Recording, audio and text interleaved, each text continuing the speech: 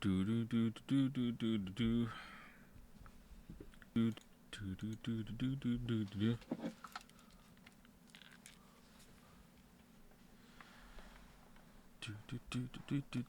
Was that exactly 30 minutes after I said in chat?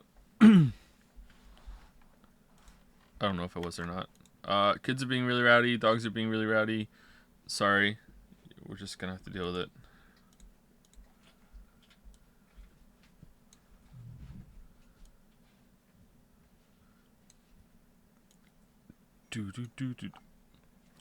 Oh god, did I summon Joe? I mean, like, if Zuma from Paw Patrol calls you, you know, her bitch, then, you know, that's your business, Kay, but, you know, I think it's on you, not me.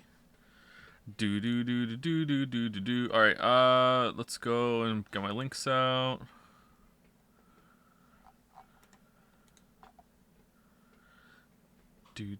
This bottle of water is cold. Alright, what's the rhyme for today? Messages fail to load. Alright, interesting. Interesting. Discord's breaking. Alright, fix me. Load me. Try again. Try. No. I cannot put an announcement out. Alright, it's gonna be a Ghetto Dragon's Den announcement. Here.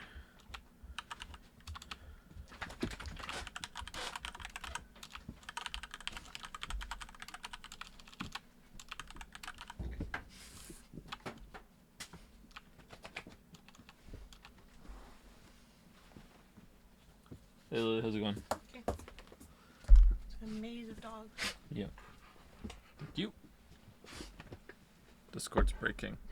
Chat is angry. Thank you very much. Hold on. Maybe I can put it in there now. Bots have his way ahead of me. And not show you my rhyme?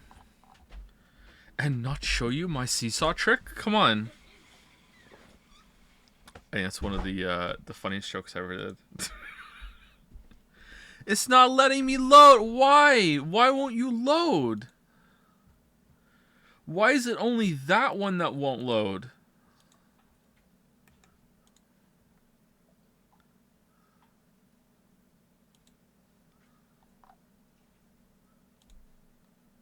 Alright, screw it. There's no announcement today. I take it back. Anyway, what day is it? It is Wednesday, my dudes. How's it going? It's the same for me? Alright, maybe there should be one. Does Botsef do an at here? I'm not sure.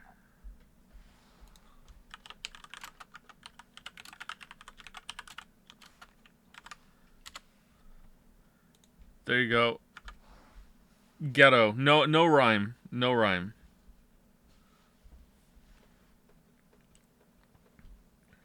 Wrong channel. I don't know, lols. Go F yourself, alright? You don't know. You don't know. Why no rhyme? The rhyme was gonna be like live from outer heaven, it's stream 11, alright? Or it was gonna be like called it back at 7, can't believe we got to 11. It was gonna be something like that. God damn it.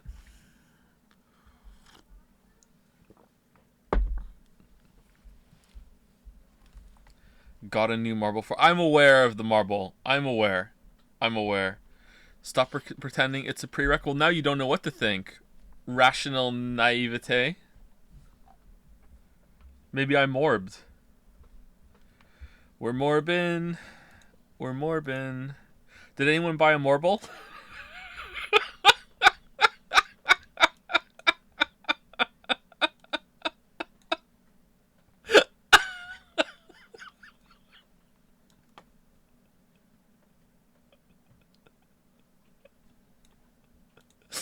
Laughing is a first time?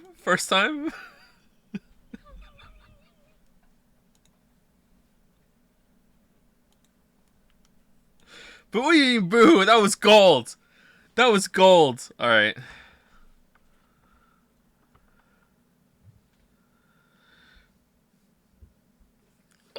Someone's actually gonna ask for Morbius. Is Morbius an anime? I don't think it's an anime. Isn't that obvious? It's definitely not. Stolen joke from... What's a stolen joke from Jads? What's a stolen joke from Jads? Morble? Stolen Valor. Joe, you can watch the opening now? No, I'm good. I'm good. What was I gonna do? Oh, I was gonna check the marbles. Alright. Can someone buy 2 marbles of the same anime, or turn it into 1 marble worth 100 episodes? There's an episode limit, or there's a time limit. I can't remember what it was. I think it was like 20 hours or something like that. You can buy 2 marbles of the same anime. However, every marble costs twice as much. So if you want like another marble for Why Do You Ask? No Wait, I'm Sakamoto. That's the name of the show, right? Then you need to spend, it's already been bought for 1 million. Now you need to spend 2 million to get a second marble. And then the next one is 40 million. The next one's 4 million and then 8 million. So there's a hard limit or whatever. Yeah.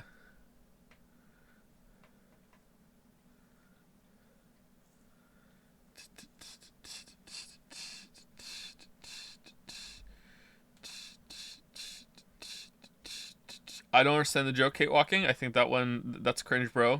Delete it. I don't understand the joke. Morble. Oh, it is Morble. Someone did say Morble. I apologize profusely to Avery, who thinks Watergate is not real. Oh, that's from Spoiler Gate. Oh, no.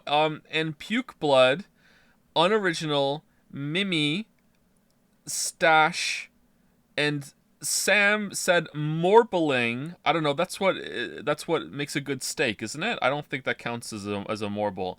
I apologize, but I think I didn't see anyone say it. I just morbed it myself. That's all. It's okay, Joe. I forgive you. That's great. That's great.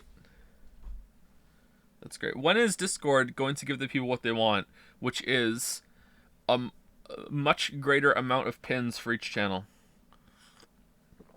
At this point, we're gonna have to have like Dragon's Den pin history underneath Dragon's Den, and the only people allowed to post it are mods, and it's just a history, a museum of pins. I think that's what we need to do. 50 pins is too small. This is true. Many people are saying this. More than 50 people are saying this. How do I spend more for a marble? You just have to buy 2 marbles in a row, and we will figure it out. Or you can contact me and say, hey, Mr. Streamer, sorry to bother you. I know you're so busy and are so important. I hope that I'm not interrupting anything, but I just want you to know that I have 2 million points, and I would like you to put a 2 million marble up, and I will buy it. And I'll be like, okay, I will do that for you. All right? That's what we'll do. All right. Monocoins. All right. What do you mean get on with it? What do you think this is? Okay. Gore.Forot. Alright. You weeb. What? You weeb? Oh, you weeb. What is your anime?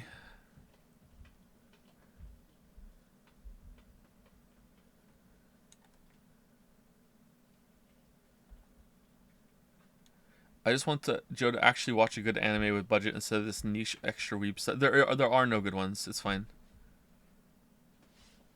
Gore.Forot. Where are you? Step forward, be judged. It's not just me that has to judge it. It's everyone else judging if you have a good anime to put forward, too. He said it DNA squared. Where did he say it? Oh, I see it. Sorry. What the fuck is DNA squared? I have never heard of that. Alright, someone add it to the list. DNA squared. Mark is complete. Alright.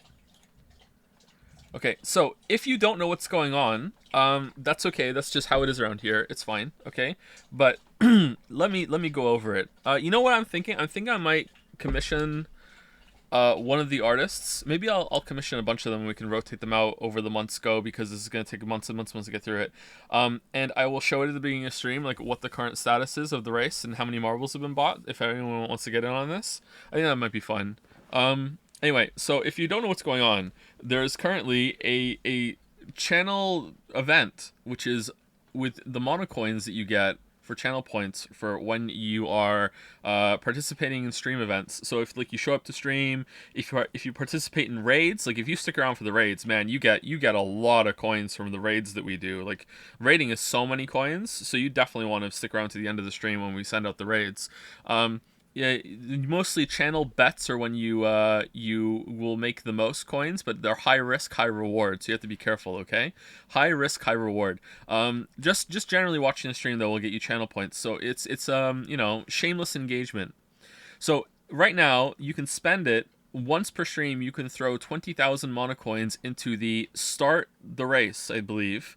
Or you can save up for 1,000,000, or you can do both at the same time if you have a lot of coins, to buy a marble. And the race is make me watch an anime for the first time in my life, although not really, because I watched Danganronpa for the streams. I watched some Pokemon when I was growing up. I've watched some Sailor Moon, but I've never watched an anime seriously on my own time or whatever. So there we go. So you can buy a marble for the race for 1,000,000 monocoins, and then after the race has started, we're going to race those marbles, and whichever wins is going to is the anime I'm gonna watch.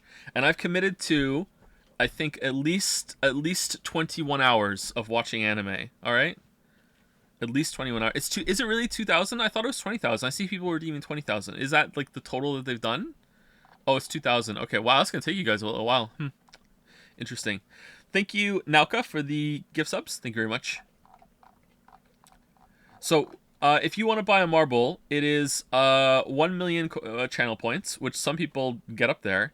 And the 1,000,000 channel points also gets deducted off of the 500 million goal to start the races. So you can't lose. I'm a very generous streamer, and I let that happen. I haven't taken it off yet. I probably next time I reset to start the race, I will do the math and I will take it off, and it's probably going to be about.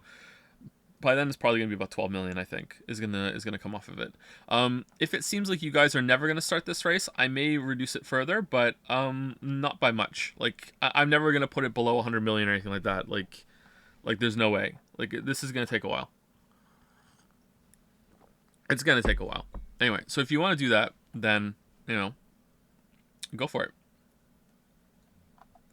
Currently, the marbles that exist that have been bought are Batman Ninja, Neon Genesis Evangelion, Mob Psycho 100. That actually looks decent.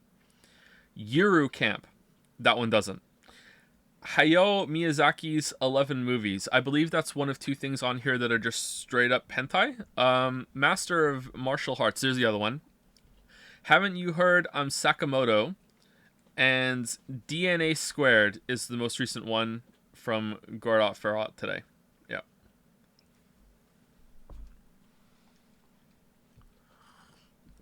Does that mean you'll watch the anime privately or on stream? If it is possible for me to stream it, I will stream it and we'll do a watch along on through Twitch's system or whatever. If I'm not allowed to do that, it's not in the system, I would be willing to consider doing a black screen watch along, and I just put a timer on the screen and we can watch it together if you want. I would consider it. But if it's like 50 hours, that's a lot, man. That's a lot. That's so much streaming. Man, I don't know. We'll see. Mob. Sorry. Are we gonna play the game today? Start the game already? Thank you, anyone who gave any subs or bits during this. I've been split focus from chat. What do you think of the game right now? Mostly positive, for sure.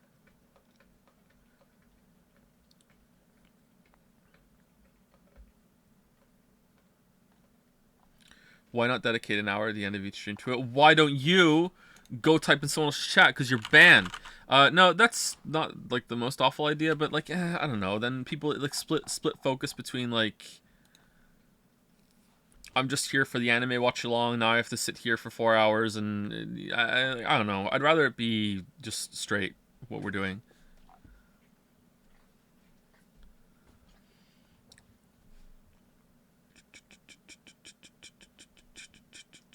Already overused joke. How is it a joke when you're actually banned?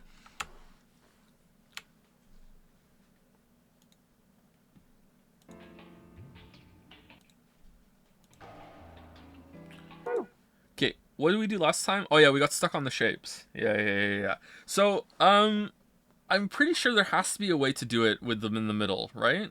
I want to see. I really want to see. Oh, I didn't Google DNA squared. What does that look like? DNA squared.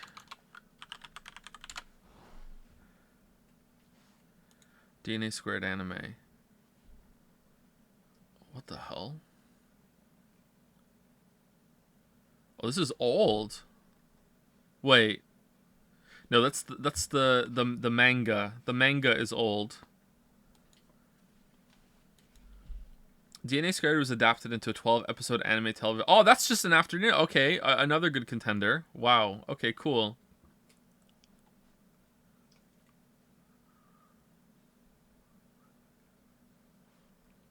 $1994. Oh, it is pretty old. Okay.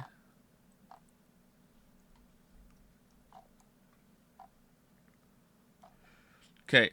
First line of the plot. Junta Momonari is a high school student with a very unusual problem. Oh, for fuck's sake.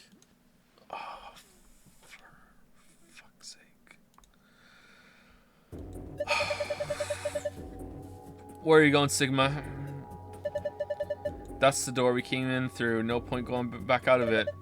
His problem is he's having too much sex. Just drowning in it. It's getting in the way. He can't study. Just too much. Even if you go all the way to the back, you'll find there's a closed back door. You do know that, right?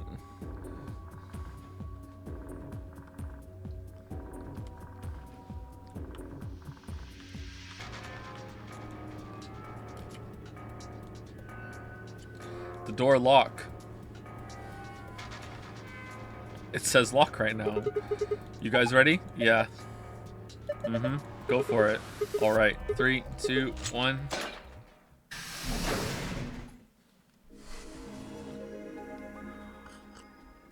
Can we watch Steins Gate? I'm sure you'll appreciate the nuance more in the show than the game. First of all, how dare you? Second of all, I doubt it. Third of all, it's not a game.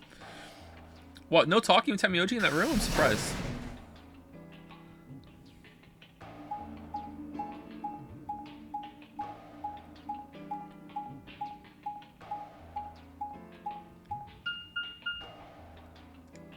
No!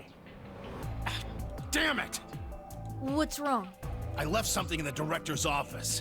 What was it? Did you really leave the photograph of your The waifu? picture. Oh, what the hell? Ugh, how could I forget it? Jumpy, what the hell?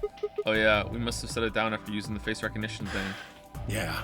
Alright. I'm going back. Alright, more back for You it. two go on ahead to the warehouse. Okay, Jumpy's dead. I want to come with you. Nah, that's fine. Me too. Why don't you head back to the warehouse, Sigma? No. The others are probably already waiting. No, you don't split up. Alright. I'll see you two later then. Right. In my swimsuit. Right. Bye, Mr. Sigma. Zigma? I watched him jog off toward the blue door. And then they were gone. Forever. Guess I should be getting back then.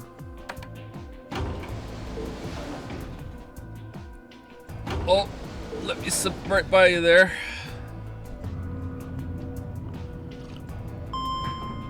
Let me squeeze on by you there. Oh, oh.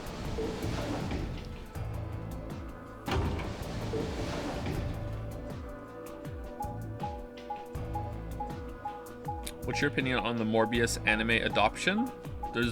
I haven't really heard of that controversy. Like, there's an adoption scene, or like he adopts some anime like that. I could see him doing that. Yeah, he looks like a weeb.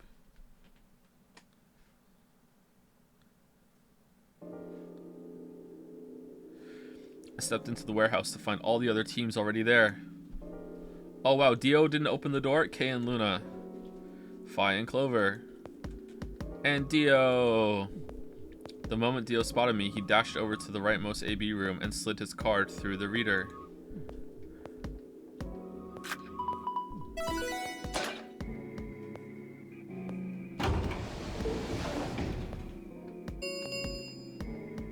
An ambidex gate has been opened.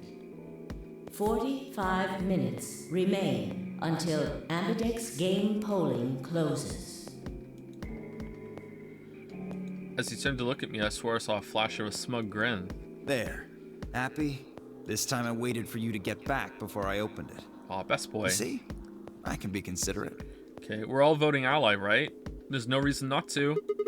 But Temiyoji and Quark aren't here. Yeah, where are they? They're deed. I guess they forgot something back in the room we found. They ran back to grab it real quick. They'll be here in a few minutes.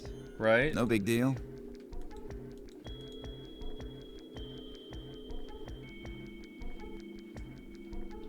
While we waited, we exchanged information about the rooms we'd investigated and also phone numbers. Unfortunately, none of it seemed very useful. None of us had found anything, and we were no closer to unraveling any of the increasing number of mysteries we were facing. Why aren't we going and synthesizing more Excelivir while this is...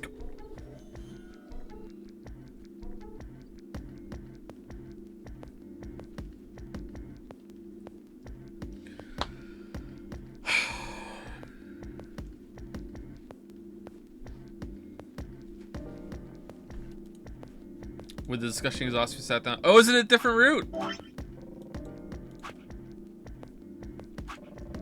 You're right. Apologies. 1,000 pardons. 1,000 pardons. I'm sure there's something else I could be doing, though. Before long, 20 minutes had passed since Dio opened the door, and Temiyoji and Quark were nowhere in sight. Alright. Don't you think there they're for taking sure. a little long? Yes, I'm getting worried. What if something happened to them? I'll go have a look. Then I shall accompany you. I shall accompany you. Nah, I'll be fine by myself. It's not that far away. Nah, take care. Just don't look into the abyss too long, or you might become a monster. Shut up, Pebbles. That's, I don't think, okay. Look, I'm just going to the director's office. I'll be right back. No big deal. Alright, see you guys later. I gave a quick goodbye wave and stepped out of the warehouse. Beep, beep, beep, beep, beep, beep, beep, beep, beep, beep, beep, beep, beep, beep.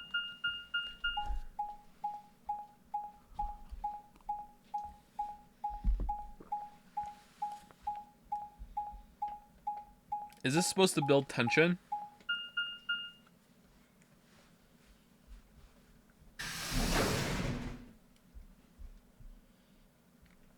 Director's office. Blood! Alright, let's do the shape thing again.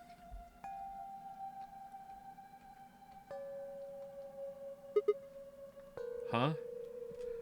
Oh, I see Danganronpa blood on the floor. JK, it's a balloon. Hey, that's odd. There's nobody here. The picture's gone though, so they made it back here. Temiyoji and Quark must have been here then. They got stuck in the door thing. I laid out the floor B map. They must have taken the door that faces the warehouse. After that, they probably went through the warehouse and out the blue door to the elevator. Yeah, that's a much shorter route. On the other hand, I came through the red door, which is kind of the long way around. Huh. Looks like we managed to miss each other perfectly. Or, ugh. Well, this was a huge waste of time. Shoot, might as well head back, I suppose. We get back, everyone's dead. I packed up the map and was head toward the door when... Huh? There was a light on where there hadn't been a light before. It's a teleporter! What? Why's that thing on? We messed with it earlier, but nothing seemed to work. Oh, please be a teleporter. I felt a sudden wave of inexplicable, nauseating dread. The light stared at me. Don't stare too long at it. You might become a monster. I swallowed and edged cautiously toward it. It's a vaporizer! The machine was in arm's reach now. I stretched my hand out toward it slowly. So, you finally made it.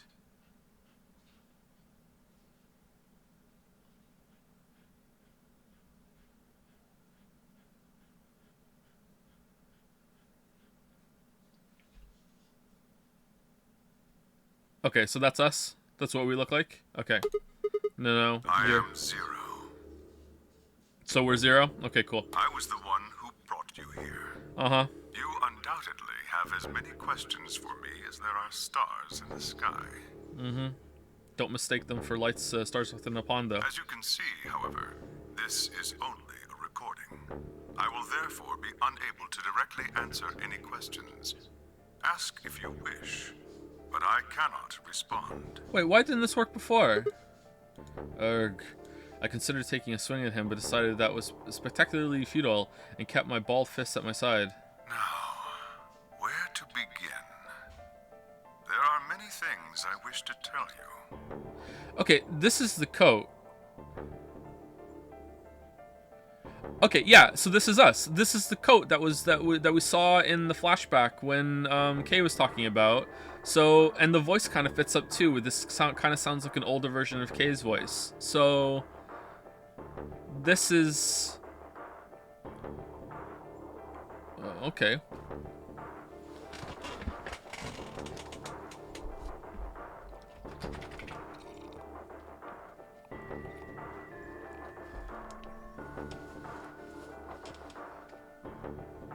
No, it looks something like... What do you mean?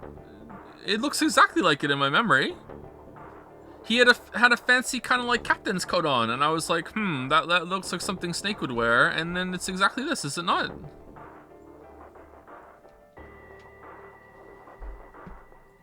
We're kind of kinky.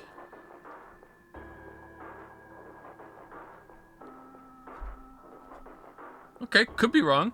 Do we have a bracelet on? What the fuck is this? But unfortunately, our time is limited. Alright. As such, the information I can provide is also limited. I have chosen two things of great importance to tell you. Alright, tell us in order. 1. First, Yep. I will tell you about termites.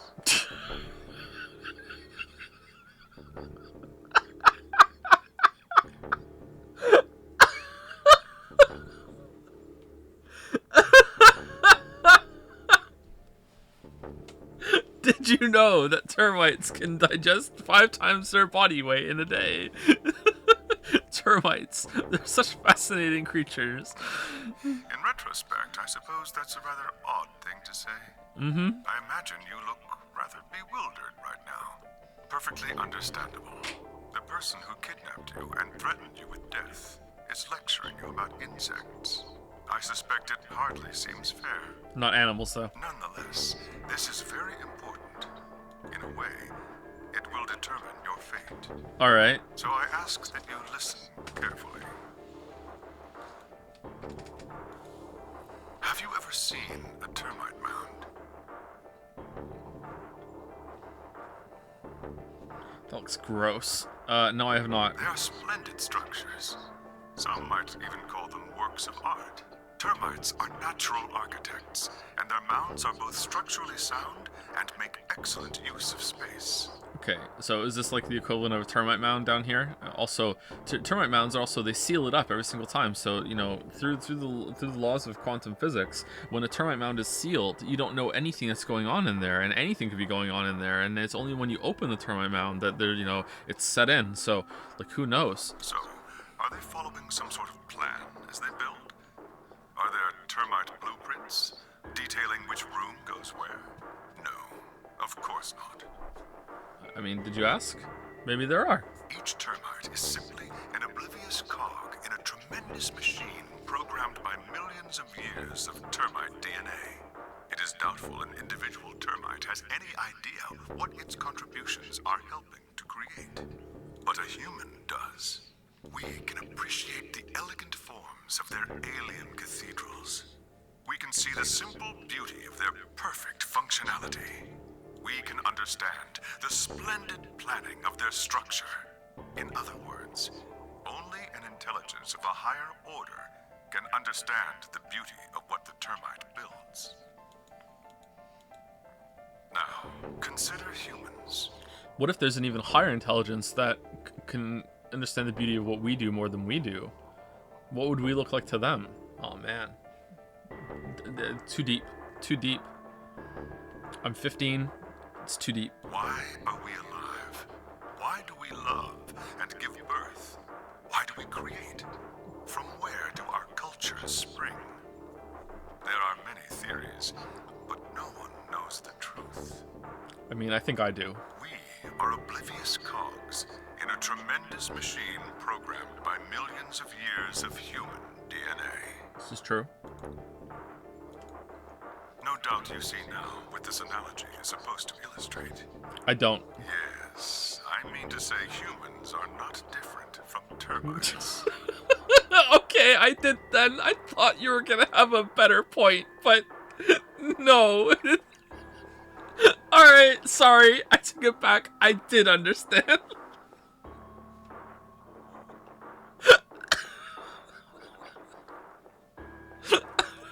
Alright. This guy kidnapped. We trudge through our lives with no greater understanding of our ultimate goal. This is a plot hole. There's no way he could have designed that stumpathon fucking shape puzzle yesterday. No way. There's no way he could have designed that. What the hell? You might say we don't understand what we're building. Only an intelligence of a higher order than ours can understand what we're doing. Not true. Imagine how we might look to such an intelligence. We may be building some structure so perfect and elegant, we can't even perceive it. Whatever it is, we've likely been building it on a dimension just above the ones we know since time immemorial. If we are like the termites, then what we've created is almost certainly something of tremendous beauty. This world isn't perfect. I must wipe away all the impurities. And you are about to catch a glimpse of it. Okay. Or have you already? Well, that's enough on that subject, I think. Consider what I've said. Okay, what's the second thing you're talking about? Is it bees? And it's just the termite one repeated? Now, let's move on to the second topic. Bees. It is somewhat more immediately meaningful to your life, and in fact, the lives of several billion other people. I realize this is rather sudden, but I have a password for you. I know this is sudden. It is the password to disarm the bomb, numbered 1. What? How do you...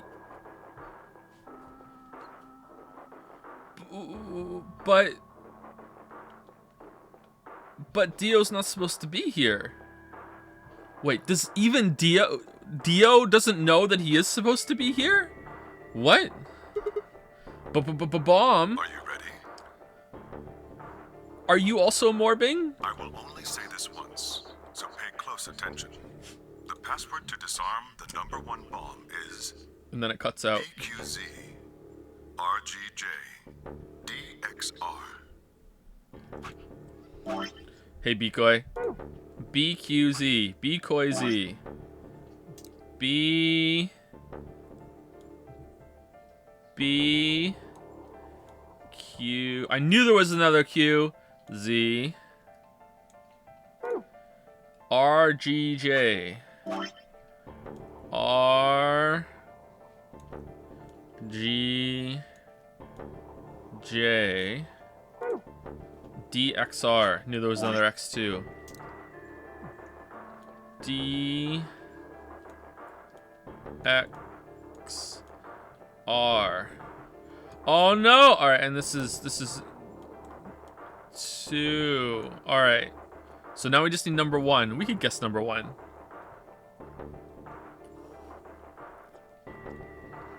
Hello? Is it me you're looking for? Alright, let's go. I had no idea what he was talking about. What bomb? Was he saying there were bombs too? If he guessed on my future confusion, he showed no sign of it. That is the last of the information this message was meant to convey. Before I go, however, I have a warning. What's the warning? You cannot tell any of your companions what you heard or saw here. What do you mean? If you do, you will be penalized immediately.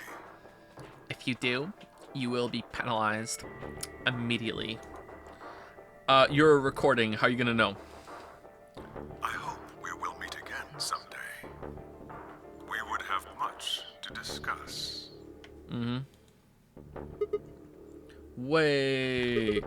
God damn it, you can't just spout all that crap and disappear. Okay, so this definitely feels like we're doing this for a good reason, not that he's just like, Lamayo, I just do this for fun. So I don't get any sense of animosity or hatred or psychopathy from him. He's a little nuts, clearly, but I don't really feel like this is like, I want you to kill each other for fun kind of thing. But still kind of weird. Anyway, I found myself yelling in empty air.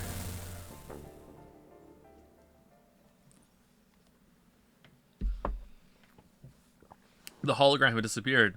Okay, so did Temioji and Quark see this?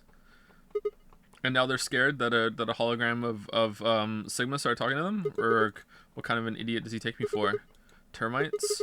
Other dimension? Well, we must look different. We're dressed differently. Maybe, okay.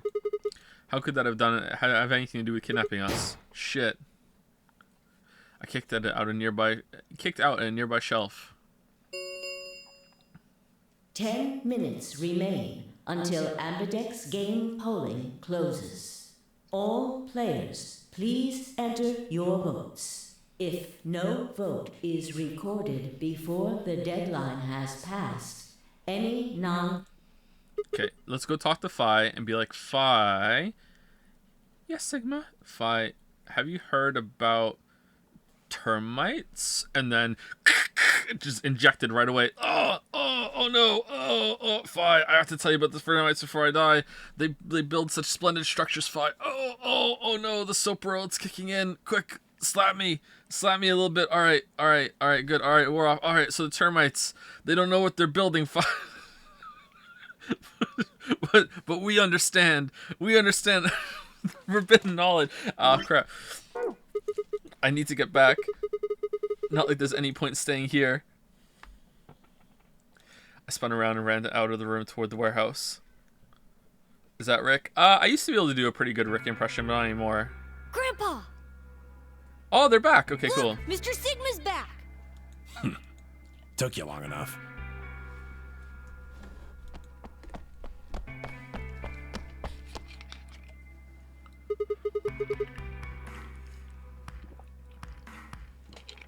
Pant. Where are the others? AB rooms. They went in already? Yep. Okay, did you see the hologram? Why didn't you two? Have you been waiting for me? Yeah! Grandpa said there was something he had to tell you before we voted, no matter what. Nothing that significant. Okay, you all agreed to vote ally, right? Because there's no reason not to? Just wanted to tell you we're going to choose ally this round. That's it. And you have to tell me that no matter what? Seems kind of pointless. I mean, words are cheap. You can promise whatever you want. True, but we've got something to back it up. Just hear me out. Okay, go ahead. Quark and I both have 8 BP. We're already on the home stretch. So what do we need to get to the magic number? Well, we need you to choose ally. If you do that, it doesn't really matter to us what we pick.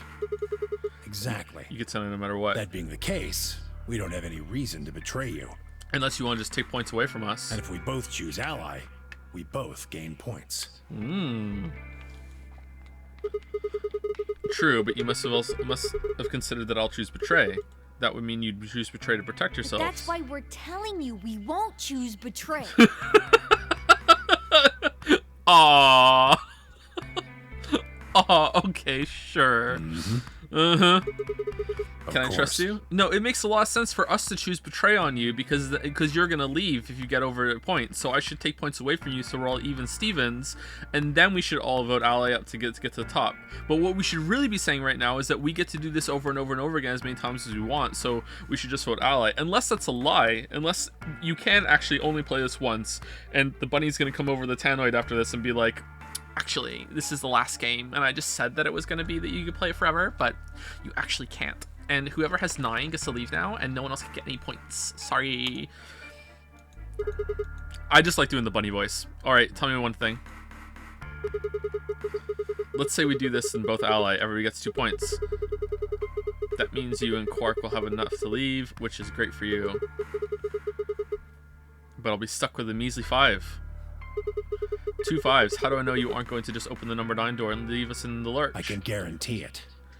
Oh, how? How? I can give you my word. I will not open the number 9 door, even if I have enough points to do so.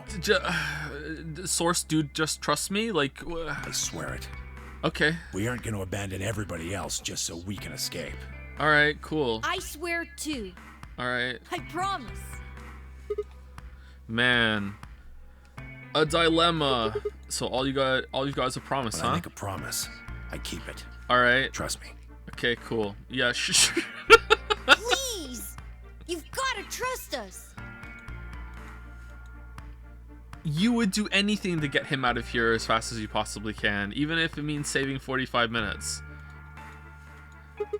Whatever. Alright, fine. I'll trust you. 2 minutes remain until Amberdex game polling closes. We're counting on you, Sigma. Why did they all go in so early? You gotta choose ally! Uh-huh. You promised! No, I didn't. Okay, so they're voting Betray for sure, but I'm voting Ally. With that, they turned and ran into the AB room, second from the right.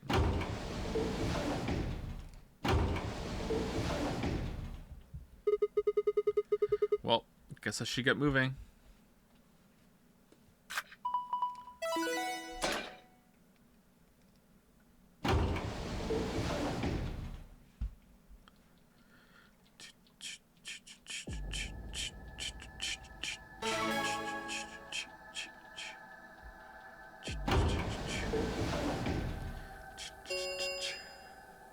One minute remains until Amberdex game polling closes. Okay, so where is the Betray? It's here, right? This is Ally, and Betray's like around here. Alright, so let's just put it in the hands of God and see if the mouse does a double click input. Alright, it's like right here, right? Okay, here we go. I had a decision to make. Should I trust Quark and Temioji? Well, I could believe they were telling the truth and still betray them. That would bring my BP to 6. I'd be that much closer to 9. And choosing Betray would guarantee that they wouldn't try and escape without the rest of us. I would like to see what everyone else is at. Betrayal seemed like the safe bet. But... Please! You've gotta trust us! You've gotta choose ally! You promised! Temioji, I could betray easily enough, but Quark? What? I would betray Quark way before I betrayed Temioji. I would betray Temioji too, but you know, what the hell was I going to do? 10 seconds remain until Amberdex game polling closes. 9, 8, 7, 6, 5, 4, 3, 2, 1.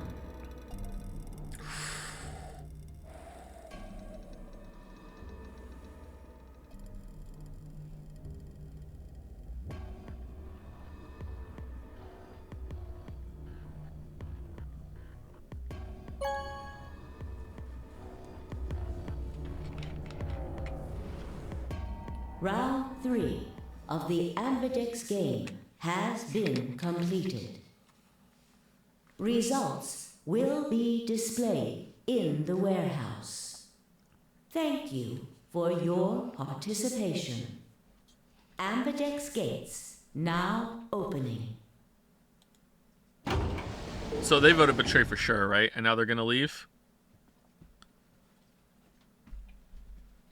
So fucking bold. What are you so fucking bold? We do both. Who cares? Results from round 3 of the Amberdex game will now be displayed. Please direct your attention to the results screen.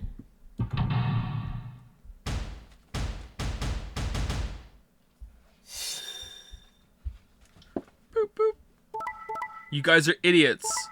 You guys are idiots. We're idiots. I knew it. I knew it. We can just cycle forever. What are you doing?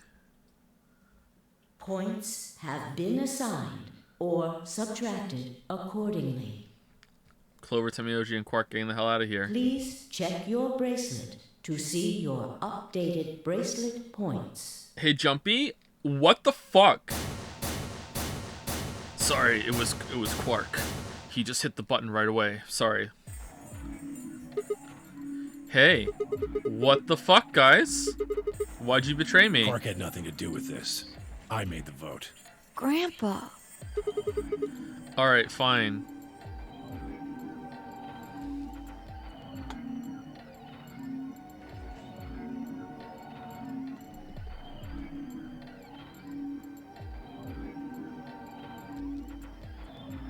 I don't believe you. Why did you break your promise, I Temioji? only promised you one thing. I wasn't gonna We leave. wouldn't open the number 9 door, even if we got 9 points. What? So you're not gonna leave? No, I didn't say that. We have 11, not 9. Not what I said. Of course we're going to leave. What? Look, see Clover over there? What? She's already opening the Clover. What the fuck? Clover is just the fastest person at opening this fucking door. She's like a shark smelling blood. As soon as she has that point, she's just fucking there. Like, she doesn't even go to the results screen. She just goes straight to the fucking lever. Don't tell. How are we letting her do this? No, what the? We can do the game forever. Chat, why are they so dumb? Oh my god. Oh no. Jeez. We don't even get away from the fucking results screen when we're trying to open the door. She's... That bitch! Wait. Quark and Tenmyoji have... See, we didn't open the door. We're just going through the door. The words were barely out of her mouth when Tenmyoji and Quark ran past. No! God damn it!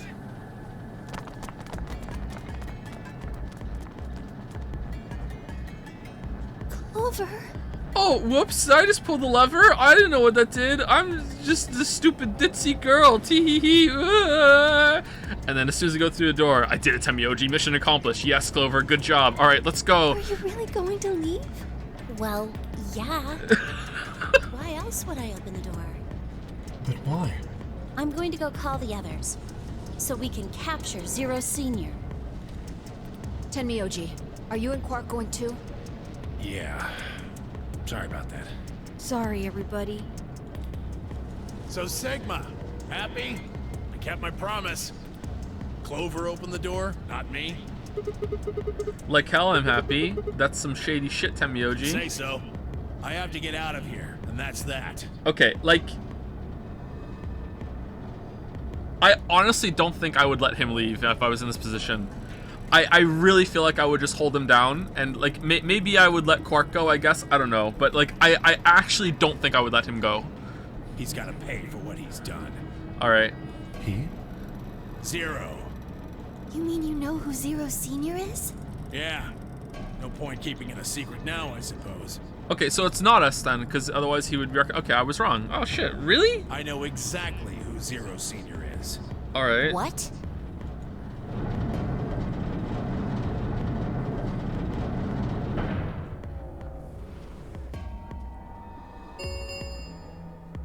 The number 9 door has been opened. Okay, you gonna tell us? It will remain open for 9 seconds.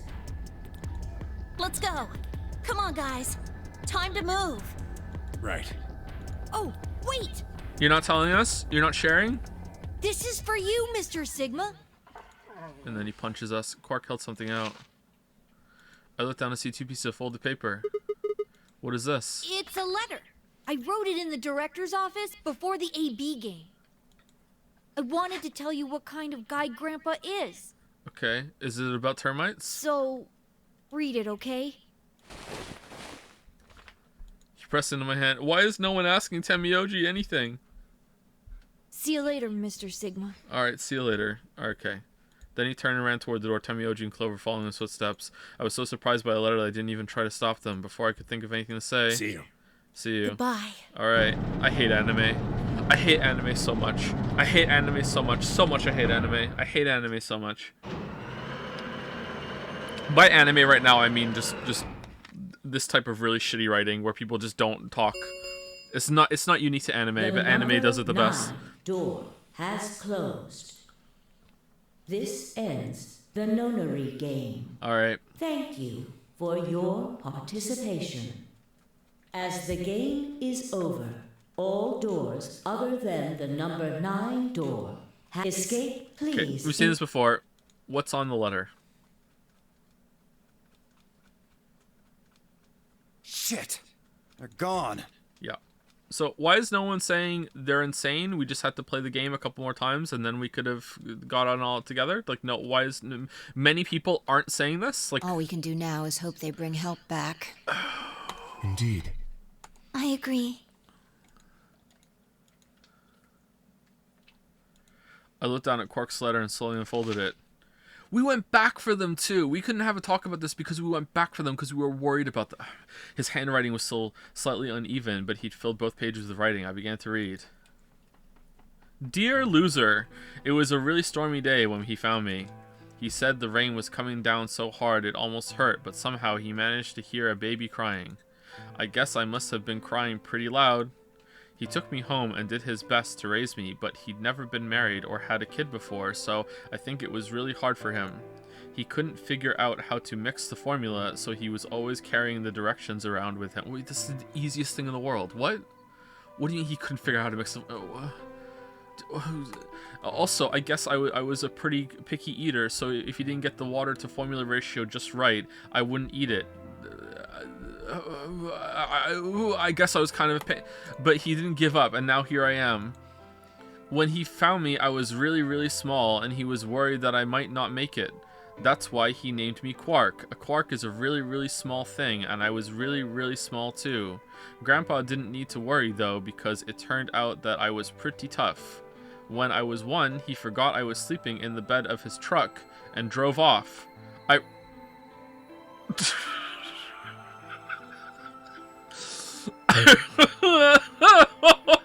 I rolled out and went off the back, but I didn't even get scratched. Are you Superman? I started walking when I was 2, and when he wasn't looking, I fell down the stairs. I didn't get hurt then either. When I was 3, I got really sick. I had a super high fever for a week, but eventually I got better. I guess you could say I'm pretty lucky. Alright, you didn't take the kid to the hospital? I guess, like, maybe he did, and whatever. Okay. Anyway, I didn't really have any more accidents after that, and I was a pretty healthy kid. By the time I was 6, I'd started helping Grandpa out with his work. His job was to gather junk from abandoned buildings. Then he'd fix it up or pull out the useful parts and sell them.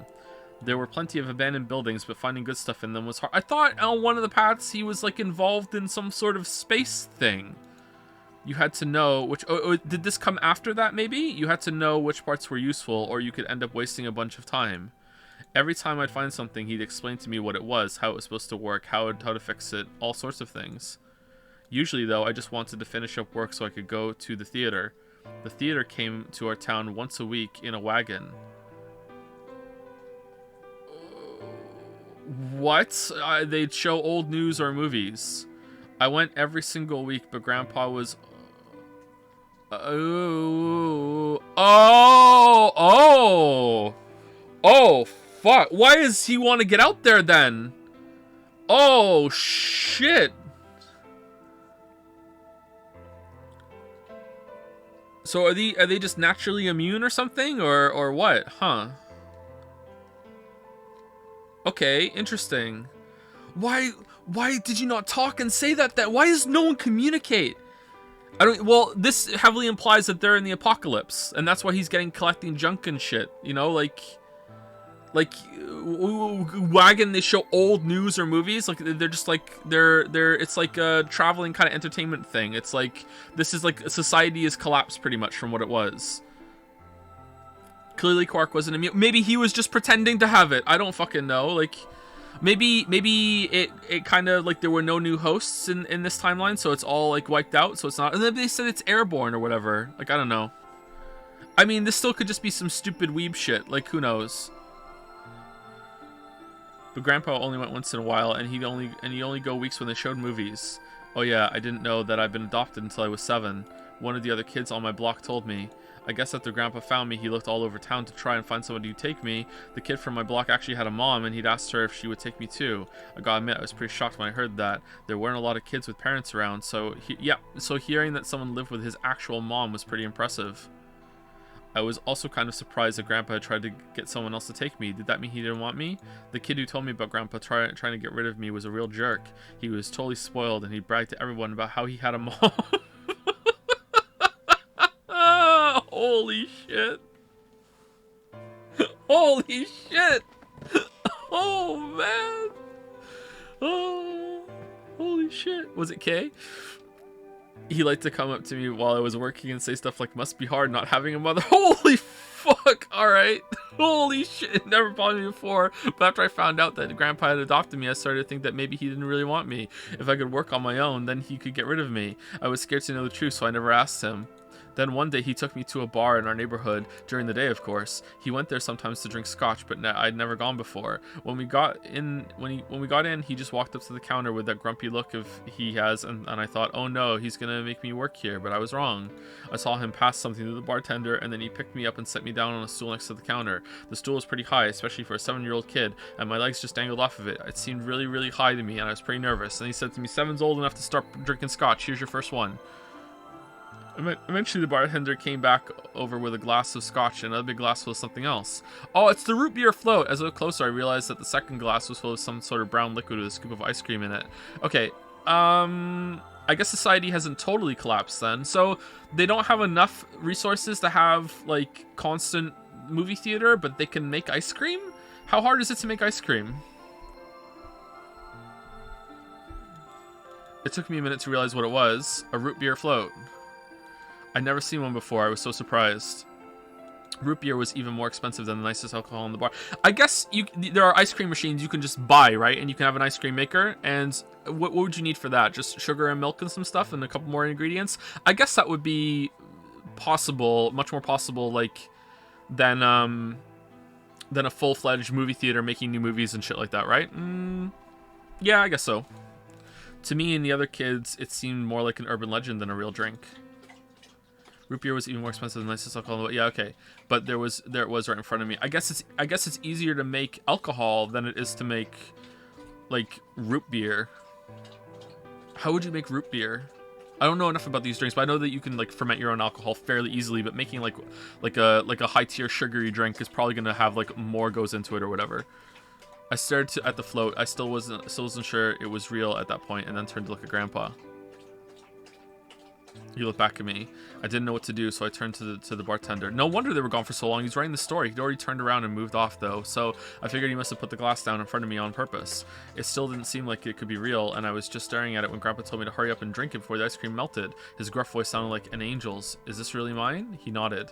Words can't describe how awesome it was. I'd never tasted anything like root beer before. The creamy sweetness of the ice cream made my entire head feel light. I felt like the luckiest boy in the whole world. That's not an exaggeration. I really thought that. The root beer float was delicious. This doesn't really feel like Quark wrote it, huh? Considering, I guess someone's writing voice is a lot different than their speaking voice, and he might feel more confident when he's sitting there actually writing it out and getting into the story flow and everything like that. But yeah, this doesn't really feel like Quark is saying this.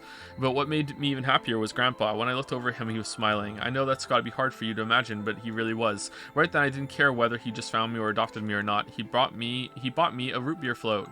That made me way luckier than some kid who had a mother but had never tasted root beer. Aww.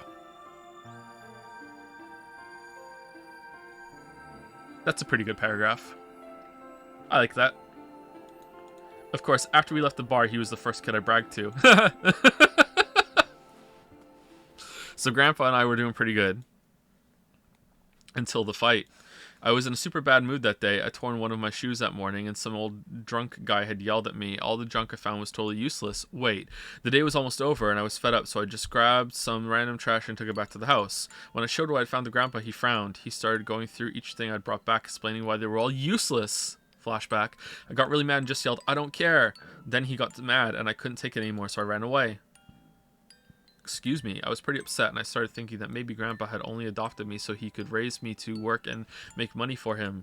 After a while, I went and hid in an abandoned building, but by then I started to calm down and think that maybe I should go back and apologize. It started raining pretty hard, though, so I decided I should wait for it to stop.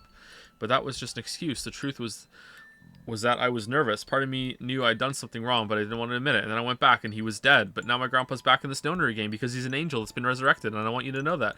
The rain didn't stop, though, so I just sat there staring out of the gloomy gray sky. 1 second.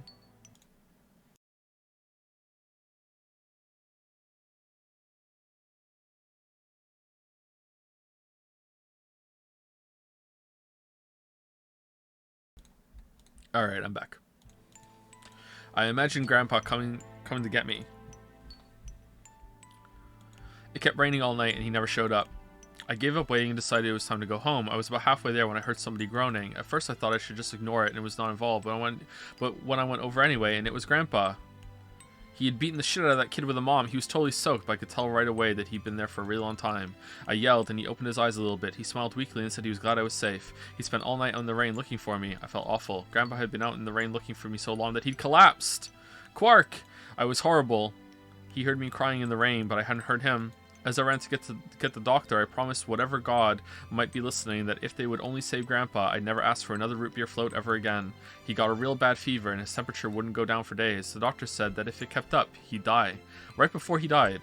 If he died, then I'd be all alone. There wouldn't be anybody left to care about me. The thought of that happening terrified me. Fortunately, I must have passed some of my luck on to Grandpa because a week later his fever finally broke. Okay, so this was pointless. I was glad he wasn't going to die, but I was also a little scared.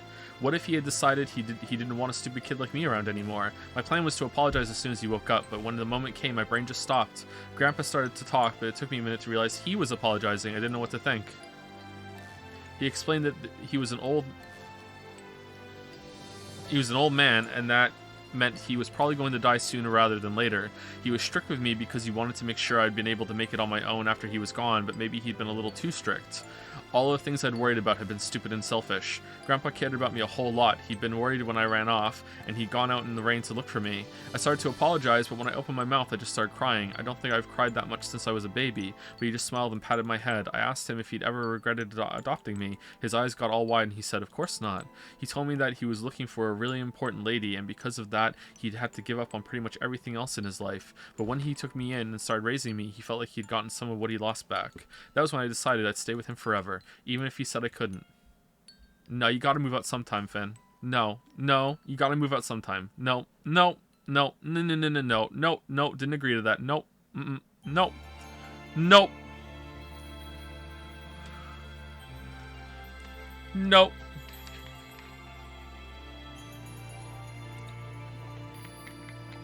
Okay, so that was very interesting.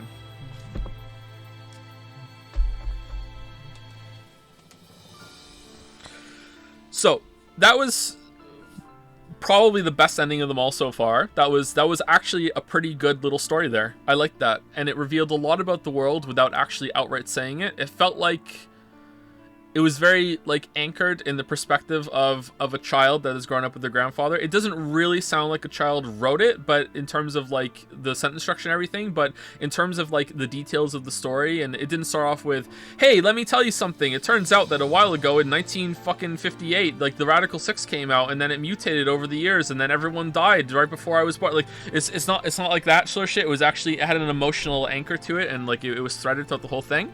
So that was pretty good. I'm very interested in one thing, and I'm very angry about another thing. So they could justify the anger though. So I'm angry that I feel like Quark and Tenmyoji haven't been speaking and been honest with the rest of the Scooby Gang, and Quark especially, the way that he's been talking hasn't really lined up with this revelation now that they grew up in this like post-apocalyptic world. I also don't really, I guess they could explain it that Tenmyoji told Quark to stay quiet or whatever, but I don't know. I feel like it's just a lack of communication just to make things more interesting to have this reveal. Like, I don't know. I'm not really keen on that.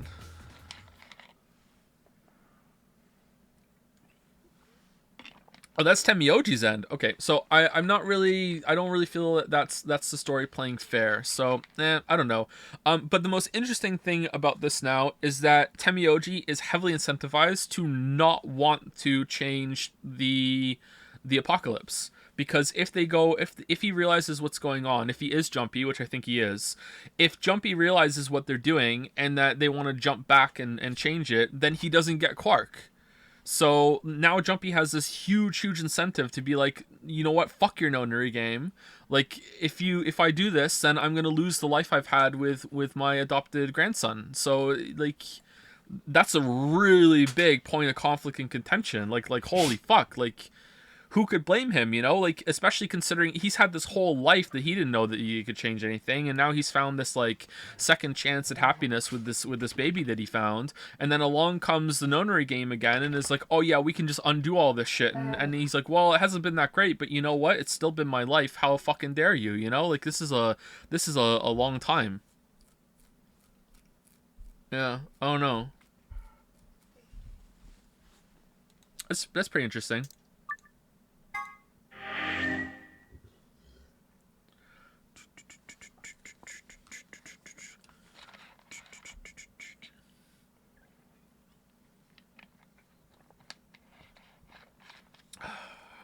All right.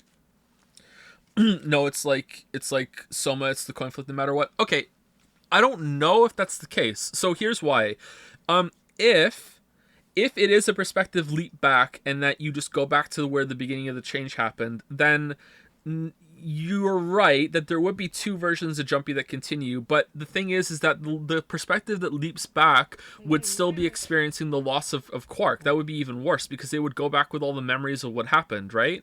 So if they jump back to before that, or they even jump to the present where they've had a different life, then they would still be erasing that. So there would still be a version of Jumpy that would be giving that up no matter what, even if there was an original version that kept over. But I also don't know if that's how it works, because last time we made a change, it was a very contained change, and it seems like it almost felt at the end that maybe even Seven was in on it, that they had purposefully made it so both existences of the timeline could coexist at the same time. It's like no matter what, if June survived in the first game, she didn't go back to her regular life and world. You know what I mean? It's like they made it so there wouldn't be that much conflict between the two of them, right? That's what it felt like to me. It's like they made it so both timelines could sort of coexist, and then they merge together when they do the second nonary game. That sort of thing. That's how it felt to me. I don't know if that is what happened, but that's how it felt. Whereas this is a much larger change. Like, we're talking about undoing a whole apocalypse, like billions and billions of people coming back to life. Like, I don't think you can merge those together in the same way that you can merge one person, you know, coming back in a way where they actually planned it accordingly, that we're going to try and make this go together as much as possible. I still don't think that would work. I think there would still be some sort of problem involved in bringing one person back for sure. But it seems like in the context of the story it's still going to be treated very, very different. So I don't know how that's going to work. But yeah, I don't think it's just a coin flip applies here. But we'll see. It could. Okay, so we're going over here now, and we're gonna vote betray, and then what are we gonna do? We have the password for the number 2 bomb now, so we need the password for the number 1 bomb. Are we gonna get that over here? Probably. All right, so let's go over here. Password.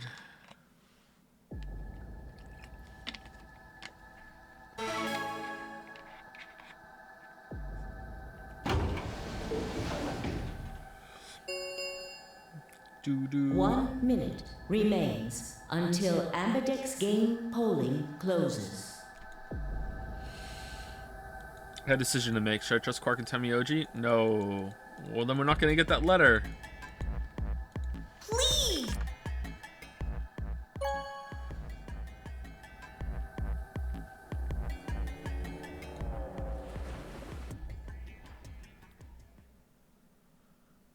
And this time they Results voted from ally. round 3 of the Ambidex game will now be displayed. There hasn't been much morbing on this timeline, has there? Please direct your attention to the results screen. Yeah, but that ending with the letter, that was actually really good. I like that. That might be my favorite part of the game so far in terms of like standard storytelling. But my favorite part of the game so far, like by a landslide, is how it's handling the morbing between different timelines, and how that's kind of breaking the continuity even when it said it wasn't even going to break the continuity. And I like the conversations you have with Phi when you're both morbing together, and it's like, holy shit, you can morb too. It's like, yeah, that's pretty good.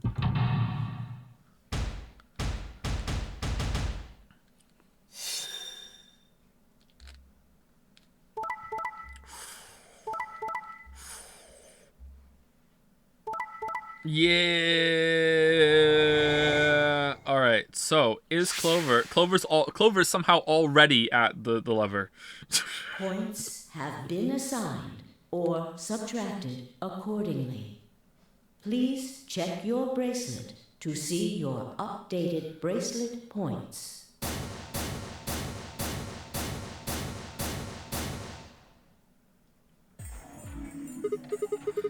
Hey, what's the Clark deal? had nothing to do with it. I entered the vote. So why'd you choose betray? Couldn't I ask you the same thing? Okay, well, this rings very hollow. I don't really think this is the time for a fight, though. Look, Clover's over by the door. What? What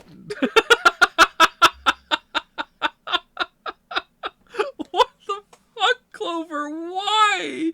Oh no, you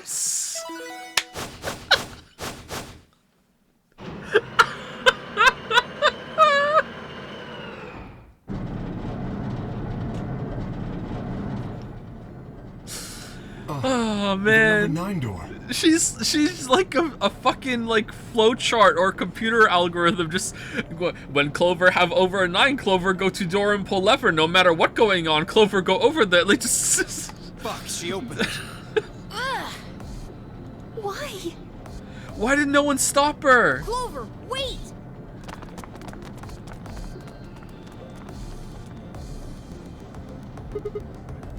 Clover, what the hell do you think you're doing? I'm going to call the others. What? Get justice for Alice. Justice? What do you mean? Oh yeah, Alice is dead.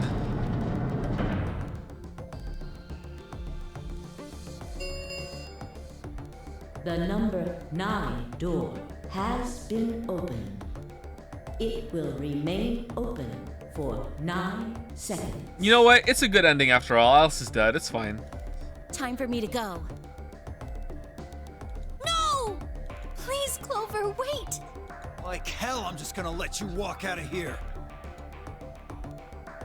Dio left at Clover, his fist raised. Clover easily avoided him and moved towards her. What do you mean, easily? Goodbye. Later, sucker. I caught one last glimpse of her face as she slid through the door. It was a mask of ice. All ice.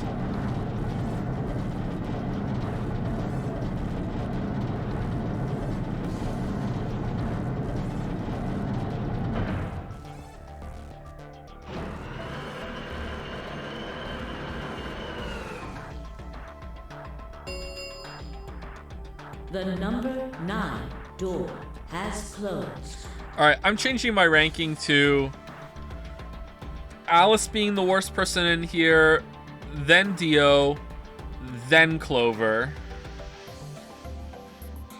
and then Kay. It used to be Kay, then Clover. I'm changing it to Clover, then Kay. This ends the nonary game. Thank you for your participation. As the game is over, all doors other than the number 9 door have been unlocked. Escape is not possible. Please enjoy your stay. Okay, we're gonna have a talk about this, right? Or is it just gonna end? No, okay. I get why they did this, but it's a bit shit, isn't it? It's a bit shit. I wonder if there's a better way they could have done this. I can't think of a better way to do this right now, but it is a bit shit to have these, like, just, oh, dead ends at everyone. But it does give you a choice, and that's fine. I like that it does actually give you a legitimate choice, and you can be like, But, you know, it just ends, and, like, the characters act kind of dumb. I like this more than it just being one straight line, for sure. So it's not a complete negative, but it is a bit shit. I can't believe, like, why is her face here? Like, god damn it. All right, so we're doing this one now, right?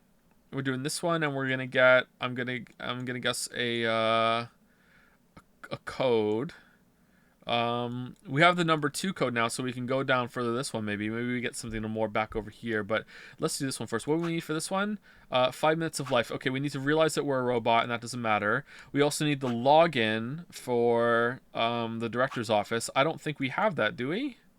So we're gonna get either a bomb code or a login here, or the key to unlock here, and then we're gonna go here, then here or here. I'm gonna guess we're gonna go boom, boom, and then here, and then that's gonna be the last one. I'm gonna guess that's what's gonna happen. Anyway, that's it, right? Let's go down here and see. All right, so this is gonna be who set us up the bomb, achievement B, I think.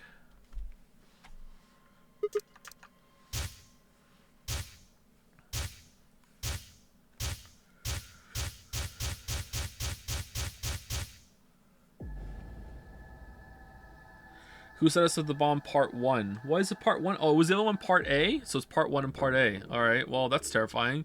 There's a part 2 and a part B? Okay. I'll give you one, since I'm such a swell guy. The password for bomb number 2 is... Yay! All right. EQD, DYR, NTK. Okay. EQD. All right, so we got it. Well, that was easy. Okay. EQD.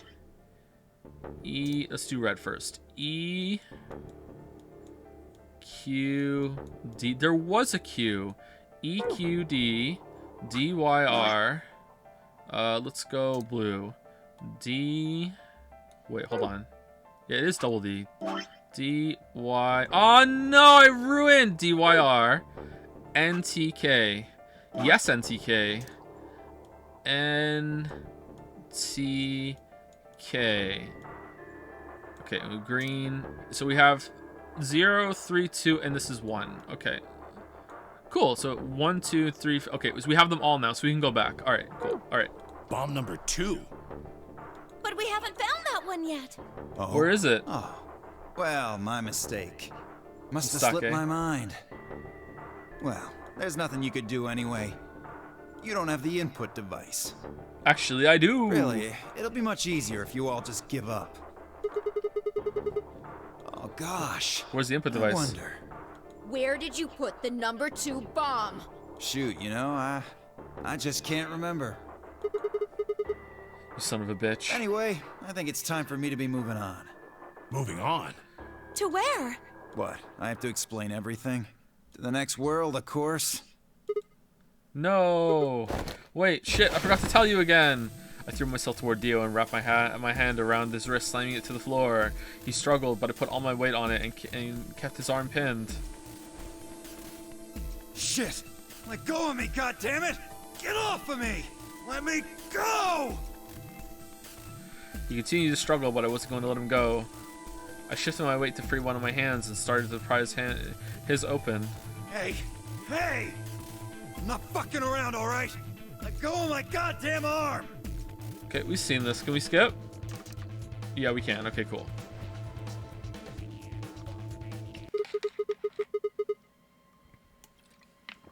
How much time do we have left? About 20 minutes or so, I think. And how much time until the white doors open? The same. So, what do we do? Again, it's just exactly the same. Oh, it's my I just opened the door animation. Oh no! Oh, oopsie doopsie. We put those passwords and We stop the searched bombs. Dio, but he doesn't have anything that might be the input device. Smile. Well, only one thing to do then. And that is? Fucking die. We split up and find it. Unless any of you have another suggestion. Are we actually gonna find it? Looks like we... A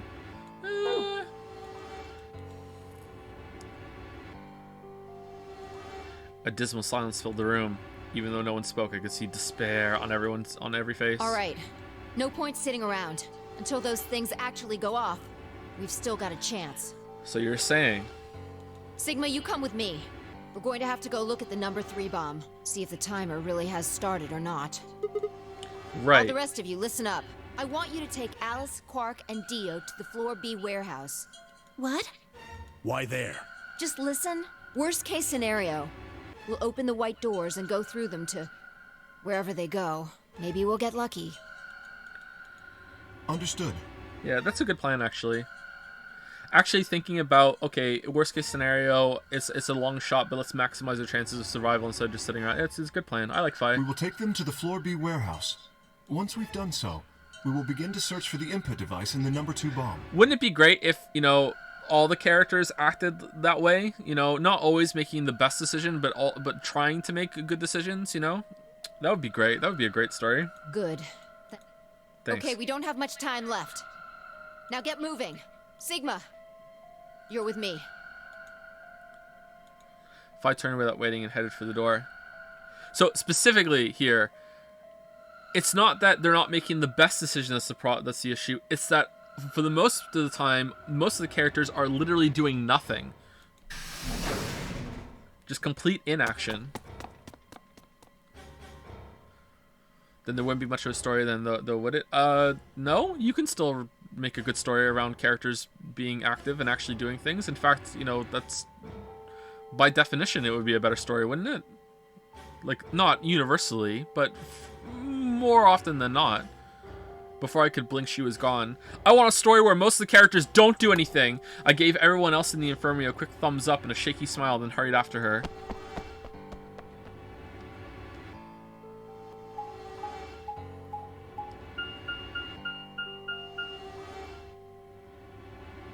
Got bad news, chat. I really need to pee.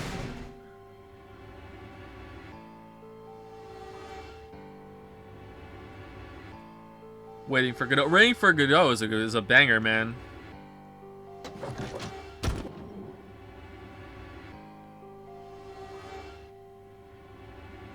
The light's flashing. I guess the countdown has started. So, what are we going to do? Without a way to enter the passwords, we're screwed. Let's eat it. Right. We'll just have to split up and look for it. I'll look around here. You go check somewhere else. If we get to T-minus 5 minutes, then we'll meet back in the Floor B warehouse. Got it?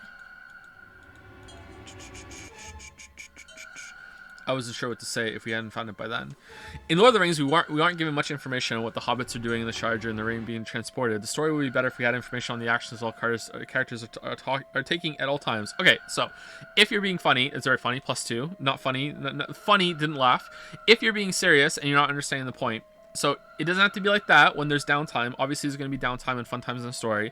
But when there is a problem or a crisis or there's some conflict going on, most of the characters should be actively trying to do something. Yeah, but I figure it's just as a joke, and it is funny. Just didn't laugh because I was reading it. Was there really any point in meeting up again? What's with that look? Don't worry. We'll figure it out, I promise. You know what they say. Swimsuits never quit. What? Swimsuits never quit.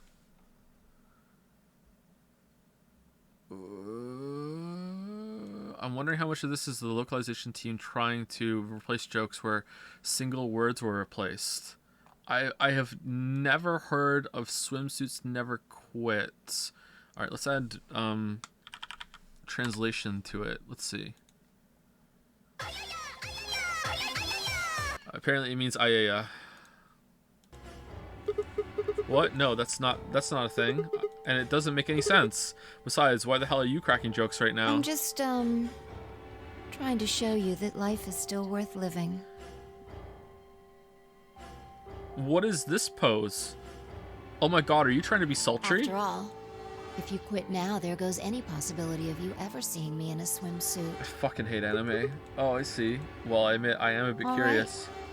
Looks like we're on the same page. Alright, can't wait for this to come back later. It's like, oh, we're about to die. No, you told me I would see you in a swimsuit. You can't give up now, Fi. Oh my god, Sigma, you're right. Tee-hee-hee. Here's the last burst of inspiration to get through this problem. They get moving. We don't have time to stand around. Yeah, now I get to see you in the swimsuit. Okay, I have to go pee. Alright, I'll be back.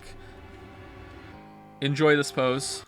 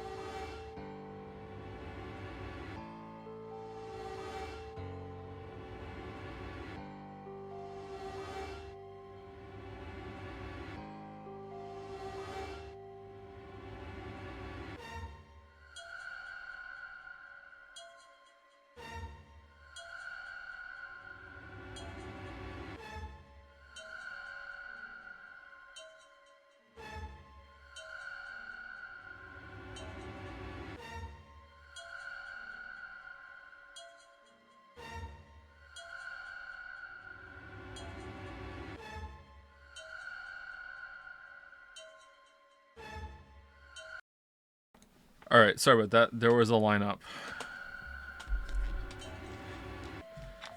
The other night, I needed to go to the bathroom, and on the way to the bathroom, I got just chain reacted into all of the kids wanting something from me that it took me 20 minutes before I got to the bathroom finally.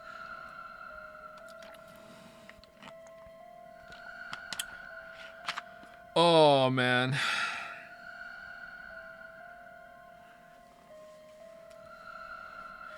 Now get moving. We don't have time to stand around. Fine. Be careful, alright? I checked the time on my bracelet as I headed out of the crew quarters and into the hallway. It wasn't good news. Damn, only 15 minutes. I needed to hurry. I broke into a run. It's just moving as fast as always.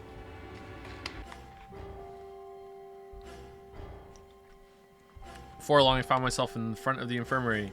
All too often, what you're looking for is right in front of you. We spent a lot of time in the infirmary, so it seemed kind of fitting somehow that it might have been there all along, but it wasn't. Or maybe Dio had dropped it there recently. There was no way to know. And in any event, I had to start looking somewhere.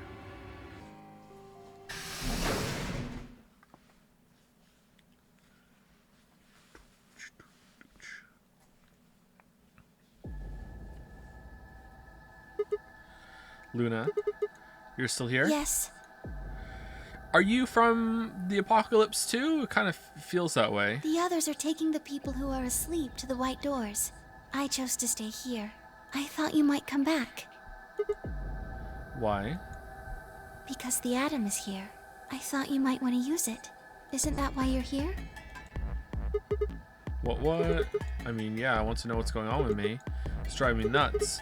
Hell, I feel sick. But this isn't the time for that. Being a robot isn't going to mean a lot if I die any...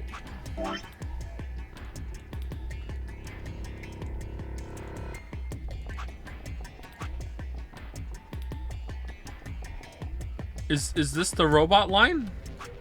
It is, okay. Oh. Why did you come here then? You talking about my hand? Isn't that obvious? Isn't that obvious? I'm trying to find that input thing so we can turn off the bombs. Really? Yes, why would I lie? I see. I seem to have made a mistake. I knew you couldn't use the atom without me, so I stayed behind because I thought I might be able to help. I guess I shouldn't have done that. I'm sorry. Let her scan you. Come on. Bye. No, waifu, no. She turned her head toward the exit. Wow, you're a oh, she's walking really slowly. Yeah, wait. Yeah. Did she walk like they do out, like in Arrested Development? Head looking down, shoulders slumped. Dun, dun, dun. I knew you would say I couldn't let her leave like that. I sighed. How long would it take? Not more than 5 minutes or so. Yeah, we got time. Are you sure? Only 5 minutes? Yes. It's like 1/3 of our time, but okay. Okay, let's do it. Analyze my body. Do it. Phi walks in. What are you doing, Sigma? Maybe I have a decoder in my robo body. I lay down on the table. Luna picked up the atom scanner and began to run it across me slowly and methodically. In a few minutes, she was finished. That's it. You can get up now. I sat up and hopped off the table. The screen was already starting to show my results. So, what does it say? You're not a robot, but you're not human either. You're something else. My eyes were glued to her face, looking for any sign of what the answer might be. She studied the readout for several long seconds before replying. Well... it says you're not a robot.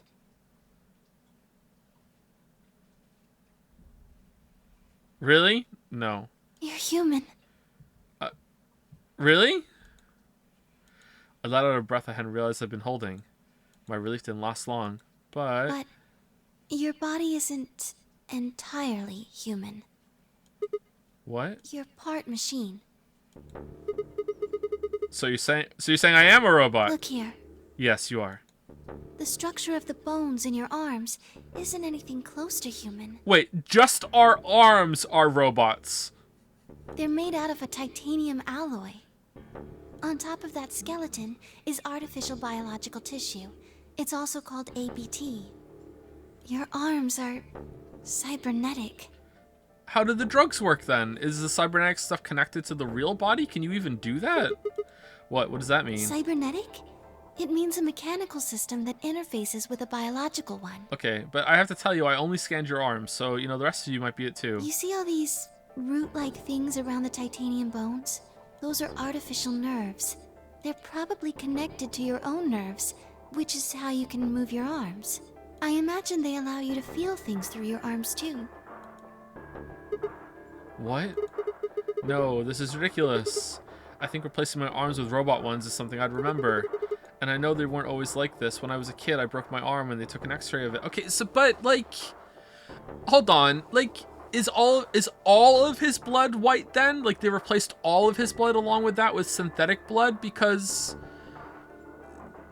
if he cut his chest right now, would it be red? Because if that's the case, how is it mixing? How do the drugs work when he gets injected with the thing then? I don't understand. Like, there is a possibility they could explain that. Maybe they're going to, but I don't understand how that would work. The doctor told me I had really thick bones, and I must have done something pretty insane to break them. Well, he was wrong. He was just seeing metal, and he didn't know what they were. When the hell did this happen? When he sliced his neck in Clover ending, he had red blood. No, I thought the screen just flashed to red, like he... Maybe he did bleed, huh? Maybe. I don't know now. Like red, like damage, he's dead, you know? Like, I can't... Okay, so here's what I'm trying to get at. I don't think that he can have white blood in his arms and red blood in the rest of his body, and on top of that, the drugs actually work on him. That's what I'm saying. You know what I mean? Like, if he has white blood throughout his whole body and somehow they replace his blood with synthetic blood, I don't know how his body's making more blood. They have to, like, replace a lot more of his body for that. Then, okay, it's one complete system, then the drugs can work, right? I don't think the white blood can mix with the red blood and they somehow are separate in the arm, separate in the body, but unless, like, super advanced, like, I don't know, I guess so. The artificial veins connect with zero. Well, then how is his arm? How do the colors stay different then?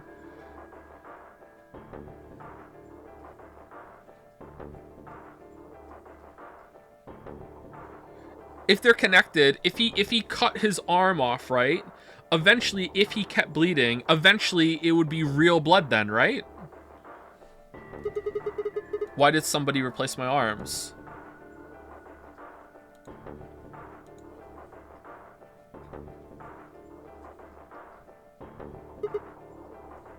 Wait, the arm is his own circulation? Maybe? Yeah, that's what I'm getting at. If that's the case, then the drug shouldn't work from the bracelet. Maybe he just thinks they work, and because he thinks they work, it's like a placebo effect kind of thing, and he's just like slumped over, and that's why he can stand for a long time after taking the Soparil. But then we get a game over when the real drugs come in. But maybe that's not him dying. Maybe that's him like thinking he's dying, so he morbs out. Maybe? I don't know. Wait. Okay, let's say you're right and my arms are cybernetic. Wouldn't that mean I don't have to worry about the bracelet going on? Alright, here we go. No. Why not? Unfortunately, you probably do still have to worry about that. Okay, Datapon has questions? Why? The cybernetic arms are made to function just like real arms. Your application to CinemaSins has been accepted. Welcome to the team. So CinemaSins likes to stream and think out loud and try and figure out the story before it happens. Because I'm not criticizing anything right now. I'm just trying to figure out how it works before it tells me, because I just like to do that shit. Talking about and speculating about something that you're doing isn't criticism. It's fun for me. That's what I like to do. I'm not criticizing.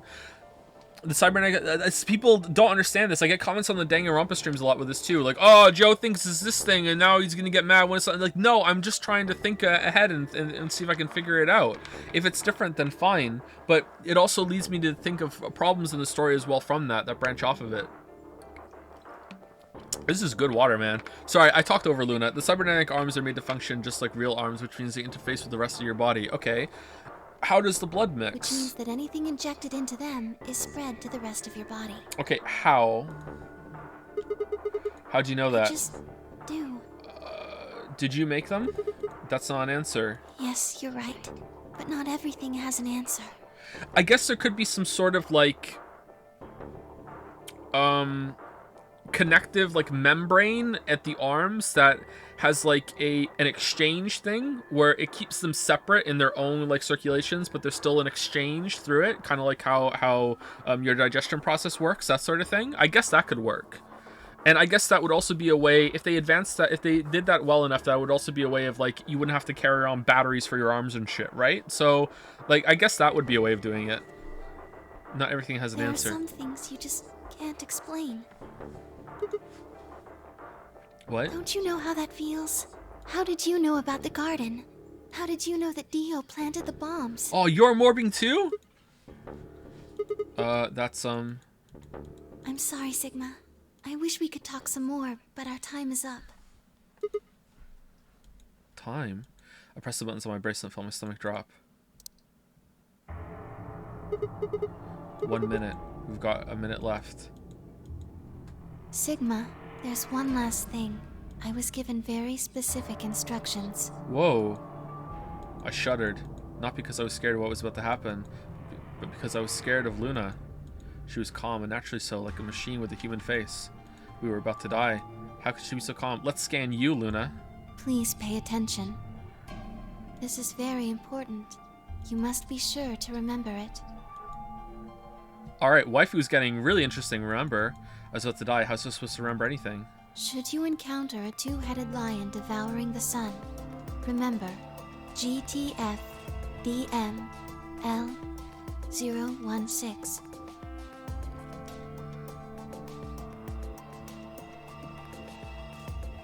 Good to fuck.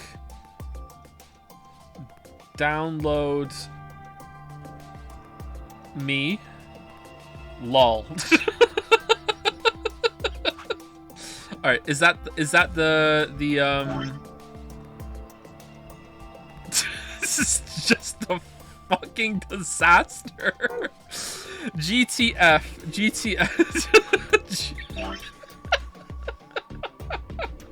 All right. GTF DM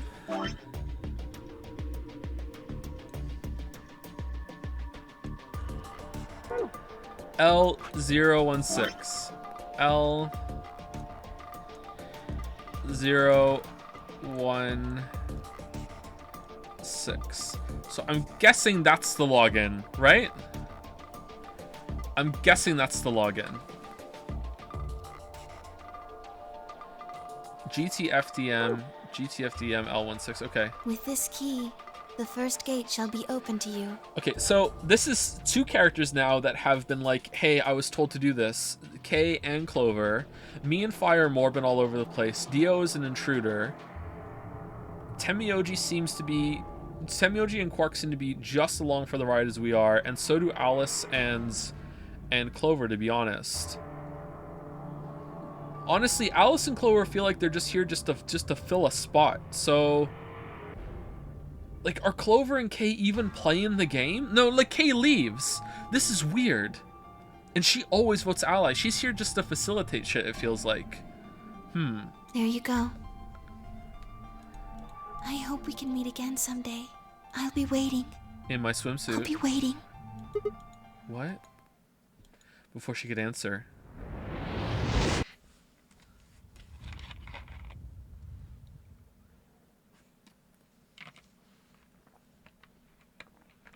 The world exploded into noise and light, and I disappeared along with it. When I came to, I was floating in a field of nothingness.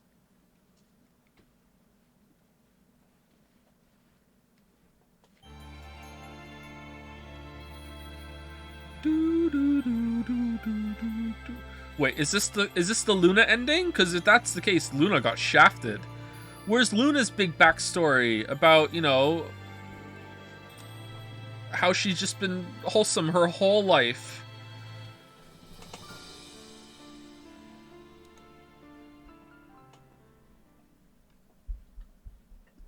That was the Sigma ending. Oh, okay, all right. Wow, our ending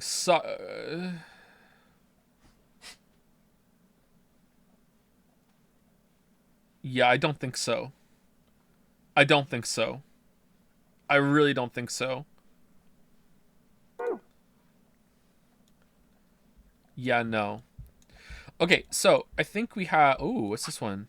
5 minutes. Okay, are we gonna chop off our arm? We are, right? We're totally gonna chop off our arm. Oh, please. Oh, please. Oh, please chop off your arm.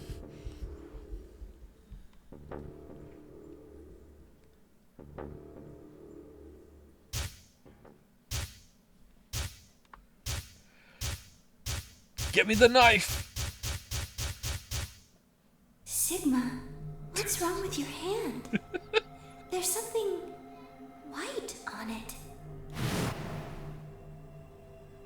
The structure of the bones in your arms isn't anything close to human. Your arms are cybernetic. Achievement unlocked. Gotta hand it to you. What was that? Oh man, we're like Johnny Silverhand. Why do you come? I have cybernetic arms. It was both shocking and utterly obvious. Of course my arms were artificial. Titanium alloy bones with an ABT exterior to mimic human skin. Okay. I don't think we're cutting through titanium alloy, Big Mac. I don't think that's the case. But I had no idea why. Nor did I... I think you'd have an easier time cutting the fucking bracelet off, to be honest. How did they cut our arm off? Wait, what is it alloyed with? I had no idea why, nor did I know why when my human arms, which I distinctly remembered having, have been replaced. And that flash of Luna, I can't believe we're not a full robot. I can't believe it. I was certain it had never happened. Those things hardly mattered, though. If I survived, I could worry about them later. The fact that my arms were mechanical, however, that might be useful. Wait. I called up all the strength I had left and stood one more time. Okay, what if we use our other robot arm to rip the other one off? What are you waiting for? Why don't you open it already? What? Did I stud? Oh no! Oh shit! Really? Is that gonna work? Okay, alright, yeah, okay, let's go. Open the number 9 door. Sigma, what are you saying?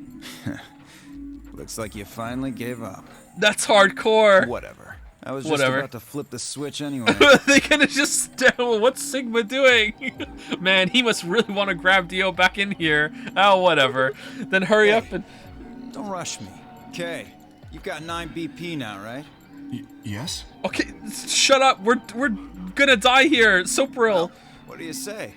Want to come with? I will remain here. Why? I cannot abandon Sigma. Don't worry about me. Go. You have to get outside and call for help. Do you think Dio will? If he's the only one who gets out of here, there's no hope for the rest of us. You're the only one we can count on. I understand. Great. Glad we got that settled. Shall we go? No! Stop! Fi began to move, but it was already too late. Dio grabbed the lever and threw it down. This is gonna be metal as fuck.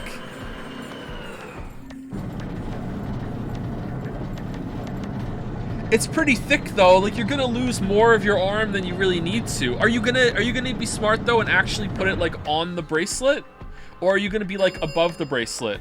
Like put it on the bracelet, dude. Door has been opened. Oh, actually, maybe it would be better if it was further up because then maybe you could reattach. No, there's so much of it's gonna get crushed. There's no reattaching it. Put it on the bracelet. It will remain open for 9 seconds. It's been fun. This motherfucker's about to go in shoulder deep. Shoulder deep. He's gonna. Whoa. Peace. Peace. I promise to call for help and return as soon as I can. Please, do not give up hope. But Sigma, all you needed to do was take rid of your forearm. Nah, I'm on the grind set, literally. Ground my whole arm off. Yeah, I know. Just get going already. Oh, did it wear off? But just UK. Huh?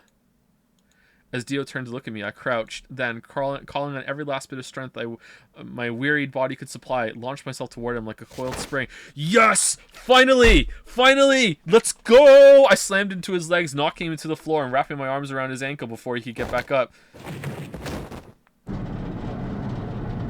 Hey! Oh, are we gonna lose both of our arms? What are you doing, you bastard? The door's gonna close. Let go! Let go, goddammit! Let me go! I'm not trapped in here with you. You're trapped in here with me. He lashed out with his free leg at my head, shoulders, and arms, but I held on. Head, shoulders, knees, and I ignored the pain, tightening my grip with every blow. Dose of Sopril right now, by the way. Hey, what the hell is this shit? Why are you doing this? I kept my promise, didn't I? Yeah, so did I. As far as I recall, I didn't say anything about letting you escape.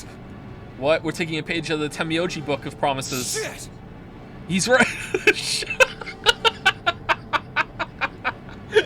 Yeah, shit, right, yeah, you didn't promise that. Okay, damn, I guess we're done. Stop screwing around, asshole! I have to get out of here. I'm not going to let my sacred mission get fucked up by some self-righteous idiot. Dio began to pull himself along with his elbows, but bit by bit edging closer to the exit. He was headed straight through the door, but the gate was already being closed, and that's exactly what I had planned, all according to Kotaku. I knew that after I grabbed you, you would crawl through the door, and then at the exact point that you got through the door, that my arm would be caught through on your leg, and it would get crushed off. I knew that you would do it. It's not enough that I lose this bracelet that's about to dose me with drugs. It's also that you need to die with only a few feet to spare before it's shut. He crawled across the threshold and beyond the door. Sigma! Stop! That's enough! Please, you have to let go! The door's going to shut on you if you don't let go. I'm dead anyway. Heh. Alright. See you later, Dio. No! No, why didn't you kill him?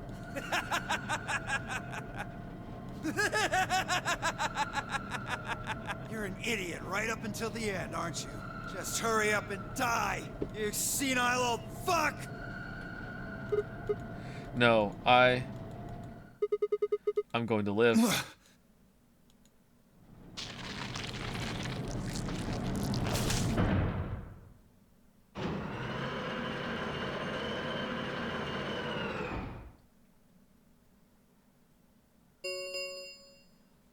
The number 9 door has closed. Honestly, isn't this a good plan no matter, even if your arm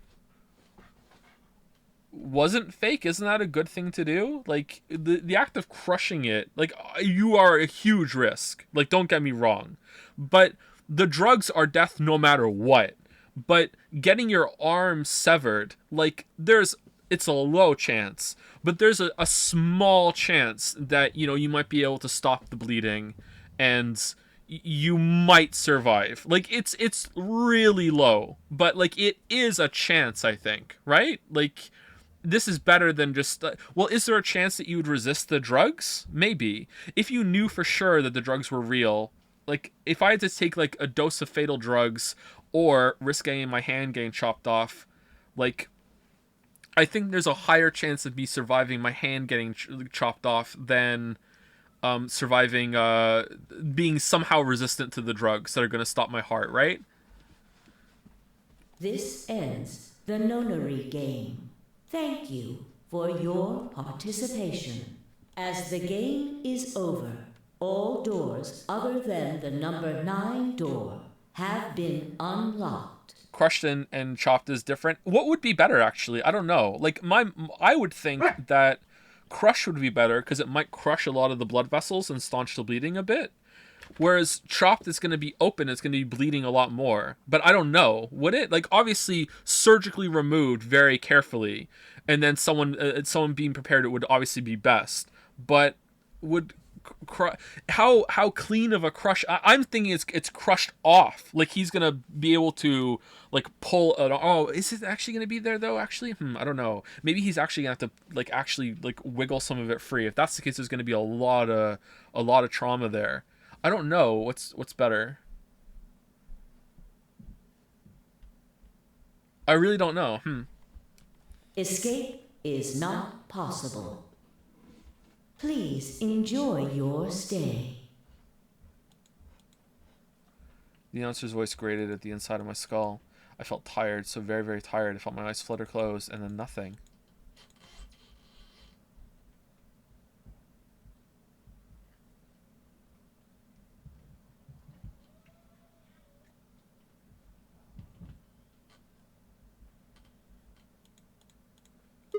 Sigma! Sigma! Finally awake, huh? You were trying to cross the border, right? Where am I? I rubbed my eyes and slid my legs off the bed to stand up.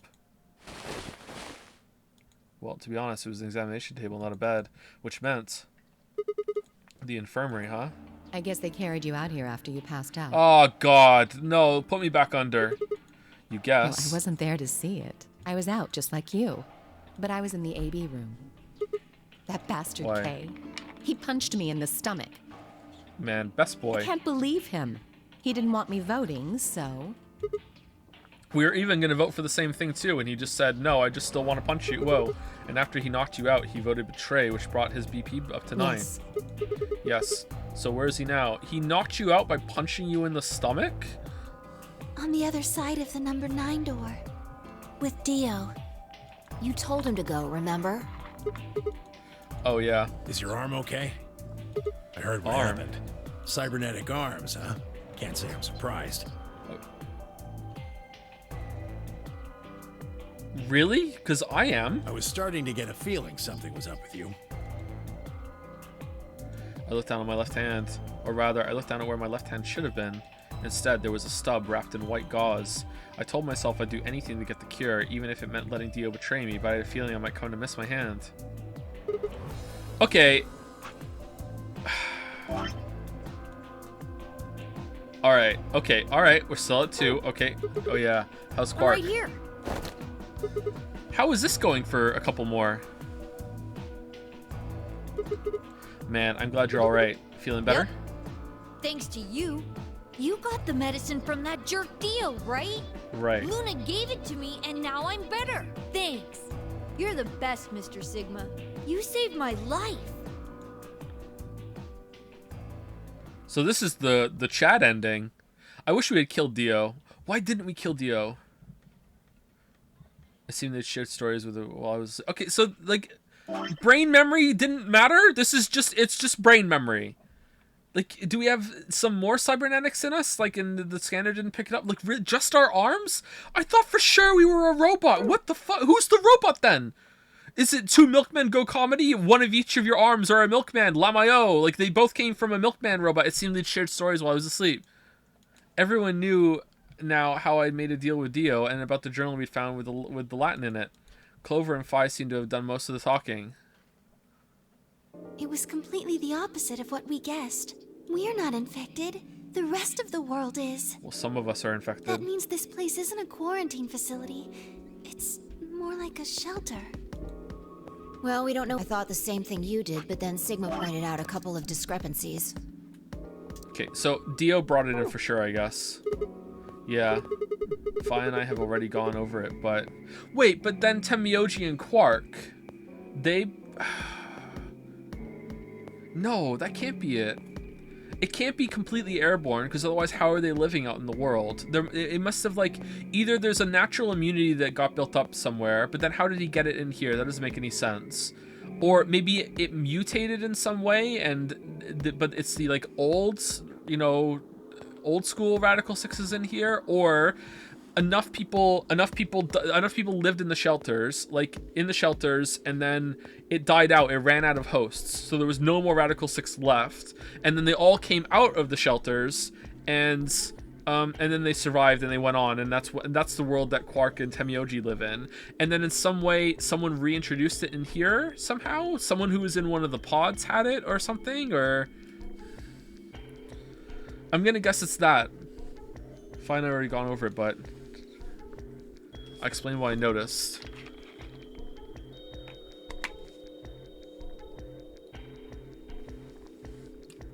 One, if we were in a shelter for uninfected people, why had Quark been infected? Any place designed to keep a virus like that out would have a lot of safeguards to keep anything from getting in. Had the virus really bypassed all those measures? It didn't seem likely. 2. The timing of our abductions and the pandemic's outbreak was strange.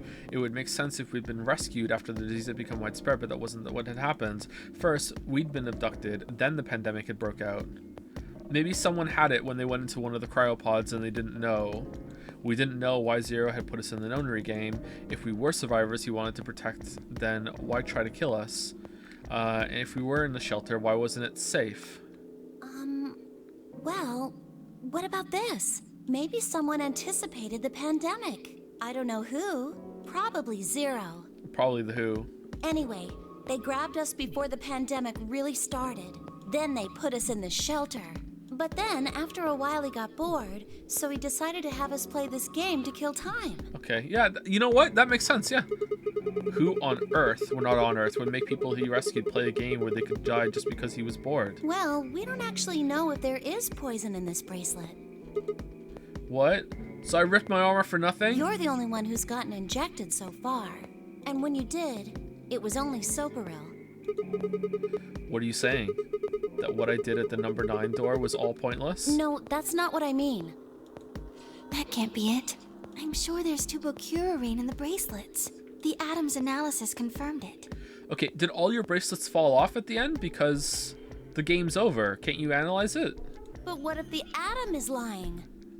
If you're going to do that, then we don't have anything to base any speculations on.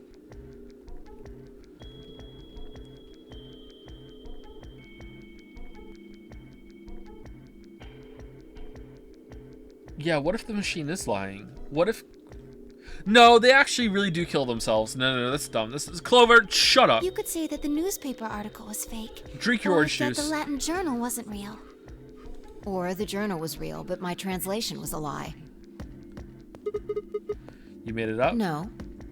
I didn't say that. My translation was accurate. I'm just making the point that once you start talking about this stuff being fabricated, it doesn't stop. I don't think Zero is doing this just to take the piss out of a lime. Well, what did the lime do to him? What? I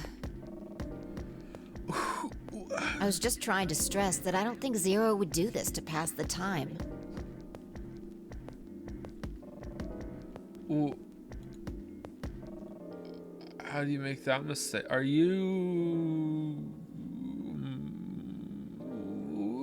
However, I do think Clover has half a point. Okay, it's anime. Not sure if that's a plot thing or a joke. That someone did anticipate this pandemic. That part seems reasonable. Well, if the virus was spread on purpose, then I could see how that might make sense. Yeah. It's not like Noah put all the animals on his ark after the flood happened. He went around before the rain started falling to gather them all up. Okay, you know that didn't really happen though, right? Right? You know that didn't really happen though, right? Are you saying that we were rescued because we're all that's left of humanity? Yeah. We were brought here because someone knew there would be a pandemic that would turn us into an endangered species? Does that mean we're supposed to repopulate the planet? Yes. Repopulate? Repopulate? Oh no! I looked around, did a quick inventory. Oh, we're just going there. Alright, okay, cool. Alright, we're actually taking it seriously. 4 women, an old man, and a kid. That meant I was the only young fertile male. Repopulation, huh? That didn't sound so bad. That was the... Wait, is this an ending? Maybe there wasn't any reason to escape. Just lost his hand, by the way. If the newspaper and the journal were right, then the world outside was crawling with deadly virus. Why would we go expose ourselves to that? This brings a whole meaning to Get Fucked, Alice. This would be the safest, happiest place on Earth. Wait. So that's what we did. Game's over. Okay. Don't point to any of this now. No, that's not true. The game might be over, but we've still got a lot of unanswered questions. In fact, we've got even more questions. True. So, are those answers going to open the number 9 door again? It's all over. Why we're stuck here doesn't mean shit. The 8 of us aren't leaving, ever. That's all that matters.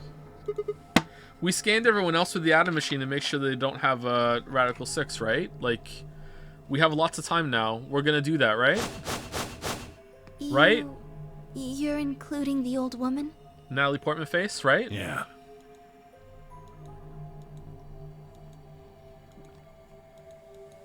Hey, you know what? What if the old lady is Zero Senior? Yeah, you're right. This pose is just amazing. We never even considered that. Meanwhile, Quark looks like he's like advertising his new Discovery Channel show. But that would mean the person in charge of all this was murdered by somebody. Quark's That Larks. doesn't make sense. Maybe she wasn't murdered. Huh? Are you saying she was infected with Radical 6? And killed herself? But we didn't find a knife or any kind of weapon in the AB room with her. Maybe she was killed somewhere else. And then someone carried her in there. What? That's ridiculous. Well, maybe we should go take a look at her one more time. Maybe we missed something. Oh, what bullshit are we gonna find right now? Sure, okay. It is the stabbing in the chest again. We looked down at the body of the old woman. Fi was the first to move. Quietly, methodically, she began to examine the woman and her clothes, and she found a note that said, "Hey, I'm Junie. Hi, Jumpy. Good luck." I just stood, oh my god, how did we miss this before? It's gonna be, oh my god, how did we miss this before? Here we go. I just stood there. Even if she was dead, no, especially because she was dead, I just didn't feel right touching. Okay, this is the second time this has happened. What is with you not wanting to touch dead women especially? Like, I don't feel much different, to be honest, but the story is going out of its way to say it, you know? Like, it's not weird that he has that. It's weird that they're going out of the way to say it.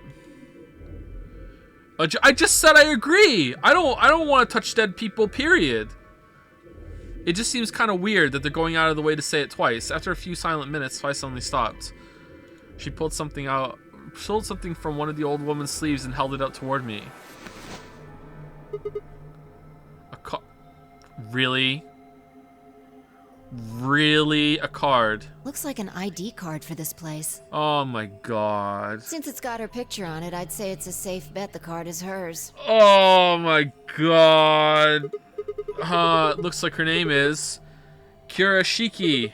Kurashiki? Ever heard it before? No. You? No. Anything on the back? And then Temioji's like frothing at the mouth.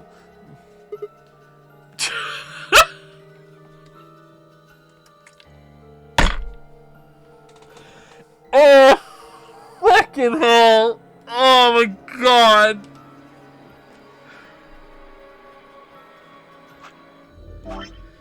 You're a Jumpy doll now. Why am I writing this down? I'm gonna remember.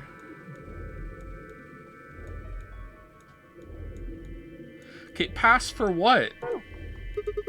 Huh? There's something written here. It says Jumpy doll. Well, actually it says pass equals Jumpy doll. So I'm guessing Jumpy doll is a password of some sort. Password. What the hell does that mean? Beats me. Looks handwritten. She must have put it on here herself so she wouldn't forget it. Yeah. We were still looking the card over when I heard a commotion from the other part of the room. Alice, what's wrong? Alice! Oh no! What are you planning to do with that? Fine, I turned around and gasped. Damn it! It's Radical 6. We ran to the other end of the room and skidded around the partition. She has a scalpel again. Aw, not again! Stood Alice, her hand wrapped tightly around the scalpel. Just let her do it. She didn't seem stable. Her eyes were flat and hollow. Her face was an emotionless mask. No change there. She was not well. The look on her face was all too familiar. Quark. She looked just like Quark had before he went insane. But that meant... Goodbye. Her hand moved, lifting the scalpel up high in the air, then driving it down toward her heart.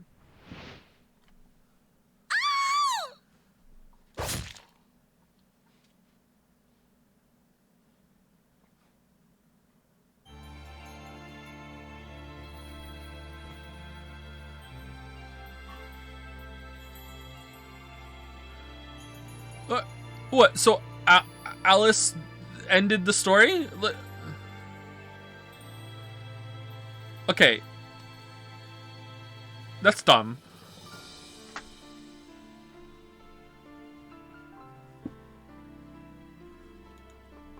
Alright, whose ending is that? Quark. An equal and opposite reaction. Alright, well, Quark's ending fucking sucks. That's the worst ending yet.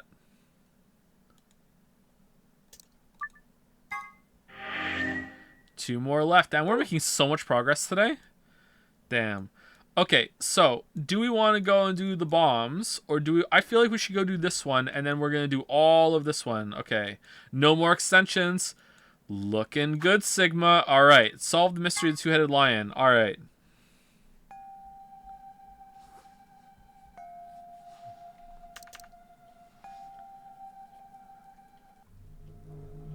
Oh God, the flashing.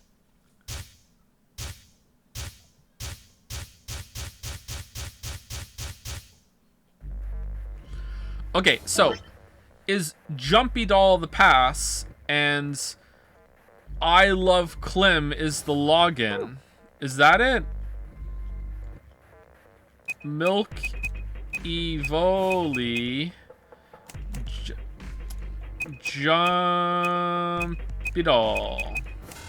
No. Okay, so it's Milk Evoli is still the password, but this is the login? GTFDM whatever the fuck? Does that even fit? GTF DML 016.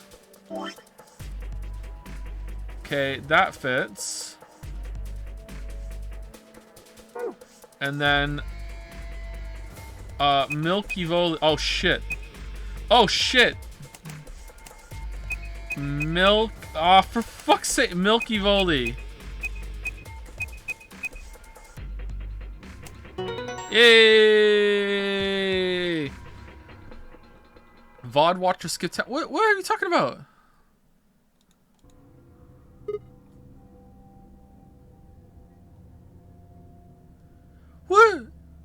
What's wrong with you guys? What? Fine, come on. What's wrong? I got in. What? How did you figure out the login? I don't know. I just knew it.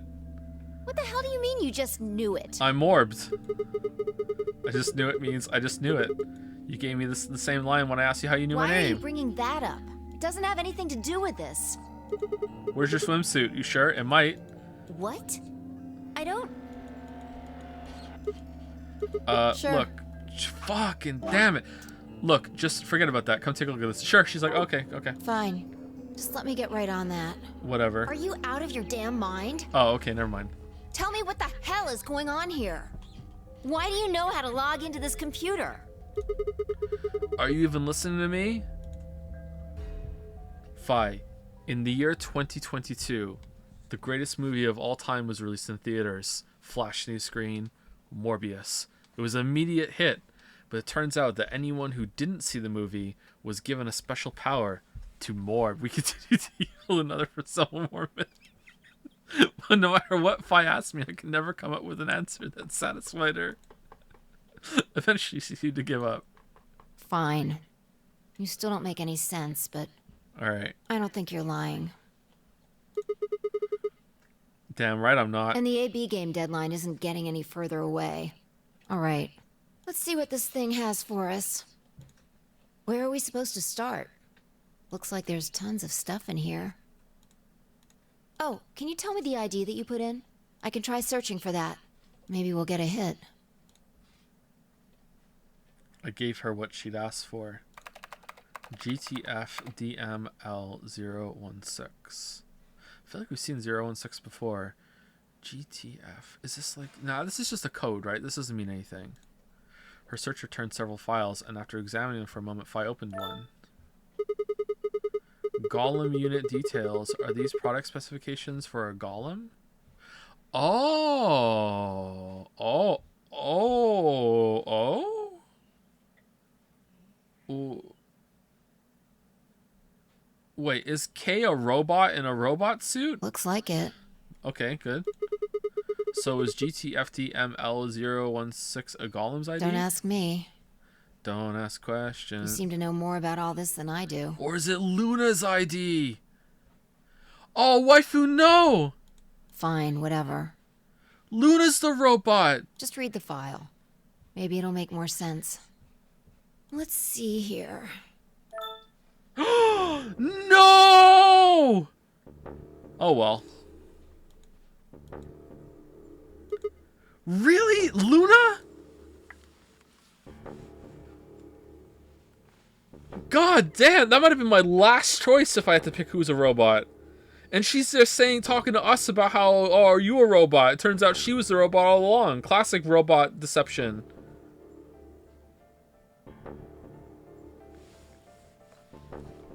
Alright, I'm still in, but you know. Yeah. Luna, oh yeah. Why is there a picture of Luna in this file? There's something written underneath it. It says, appearance after application of ABT. ABT. That's the fake skin, right? It's this special artificial biological tissue what's called ABT. Remember when he just never came back? Like, he's just for one scene there was a talking fucking robot, and then he died and just never came back. When a golem's all new and shiny, they've got a nice suit of ABT over that metal skeleton.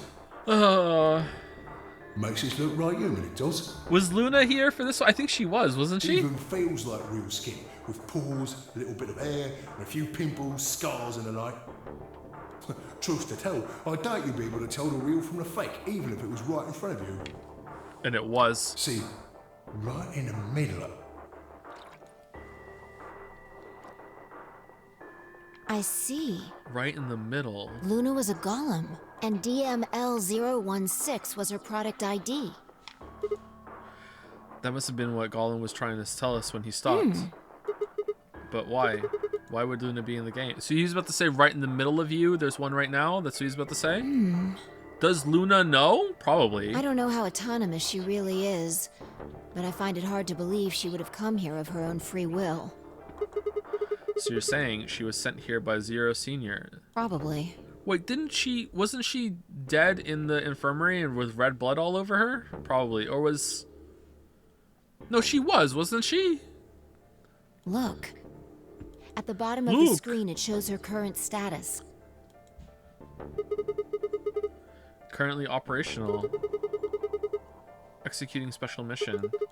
You think her special mission is to participate in the game? Probably. Or was that the path when... I'd have to see the picture again. Was that the path where she was dosed in the crew quarter? Oh well, how does that work on a golem? What was in that? Okay, I have so many questions. Didn't she have like a red bruising around that? Wouldn't that be like white then? Yeah, whatever. That's kind of a nitpick. Is it though? Like, it's a murder mystery. So why did Zero Senior want a robot as a participant? You think maybe it was to supervise the rest of us? Maybe if something unexpected happened, she was supposed to correct it or something? What if it was some kind of Voight-Kampf test? A what? It's from an old... That might almost explain the whole game, actually. So sorry. If it's from an old book, it's to see how human she was, whether or not 8 people would be able to figure out she was a robot. That might almost explain the whole game, actually. I hope not. Making us solve puzzles and play the AB game. All of those things could have been designed to give us a chance to see her true nature. So, kind of like the Chinese room. Yeah. Luna is the girl locked in the room. She actually really was, too. And the 8 of us are the people outside it. Okay.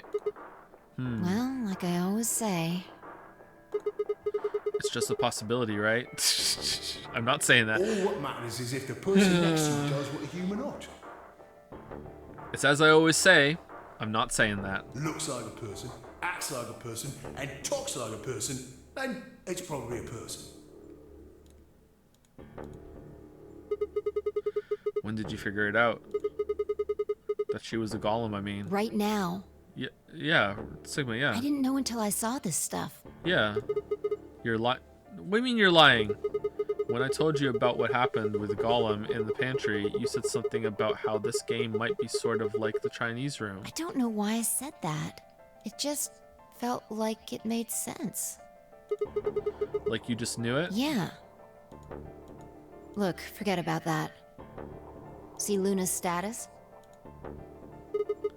Yeah, it says the same thing it did a minute ago. Currently operational. Oh, so does that mean she's fine? We can go revive her? Executing special mission. Oh, what's the special mission? Whoa. Wait, what the hell? Luna's You think robots die? She was only injected with muscle relaxant. Yeah, you idiot. You idiot. And she wouldn't have a pulse, right?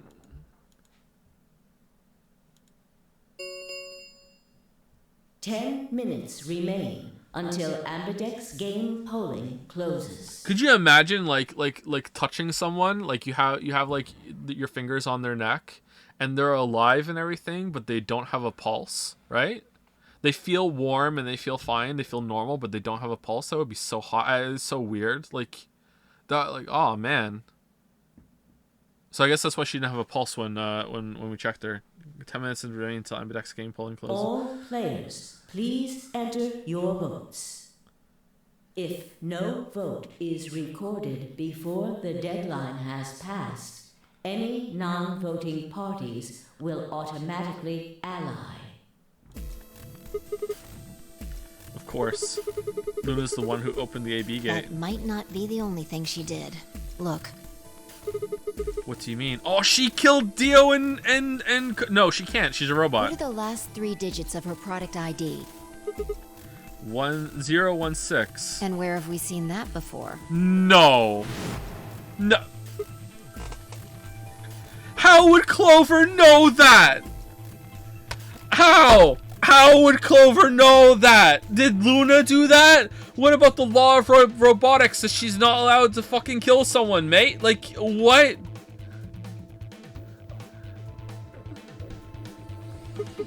No, I don't believe it. Are you saying it was Luna who handcuffed Clover and Temioji? We should Because go if check so, her I'm body. getting more and more interested. You We should remember go. where it is? The crew quarters, of course. I remember. Oh, are we gonna have to vote?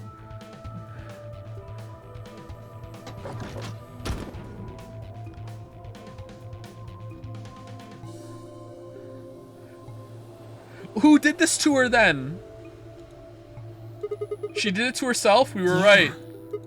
Why? Why would Luna... And I trust him.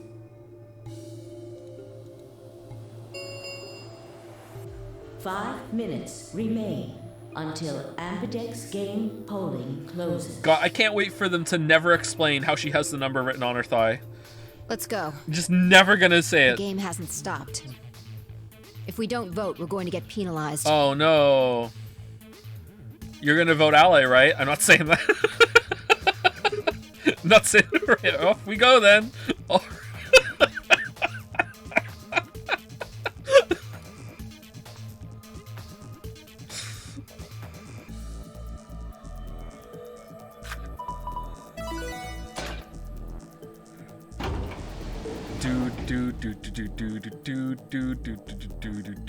So Luna killed Kay and Dio? Why would she? Has she malfunctioned? Or whoa, what the fuck is this? Invalid pair detected.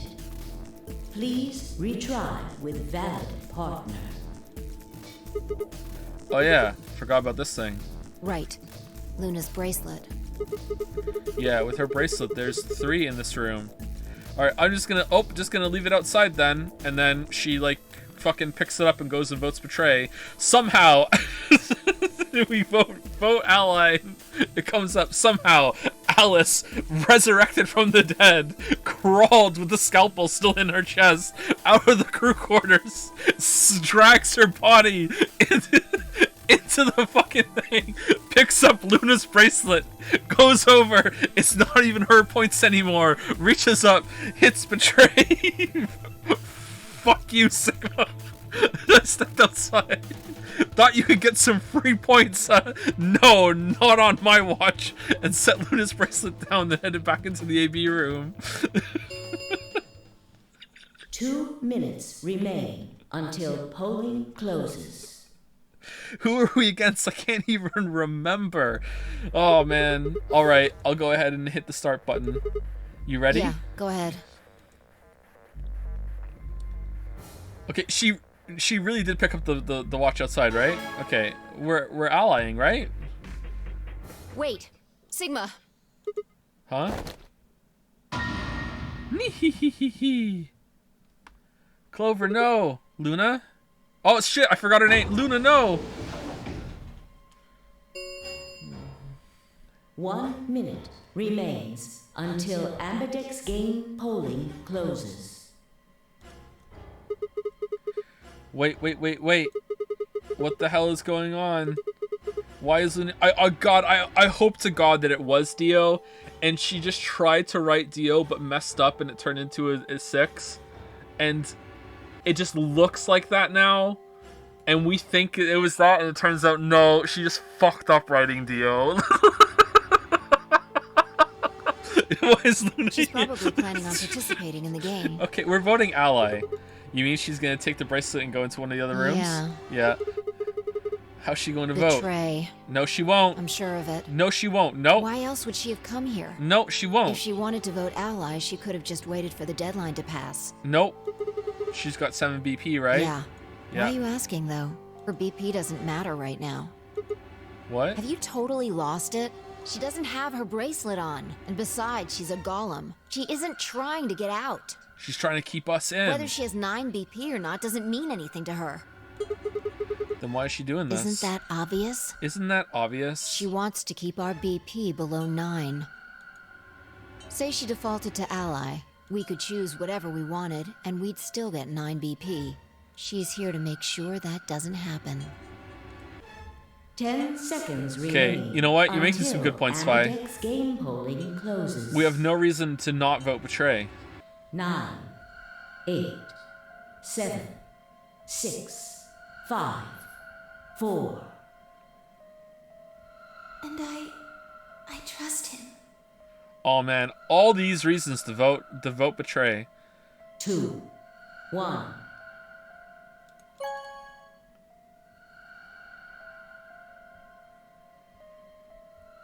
Round 3 of the Ambidex game has been completed. Results will be displayed in the warehouse. Thank you for your participation. Isn't that obvious? Isn't that Ambidex obvious? Okay. Hey, Luna. Hey, Sigma! Are you insane? Yes. Why the hell did you choose ally? Wait.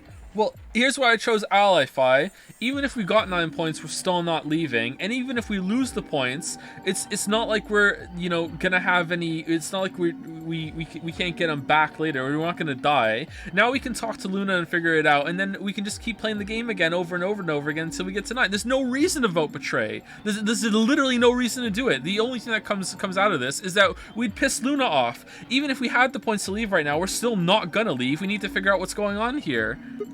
Wait, we can talk about that later. Right now, I want to see the results. She's gone. Where'd she go? That's odd.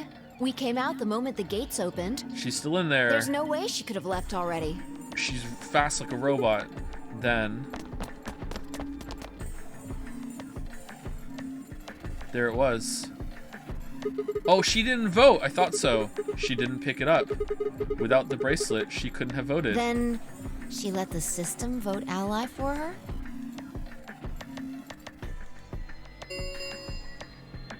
Results from round 3 of the Ambidex game will now be displayed.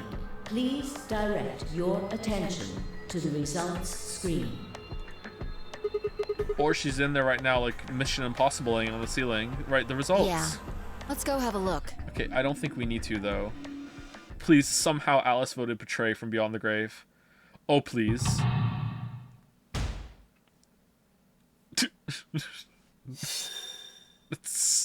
So blatant that they're not showing his face. Oh, man.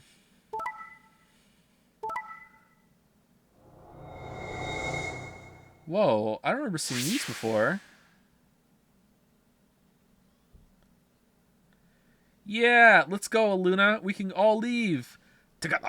Points have been assigned or subtracted accordingly. Please check your bracelet to see your updated bracelet points. Okay, if only Luna took her bracelet, then she could have seen that we voted ally and we want to be friends.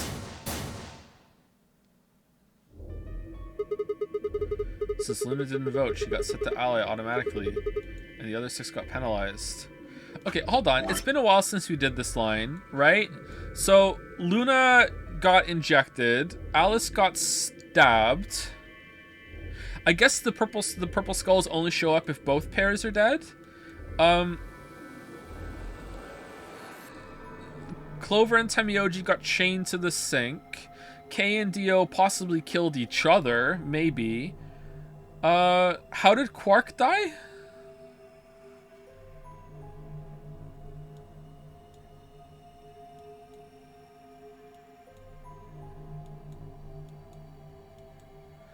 Oh, it's a not voting penalty. Oh, okay. So, oh, he's dead now for sure then. All right. No, he has his bracelet off, right? His bracelet's off, but he might still be alive somewhere. So he's actually not dead from penalization then because his bracelet came off somehow. So he's probably in the the treatment center coffin thing. All right. Here are some more AB game rules for you. Yeah, everybody gets penalized. Yep. Then again, 5 of them are already dead. We don't know where Quark is, but his bracelet's already off. Yeah, that means all those penalties are meaningless.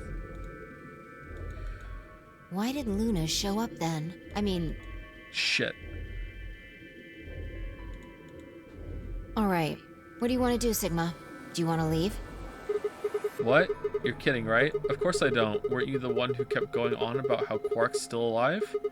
I can't just run off and leave him here. You sure? Yes. Yeah. Well, that's a relief. I was hoping you'd say that. Now let's get moving. Okay, but now Luna can open the door. Oh no. We need to find Quark. Oh no, and then Luna picks up the bracelet. Ah, they voted ally. Well, I'm getting out of here. And Luna too, right? We're taking her bracelet, right? Luna. We're not leaving it on the floor, right? Right?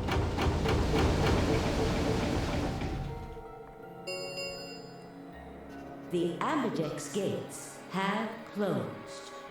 Round 4 of the Ambidex game will be the Star Round. Star keys.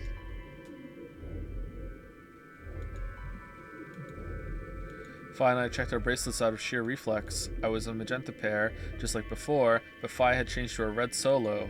It didn't really matter though. Both of our bracelets showed the number 9. All we had to do was open the number 9 door, and we'd never have to play another AB game again. You still have to vote though. Alright.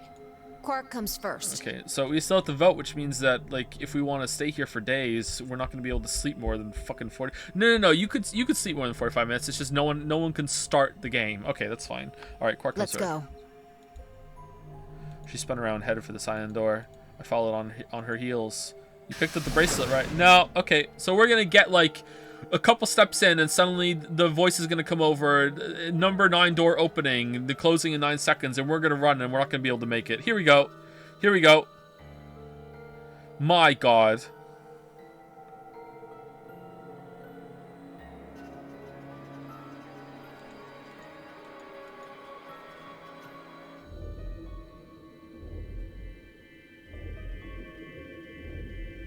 Do do do. Do do do. Why wouldn't Luna talk to us? Is she afraid because we're gonna hate her because she's a robot? I guess that's a good fear, but like if she picks up the bracelet and she sees that we voted ally because she has the point, she'd be like, "Oh wow, they voted ally. That means that's a like clear communication. We want to talk, right?"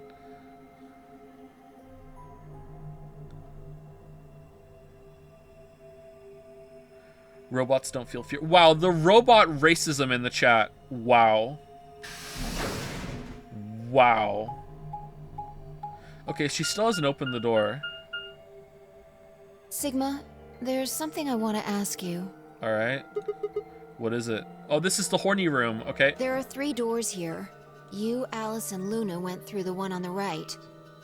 That took you to the Golem Bay, correct? Correct. Yeah. According to the map, that's the door on the bottom. There's a lever on that thing in the middle, right? We pulled it, but it only opened one of the doors. What about it? Take a look. See the lock? Open? Yeah.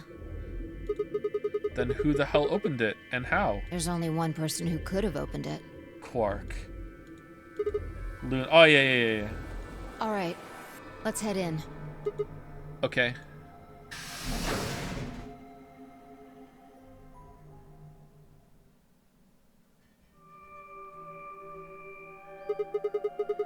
What the heck are these things? I think they're treatment pods of some sort. They're tweetment pods. Whatment pods? Even as I spoke, part of me knew what they were. I didn't know how or why, but I felt a strong sense of deja vu when I looked at them and suddenly realized I knew exactly how to operate the pods. I get deja vu all the time. Does that mean I'm morbing? Oh man, am I a morber? Am I a morb head? Holy shit. It was a strange, unsettling feeling, as if somewhere deep inside was a version of myself that I didn't actually know. One of them is lit up. The one on the left, is it being used? Any fellow morb heads in the chat? The glass is all fogged up. Many people are morbing Can't this? really see inside. Let's crack it open then. Yeah. Let's get cracking, yeah. My god, it's Quark.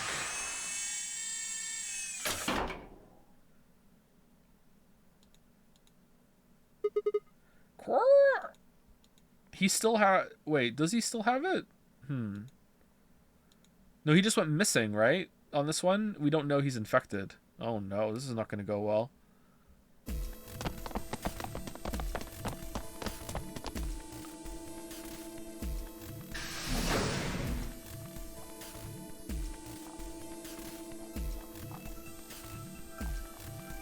Our feet pounded across the floor of the warehouse. Wait, what's going on?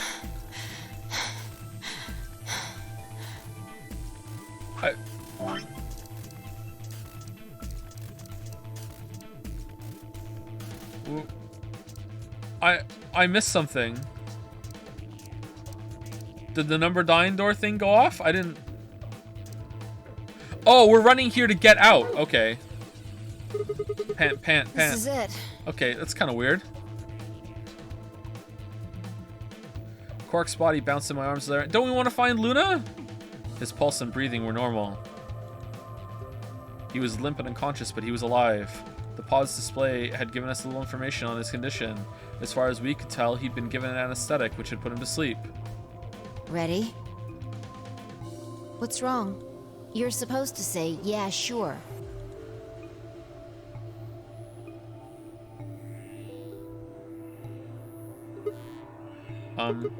Is it really okay for us to just leave?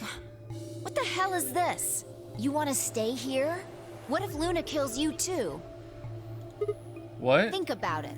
Alice, Clover, Tenmyoji, the old woman, even Dio and Kay. There's a good chance Luna killed all of them. But why? Why doesn't matter. Remember what we saw on Clover's thigh? How would she know that, Fi? How would she know the number? 016. And what's that the same number as? Yeah, but how would she know? She just fucked up spelling old.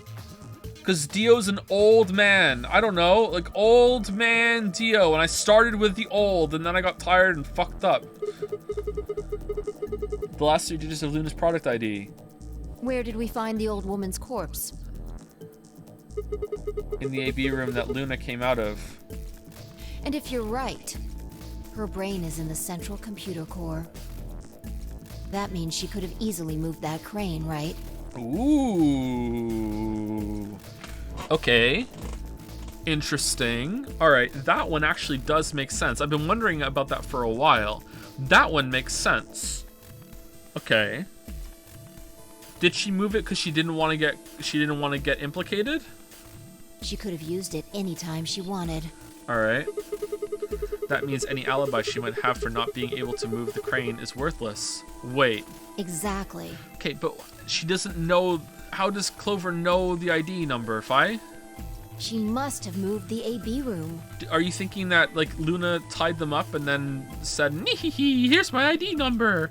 Write it down. I'm only going to say it once. Here I go. I'm Mickey Mouse for some reason." Alice noticed it right away.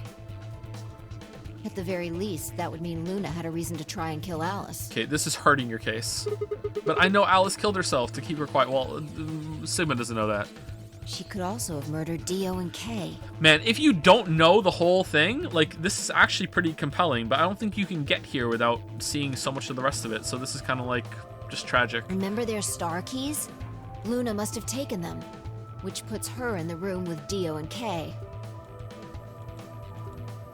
You understand, don't you? I admit none of this evidence is conclusive. But look at our options. You, me, Quark, and Luna. Who do you think is the most likely to be the murderer? You can get the super early, can you? You need to know... Hold on. You need to get the Sigma ending in order to get the login. And you need to get one of the other endings over here somewhere. You need to get this ending and this ending to get here. So you need to go down here. Do you need... That's completely unlocked. And to get here, you need to know... Where did Alice go? Which I don't know where you get that from. And you need to know who planted the bomb. Now, I don't think you can get here very early. You can guess the password. Well, I don't think you guess the password. You can guess the login though, because Clover did. Think this through, Sigma. Luna's a golem. That means she's a robot that's part of this facility, designed to do God knows what. If what you said about golems and the central computer is true, she's basically a puppet of Zero Junior's. There isn't really much of an argument to be made here. The only option is to leave her here and get out. No. Have you ever heard of the 3 laws of robotics? A robot may not injure a human being or through inaction allow a human being to come to harm. A robot without the 3 laws is just a bunch of metal and plastic. Okay. You're right. Let's get out of here. Damn. With Luna. Don't scare me like that. After we find Luna. Wait, what? Okay, I'm going to open it. Oh, so we flash Ready? back to her being sweet and understanding, and then we conclude that she couldn't have done that, and then we're like, ah, fuck it, I'm going anyway? Or, oh, we're gonna stay! See you later, and we're gonna stay with her. You don't have to ask me. Isn't that what you always say? Yeah, I guess so. Alright. And before we go, we're gonna stick our hand under the door again. It's time we got out of here. Let's go.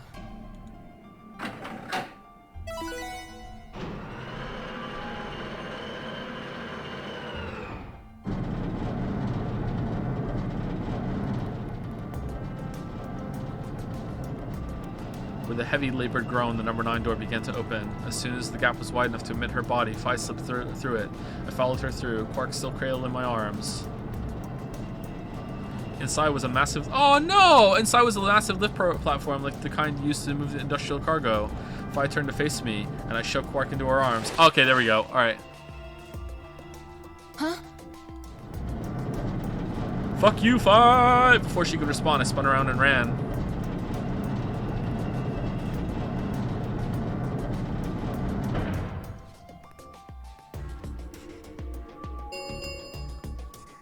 The number 9 door has been opened. It will remain open for 9 seconds. Okay, Luna, appear. Sigma! What the hell are you thinking? Get back here! Sorry, Fi. There's something I have to do. I can't stand Quark. Good luck. Take care of Quark. No! You don't mean... You're going to go find Luna? God damn it, Sigma! Think about what you're doing! Sigma! Listen to me! You can't do this! Well, I feel bad for Fi.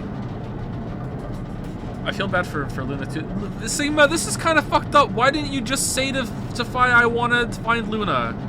Come on. And then if Fi forces the issue, okay, then do this shit. This is fucked up. You all could have left together probably. Like, and if Luna says, I'm sorry, I can't exist outside the facility, then okay, then you have a decision to make. But like, oh man. Has closed. It's kind of fucked up. This ends the nonary game. All right. Thank you for your participation. I thought this was going to be a much more involved ending here. Okay, is this going to branch down? I don't think so. All right. This looks like the last branch down then, unless this one even goes further. Actually, it goes up here and down here, and it actually goes over a different line, and there's fucking more options and more AB game. As the game is over, all doors other than the number 9 door have been unlocked. Escape is not possible.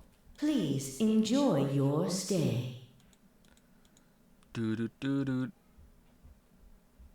I had no regrets. In fact, with Fi and Quark's successful escape, I felt a profound sense of relief. One of my objectives had been achieved, and a difficult choice had been made. Alright, so we're the 2 milkmen? My mind felt clear and focused, more so than I had in a long time. Alright, time to go. Luna's waiting. Oh, ending? I hope not. Good.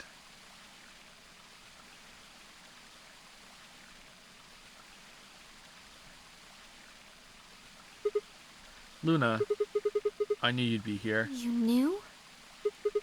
Oh, right. We haven't talked here in this one, huh? Isn't this nice? This is the only place in this whole facility with anything green. I kind of feel silly saying it, but it makes me think of the great outdoors. I think it's the perfect place for a serious conversation. Being surrounded by nature makes me feel happy. I'm not sure what you meant just now, but are you talking about something that happened in another history? What? I know what you can do. Someone told me about it once. They said that you have the ability to transport your consciousness through time. Who told you that? This bird. A little bird told me. Luna looked down at the music box around her neck. Carefully and delicately, she twisted the dial on the bottom. Have we got Luna's ending yet? No, this is Luna's ending. Okay.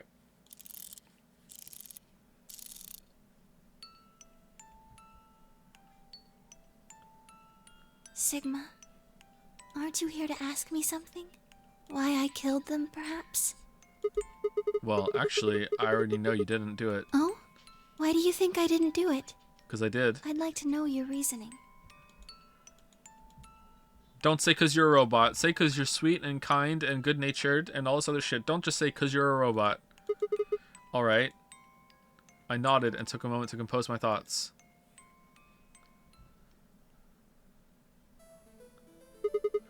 Might as well start with the old woman. There's no point being around the bush, I suppose. Dio killed her. Why do you think so? Her left arm had blood spatter all the way up to the elbow. I mean... No, it didn't, except for a stripe on the wrist that was perfectly clean. What could have caused that? My guess is a bracelet. It got covered with blood and kept her wrist clean. Obviously, none of our bracelets had blood spatter on them, but Dio's bracelet reacted to the luminol. That meant Dio's bracelet had to have come from the old woman. Is that your proof? That's why you think Dio killed her? No, that's only enough to suspect him. After all, he could have just taken the bracelet after someone else killed her. Then why are you so sure? Because he confessed. What? After his bracelet reacted to the luminol, I confronted him. Alright, fine. You caught me, I did it. I killed the old bitch and took her bracelet. Wait. But he confessed under duress, so it doesn't count. When did that happen? Another timeline. In a different timeline. Isn't that obvious? Against the rules? What rules? I hope you're not going to try and bring up Nox's 10 commandments. What? Let's go through all 10. Does it really matter if it's against the rules or fair? The truth is the truth. Let's say that incident P happens, and after that, the timeline splits into timeline A and timeline B. I don't think it's unfair to base a theory in timeline A on information I found in timeline B. After all, A and B both came from the same place, P. Man, look at the P. Man, this is a bad stream split here. If you trace the history of both timelines, you'll end up back at incident P. Okay, so how did the old lady's corpse get into Luna's cubby then? Like, AB room? When they weren't looking, did you know, well, we're all talking outside the first time. Did Dio go over and just move it over? How did he open both doors? Now, if I could change what happened with Incident P by visiting timeline A or B, then yes, it'd be a different story. I don't know that it'd be unfair, per se, but I'd certainly be breaking some pretty big rules. Like, you know, the principle of causality. It's overrated. I'm sure that Dio killed the old woman. By extension, that means you couldn't have killed her. I'm assuming Dio wasn't originally intended to be part of the nonary game, but somehow the recording knows that and accounted for that and gave us the diffusion code instead of just using whatever ability you have to just stop him from coming in here. Instead, we're just like, fuck it, we'll just roll with it. Here's the code. Whatever. Somehow, he got in and took the old woman's place. That's how he ended up as Quark's partner. This is just an educated guess, but I have a feeling his plan was to replace one of us. I doubt it mattered which one. Wait, so Luna and the old lady walk out, right? And Luna's over there going like, what is going on over there? And he just runs up like fucking Hitman, stabs her in the chest, boom, drags her into the other AB room for whatever reason, and then just like comes out and Luna didn't see. Like, holy shit. Maybe he used the top. Oh, maybe he used the top ones, the top entrances and exits. I have no idea why he would want to do something like that, but I don't know how he did it either. But the fact remains that he did. Alright, never going to be explained. He hid in the warehouse on floor A and waited for someone to come out of one of the AB rooms. That someone turned out to be the old woman.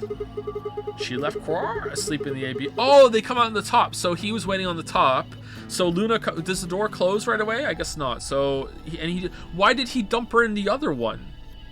Just for fun? Just to cause trouble? Like...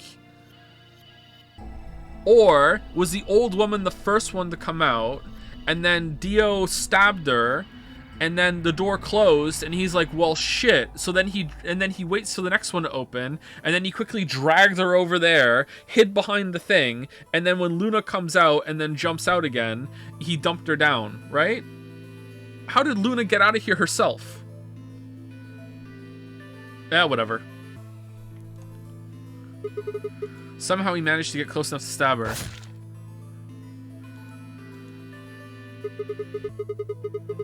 He did it near the wall with the graffiti on it, and then he wrote 2 Milkmen Go Comedy. I'm guessing he stabbed her from behind so he wouldn't get any blood on himself. Okay, well, that's that theory done. As soon as she was dead, he wrapped the knife up in her handkerchief. No, wait, actually, he probably took the bracelet first. Then he would have needed to wipe the blood off, so he used the handkerchief for that too. Anyway, the point is, he got the bracelet and put it on. But you're paired with Quark. Oh god, what? Was Quark still dosed? Anyway, he got the bracelet and put it on. Wait, what? Then he wrapped the knife up and hid it between the rightmost AB room and its neighbor. He probably didn't expect that they'd move, or he would have put it somewhere else.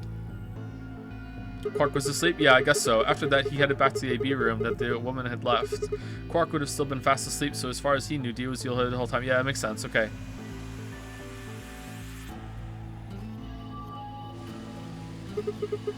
This says there's a few other questions, but I'll save those for later. For now, let's move on to the other murders. Well, actually, one of them probably isn't a murder. What do you mean? I'm talking about Alice.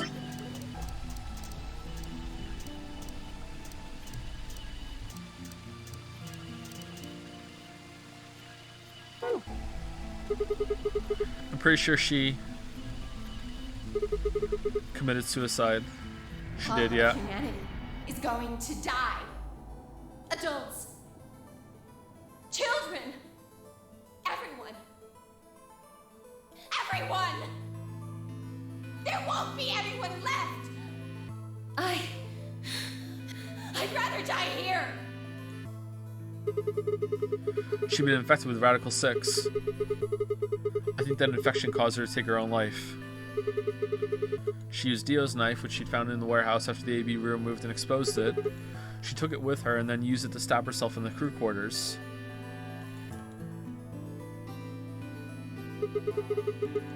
Next are Clover and Temioji. The first question is, who put the handcuffs on them? The clue is the message Clover left, 016. If you think about it though, it doesn't make sense. Clover's left hand was in the handcuffs. That means she would have had to write it with her right hand on her right thigh. I feel like it would be really hard to do that, you know? No, not even a little bit. And also she didn't have to do it on her thigh. Or the right thigh. Like, why not just use your left thigh? The thing is, I think she did. No! Fuck off! And she just didn't check the other thigh? No! Didn't I say that as a fucking joke? When she died, her legs slumped together and the message got transferred to her right thigh. We just never saw the original because you didn't bother to check the other leg. What? In other words, she wasn't trying to write the 1016.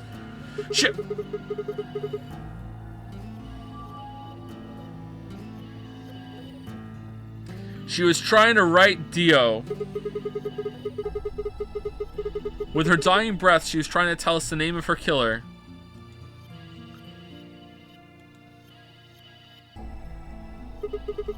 Now about Kay and Dio. I think there's a pretty good chance Dio killed Kay. Here's how I imagine it happened. Kay probably sprayed Dio's bracelet with the luminol. Why? We found the bottle in Kay's robe. He would have seen the reaction immediately, but Dio would have known what was coming. As soon as Kay turned the lights off, it would be clear that Dio had taken the old woman's bracelet. My guess is he decided to take preemptive action. When we found their bodies, the lights in the rec room were on. Maybe Kay turned to switch the light off, and Dio took that opportunity to attack him. I guess Kay just figured it out. That's fine. That makes sense. Kay was hurt pretty badly, but he didn't die right away because he's a Chad. He probably managed to grab the spear and stab Dio.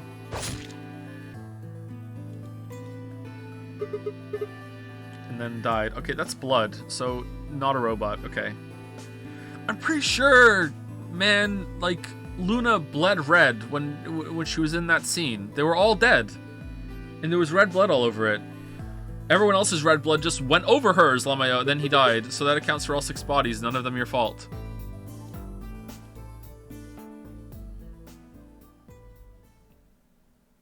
Sigma, I'm glad you don't think I did it, but I did. all of your theories are just, well, theories. Like Alice committing suicide. How can you be sure? Say she was infected with Radical 6. She could have been murdered before her symptoms even began to present themselves. As for Clover and Tenmyoji, I could easily have killed them.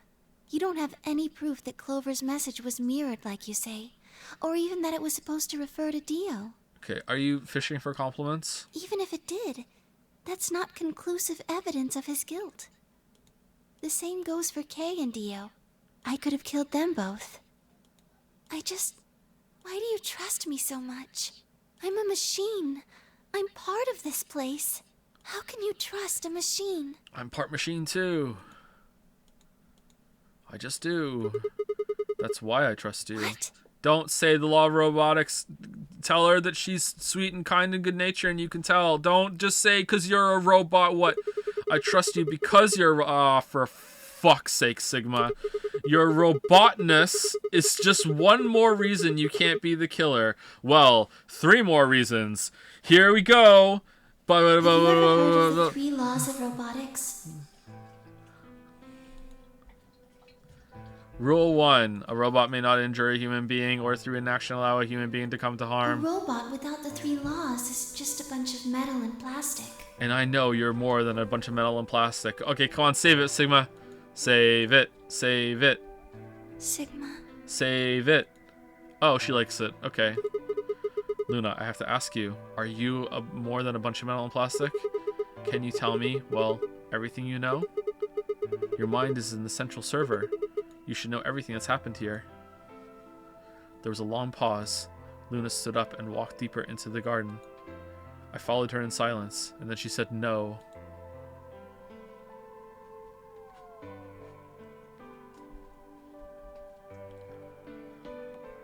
Why would he not say that? Why are you trying to woo a robot? I will not be kink-shamed in my own house. No. No. No. Eventually reached the bench. Oh shit, I clicked the wrong plate. Luna quietly sat down, and just like last time, I lowered myself down beside her. You were right. I didn't kill them. How should I explain? Well, actually, you got most of it right. That doesn't matter. Tell me everything. Well, first, yes, Dio did sneak into the facility. He used the large cargo elevator and came into the warehouse on floor A through the number 9 door. Since the game hadn't started yet, anyone could go through it. That doesn't really sound like sneaking. It sounds more like he just walked in. Yes, I guess you could say that. He did get in pretty easily, but that's because Zero Jr. lured him here.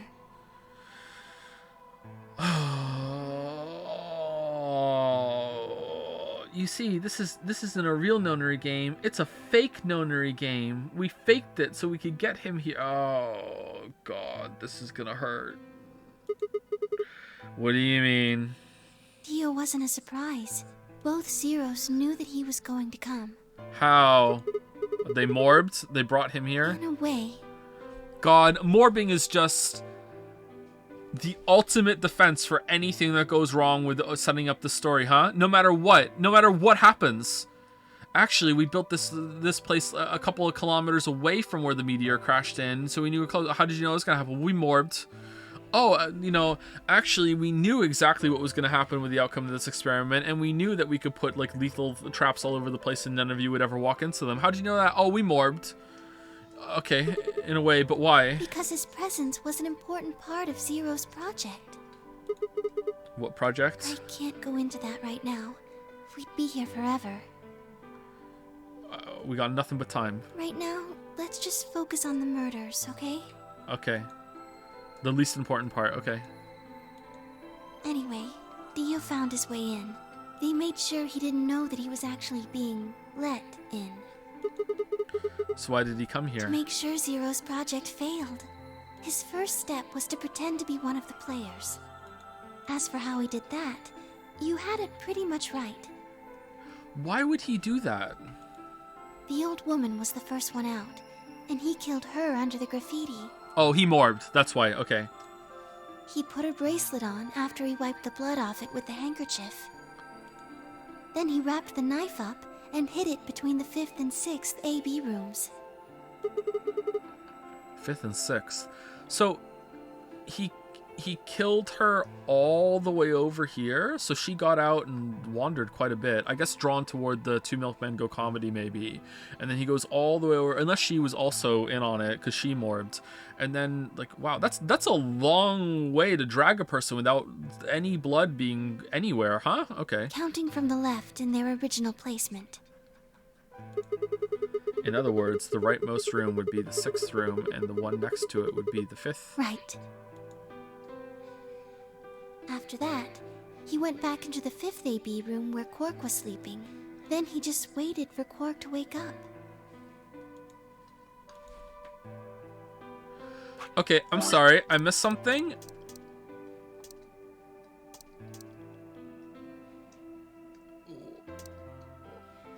What about the body? Like, are they gonna explain that in a second? But hold on, I just want to make sure I didn't miss it.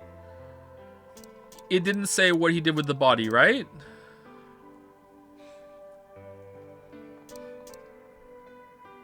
It's fine if it hasn't gotten to it yet. I just want to make sure I'm not missing it. Okay, so he just left the body out there then, according to him. All right. What were you doing while that was happening? Nothing. I couldn't do anything. My body had been turned off. Zero Jr. had powered me down.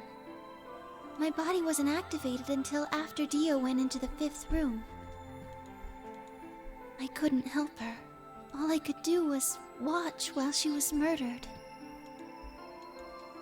Everything in this place is controlled by Zero Jr. I couldn't try and prevent Dio from getting in either. Wait, if Zero Jr. controls everything, then he was the one who moved the 6th room with the crane? Yes. Okay, and he only does that on some paths? That's right.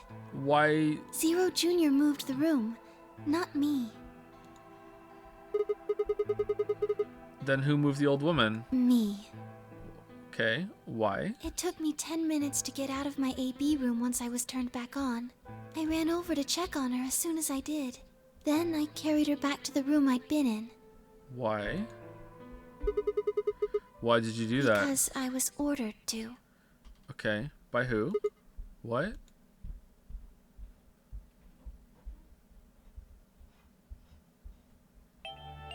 Luna, listen to me very carefully.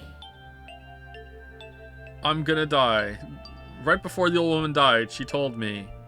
Okay, so why does the AB room move only on some paths then? That's weird. What possibly happens on one of the paths that makes it so they don't move the AB room? I'm curious. What's the reason for that? I hope they say. Luna, listen to me very carefully. Lamayo, we don't tell you. As you already know, the final stage of the project begins in 2 hours. This will be the culmination of many years of hard work. We cannot afford failure. Yes, I understand. Then let's make sure. What is your mission? Enter the nonary game as one of the participants and observe the actions of the other players. Ensure that they do what they are supposed to and guide them down the correct paths. How many players will there be? Myself and 7 others, ma'am. Will you be participating as well? Yes. Our plan dictates that I must. One of us has borbed back from the future and An knows that I get individual killed by the early name on. of Dio will be entering this facility presently. And He has been led to believe he is doing so undetected. This is the only timeline that our plan succeeds, so we have to make sure that it goes along with that. Really? There's no other timeline that succeeds other than the one where someone sneaks in with antimatter bombs and stabs you and replaces you at the same... No, there's no other timeline where it succeeds. Okay. Alright, I guess we have to do that then. You've been briefed on him already, correct? Yes. He will murder the first person to leave one of the AB rooms and take their place. So let's just put a robot out there then. If a pair is the first out, he'll probably kill both of them.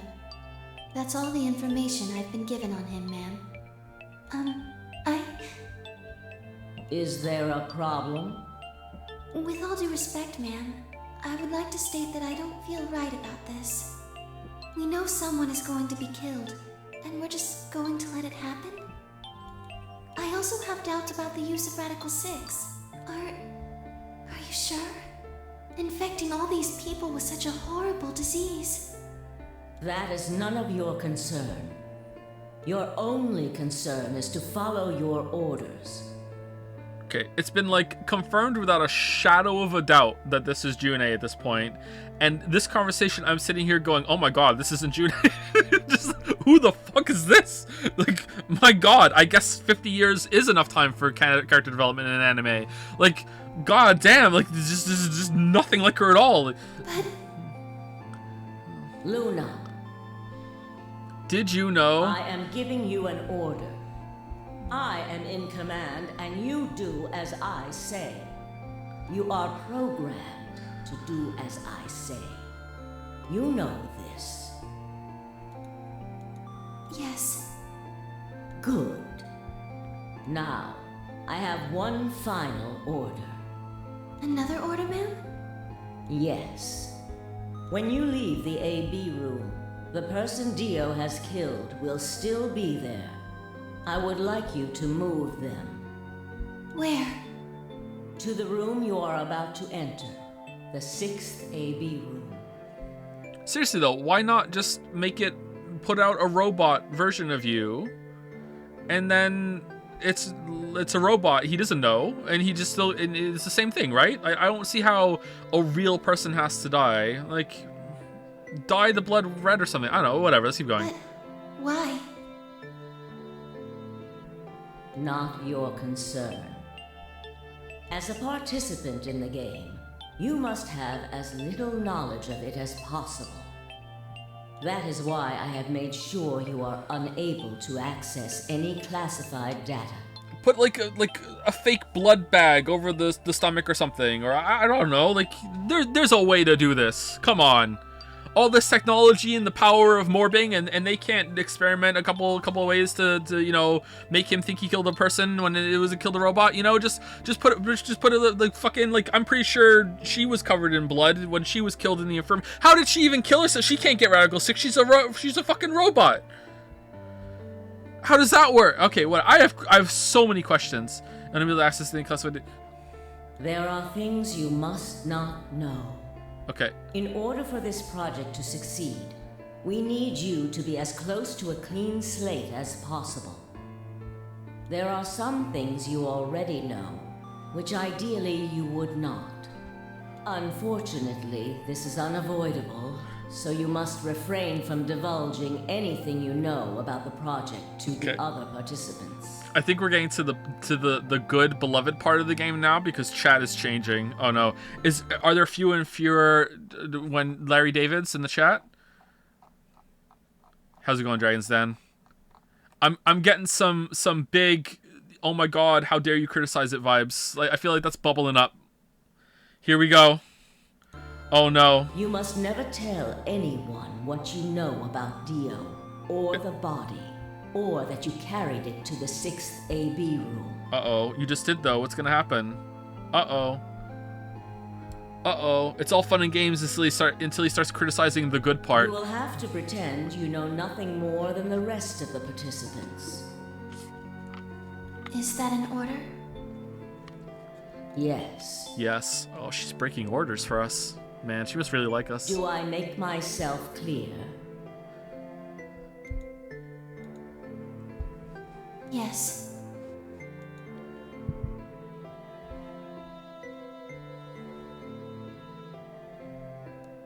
After that, I went into the AB room as I'd been told to. As soon as I stepped inside, my body deactivated. Seems unnecessary. But since my brain is in the main computer, I was still awake, so I still saw everything.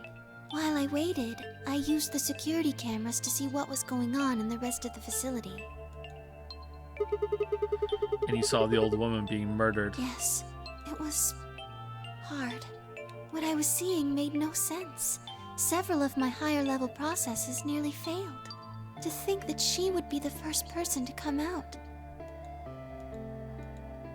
I think she knew that Dio was going to kill her.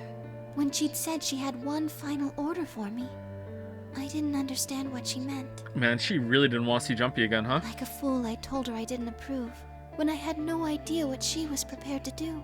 When she died, whatever I have that passes for a heart felt like it snapped in two.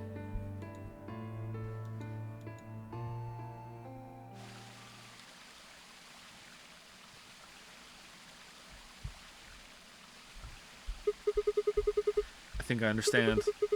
Everything you did because you'd been ordered to. Yes. And it was the old woman who gave you those orders? Then is she Zero Senior? No. What? You are, but if she gave you the orders... She did, but she wasn't the only person I took orders from. There was someone else? Yes. And that person is Zero Senior? Yes. Yes. We worked together to develop the project she mentioned. Together. So I suppose, technically, my orders came from both of them. And they were both controlling Zero Jr., too. I told you before that Zero Jr. moved the 6th AB room. Although that's strictly true, he didn't do it of his own free will. They ordered him to do it. He was following orders just like me. But why? I don't know. I really don't. Maybe they did it so that people wouldn't suspect me. If they didn't want people to suspect you, then why have you moved the body in the first place? Eventually, we'd figure out that the rooms had been moved, and that she was in your room. How did you move the body without Dio seeing it? As soon as you came out, wouldn't Dio have been like, "Hey, what's going on? I'm Dio." Like, nah, whatever. Then maybe they wanted the opposite.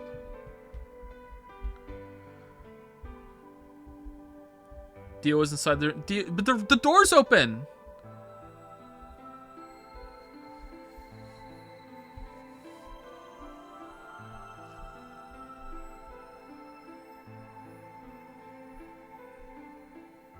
Yeah, he's like, you can still hear things coming out the hatch. He would have heard another door open next to him or whatever, can he? Or like, how quietly did she do this? Like, it's moving a body up the hatch and dropping it down and everything. Like, so it's not soundproof when it's open. It's open. There's a huge hatch open. It wasn't open? What do you mean it wasn't open? They close again?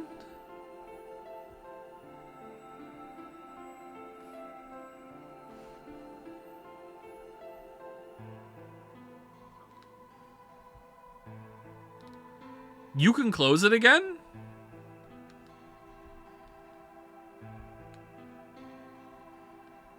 You have to close it and do the puzzle. So Dio went back in the room, closed the door, and reset the puzzle. How did he reset the puzzle?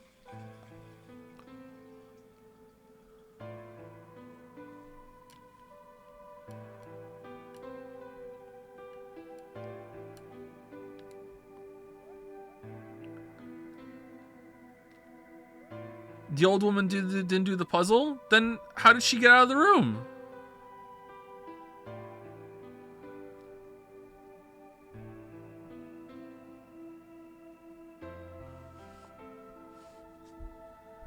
She knows. Well, that still means that the puzzle's done. He has to reset it.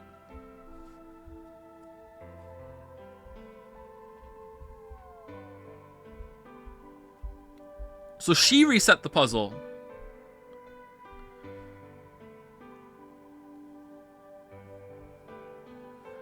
Chat, then why isn't Dio, when Dio went back to the room, why isn't he like, "Oh, sure, weird that this puzzle isn't solved and she was out of here somehow"? Like, there's a problem here no matter what.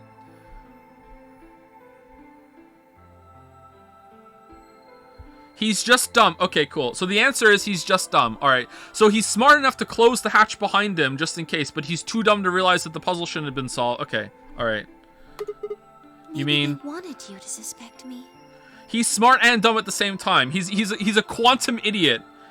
He's a quantum morbor. No matter what the story needs to dismiss the criticism, he's either a fucking genius or a fucking idiot, depending on what the story needs to be absolved of any fucking plot hole. That's what's going on right now. How's it going, Dragon's Den? Alright, cool. Alright, maybe they wanted to suspect me.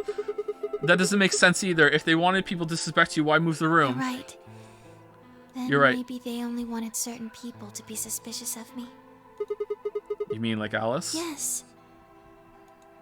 Perhaps they wanted Alice to find the handkerchief and the knife. That would explain why they moved the room.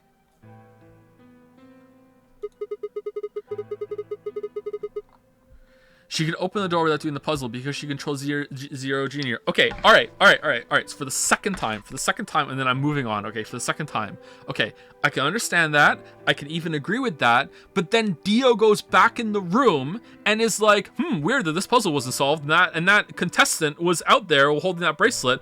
All the information I know about this game means that this shouldn't happen. What am I supposed to do here? There's a huge problem. No matter what you guys are saying right now, there is a huge problem with what went on. Okay, like you can't have the puzzle. Like he closed the hatch and reset the puzzle and all this other shit. You know, and now how does he know how to reset the puzzle? So he didn't hear Luna come out of the hatch thing and move the fucking body over there, or like he has to leave the hatch open and he would have heard it. You know what I mean? Like there's a problem here no matter what, unless I'm missing something. And saying that fucking old lady can get out without doing the puzzle doesn't solve that problem, because then Dio's like, why the fuck is the puzzle not solved? Stop making this. Okay, all right, I'm moving on. All right, let's go. So they somehow knew Dio would hide the knife there? Yes. Yeah, they morbed. I think so. But how could they know that? Morbed. Why do they need us if they can morb?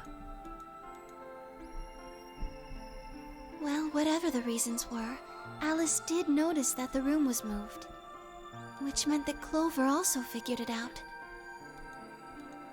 And just like you said, Alice used the knife to take her life. Clover didn't realize that, though. Or perhaps she didn't want to. In any event, she decided that I must have killed Alice to keep her quiet. So she confronted me. It was right after the second round of the AB game. Oh, you didn't dose yourself. Interesting, okay. Using Phi's timetable, that would be 0 hours, 0 minutes. Wait. You were listening to us in the security office? Yes. That wasn't all I was listening to, though. I know everything that happened in the facility after my body collapsed. You were watching through the security cameras? Yes, I was. I could see and hear everything. Anyway, we're at 0 hours, 0 minutes. I was in the hallway on floor A when Clover found me and took me to room 2 in the crew quarters. We entered at about 0 hours, 1 minute. She was very forceful. I know you killed Alice. Tell me the truth and I'll let you live. Now fess up! I'm only gonna give you one chance. If you lie or try to play dumb or something, I'll kill you right in front of her! So this was a very elaborate setup for a mystery that just really wasn't all that great, I think. Unless there's something more with Kay coming in here, because that was really weird. I told her the truth, of course. I explained that I hadn't killed Alice. That she'd been infected with Radical 6, and it had caused her to kill herself. Clover was never going to believe that, though. We argued about it for nearly 9 minutes. It wasn't just Alice she asked me about. She asked me about the murder of the old woman, and about the AB room being moved. She wasn't very nice about it, but I couldn't answer any of her questions. Because of your orders. Yes. So then, at about 0 hours, 10 minutes, she must have run out of patience. Why are you talking now, then? Because the game's over, maybe? She stuck her hand in her pocket and started moving toward me. She backed me up against the wall and pulled her hand out of her pocket. She was holding the injection gun. I tried to take it away from her. I even screamed for help. She refused to let go, of course. While we were fighting over it. This looks like a robotic rule break to me.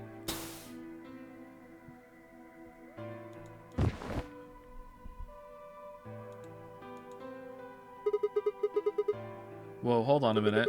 The trigger got pulled in the fight. I get that part.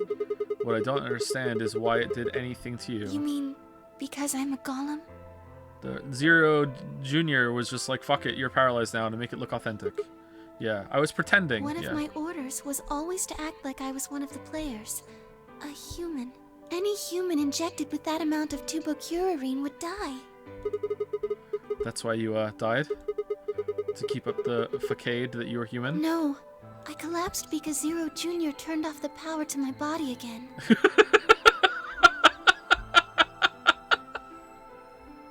That was amazing.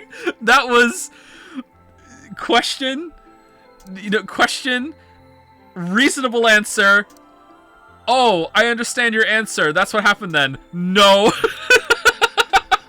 Amazing. He probably felt he had to. Maintaining the illusion that I was human was probably in his orders, too.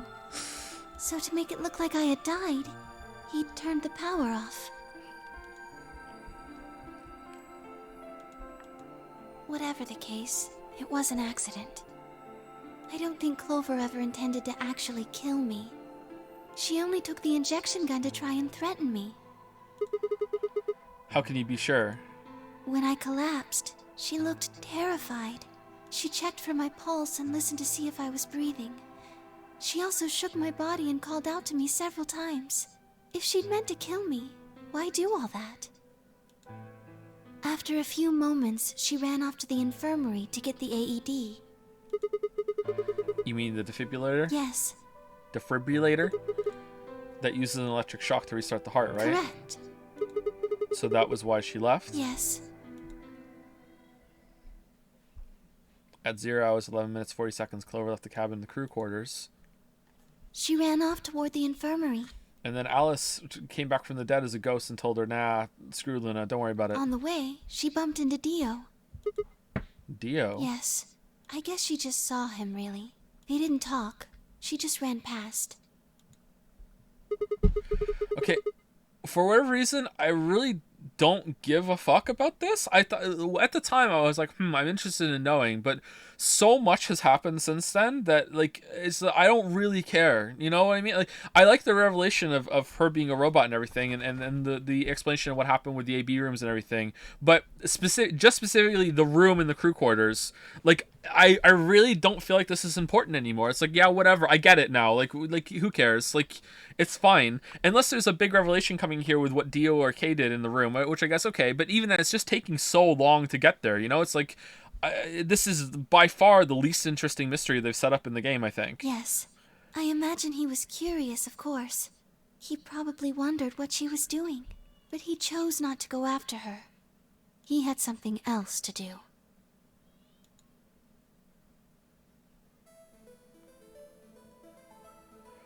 At 0 hours, 12 minutes, Dio enters the room. He seemed pretty surprised to find my body.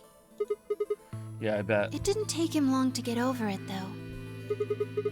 Wouldn't imagine it would. What did he do then? He'd gone there for 2 reasons. Number 1. One was to get Alice's bracelet, which was a blue solo. Right. 2. Without it, Dio and Kay, the yellow pair, wouldn't be able to get through the secondary door. Right? Yeah. But he couldn't find it. Of course. Fi had already taken it by then. Yes. But there was something else he wanted to do, too. Plant a bomb! He was there to take the knife. Removing it was gruesome. But why did he want the knife? Was it because he'd used it to kill the old woman? No, I don't think so. He just really likes the knife.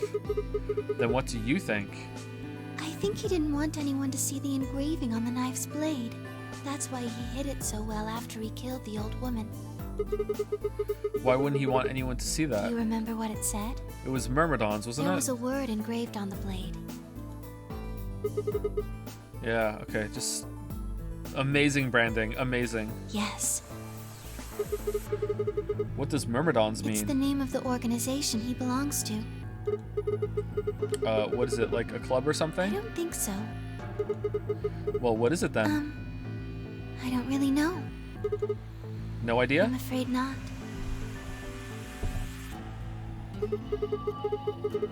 Wait, wasn't he here to try and stop whatever Zero is doing? Yes. So Zero and the Myrmidons are against each other, which means the Myrmidons are my friend. Then, wouldn't that mean he's on our side? Yeah, exactly. I don't know about that. He's killed 4 people. I'm not really sure he's on anyone's side. You got a point. Damn it, this is ridiculous. I guess this enemy of my enemy isn't my friend, huh? Exactly. May I continue? No. Yeah, keep going.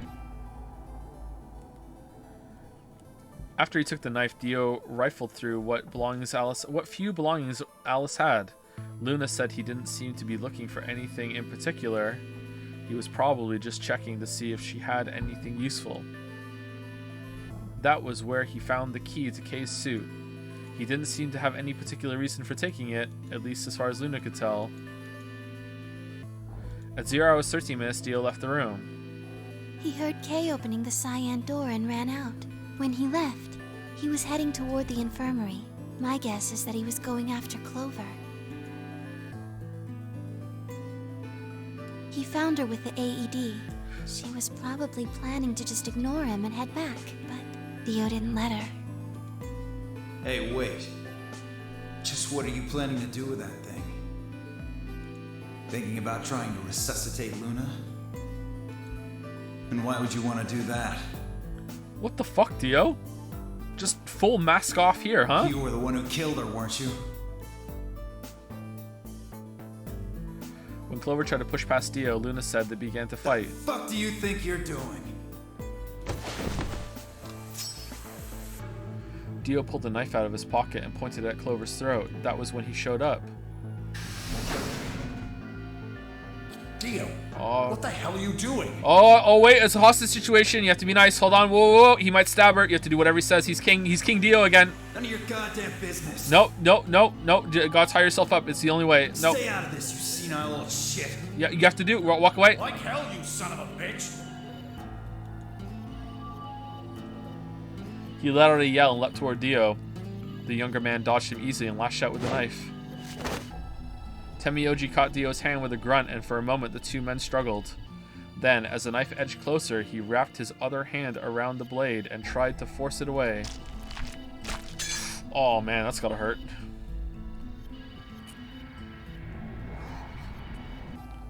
But Dio was a much younger and stronger man, and the wound Temioji gave himself with the knife didn't do him any favors. He put up a valiant fight, but with a roar, Dio threw him off, and Temioji collapsed to the floor. Jumpy, no! What are you going to do? Let's see. How about this? And then he tied them with handcuffs together on the sink for some bizarre reason. How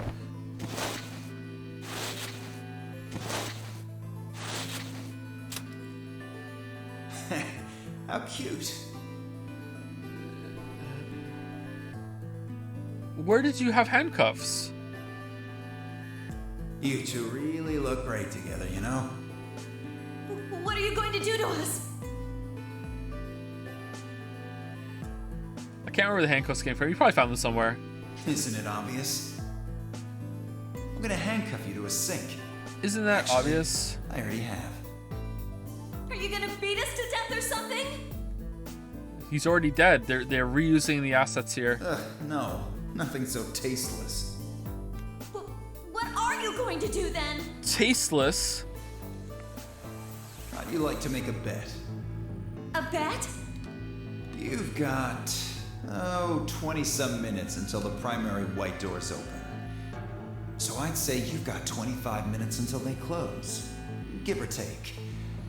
If somebody happens to come by here before the doors close, you might live. But if nobody finds you, well...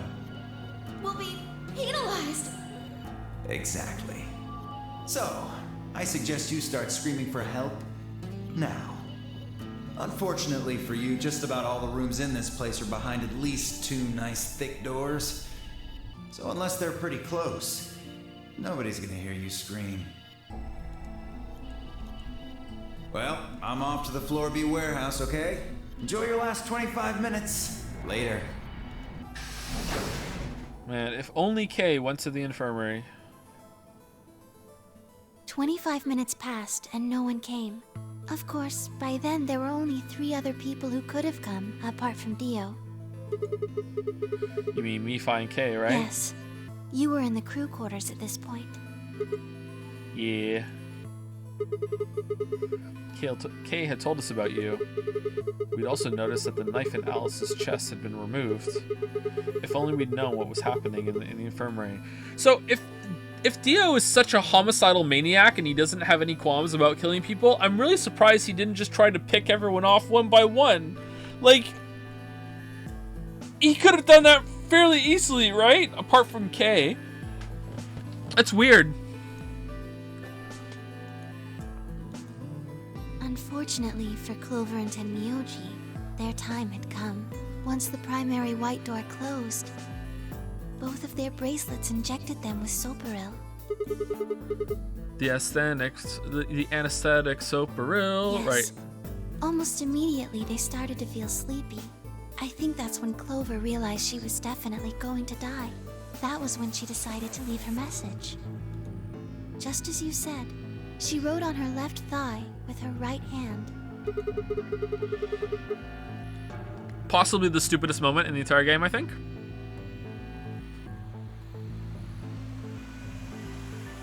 It's up there for sure. Yes. Like, it's multiple layers of stupid.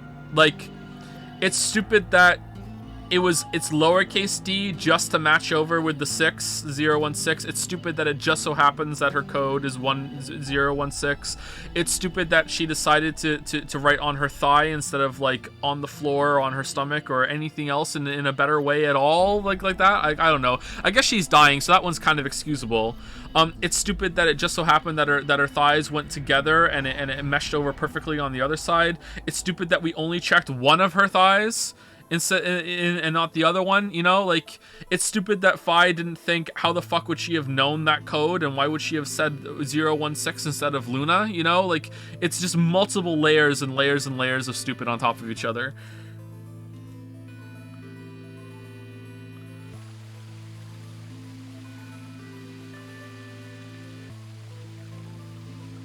As for what happened in the rec room, Oh, I'm sorry. No, sorry. Clover actually morbed and knew that she had to write that in order for us to get the false conclusion in order to see this ending. Sorry, my bad. It makes sense. well, I guess I don't really need to tell you. Your theory was essentially correct.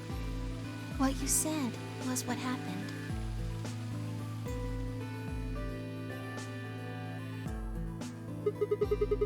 So Kay sprayed Dio's bracelet with luminol, and then while his back was turned, Dio attacked him with the axe.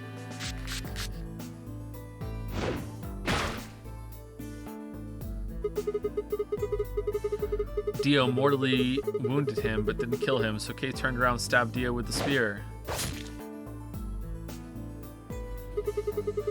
And I guess that's when we found them. Yes. When did Kay get the luminol? After they went through the white door, Dio and Kay found themselves in the director's office. When they were done there, they headed back to floor A to look for everyone else.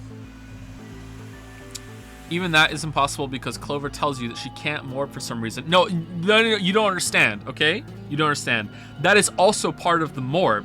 After morbing back to do that, she also morbed back and knew that she had to tell you that she can't morb because we needed to know that for something else that happens later. Even that's part of them. It's morbs all the way down. Like, you don't understand. You don't understand the game as much as I do. Sorry, you don't understand. You don't understand. Sorry, you stick to school, kid. You don't get morbing, all right? They went to the crew quarters first, then to the infirmary. Of course, they found Clover and Tenmyoji's bodies there. Dio expected to find them, of course, but he pretended to be shocked. Anyway, Kay checked them over for anything useful. And that was when he found the luminol. Right. Does he always get... I'm kidding! Isn't it obviously a joke?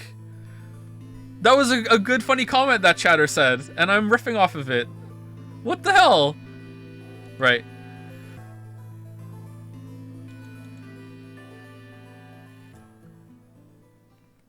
Are we done? There's gotta be more, right?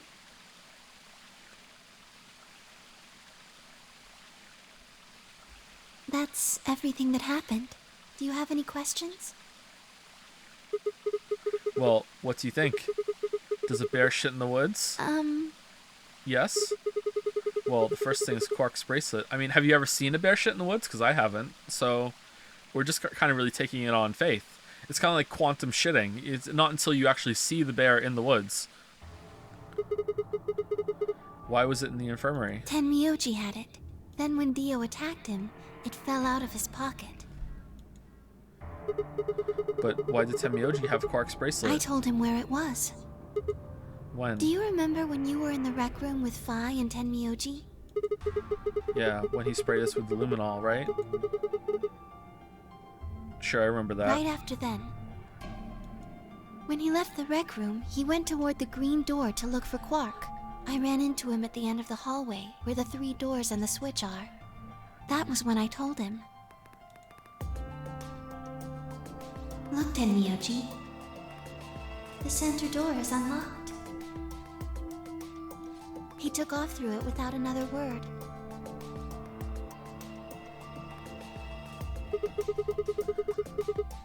That was the treatment room, right? Yes.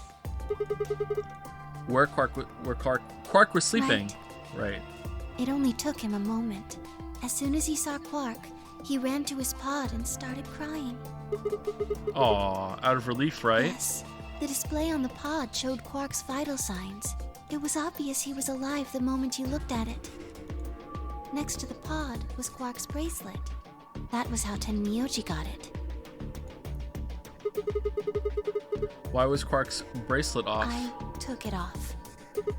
How? Aluminum foil.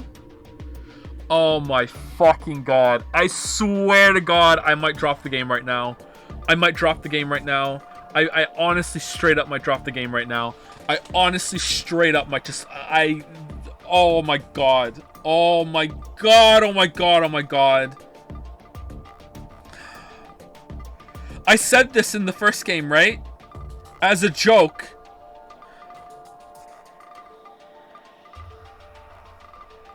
Oh my god. Oh god, grant me strength. Oh no, please don't go where I think this is going. Oh, fuck me dead. Oh no. What? You mean the stuff from the crew quarters? Oh, you found it? Did you know that aluminum foil has electromagnetic shielding properties?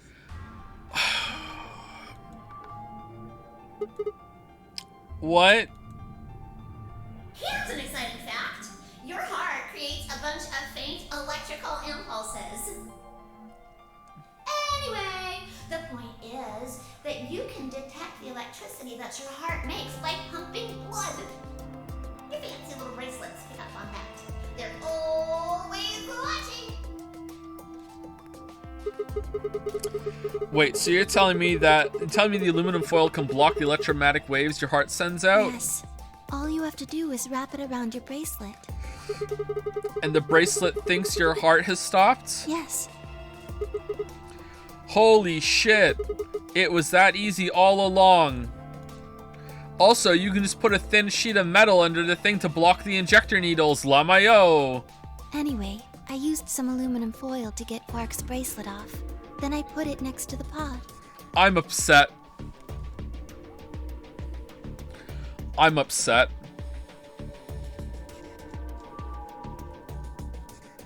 I'm upset. Oh, I'm upset.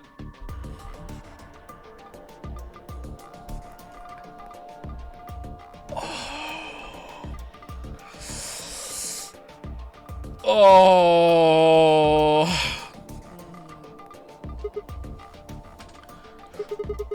Foiled again. Why was Quark in the pod to begin with? Oh, that's easy. I put him there. When did you do that? Remember when we were first looking for Quark? I found him unconscious near the entrance to the Golem Bay. So you carried him to the treatment pod? Yes. Because you have to follow the rules, right? Were you the one who unlocked the treatment center too? No. No. I was not. I do not have the authority to operate any of this facility's machinery. So it was Zero Jr.? That's right. He reactivated your body too, right? No. Man, I don't get any of this. Why the hell did he do that? I guess it wasn't really him that did it, huh? He was just doing what Zero Sr. and the old lady told him to do. Everything leads back to them, huh? Huh, of course it does. You're being suspiciously quiet.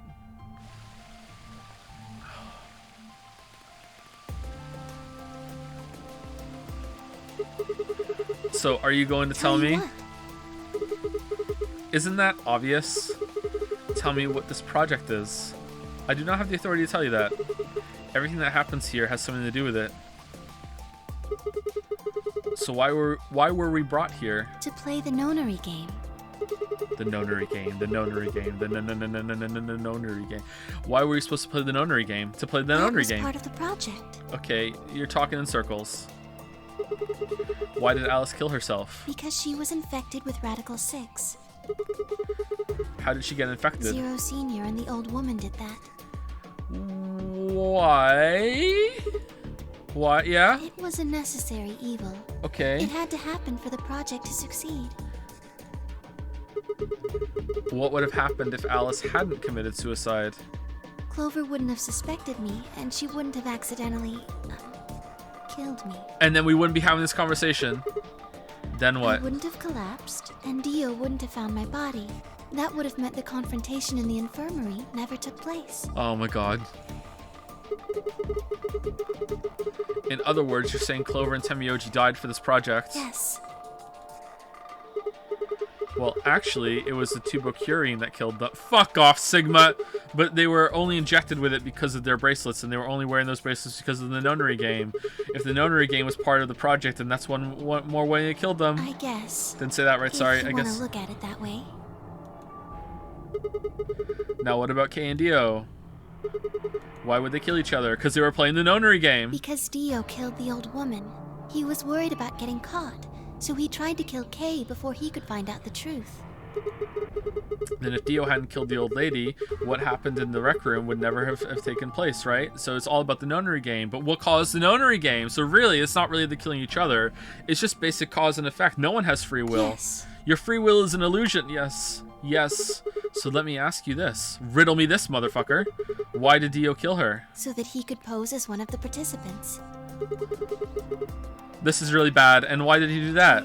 Disrupt the project. Then why did she let him kill her? The same reason they did all of this. It was a necessary evil. The project couldn't be allowed to fail.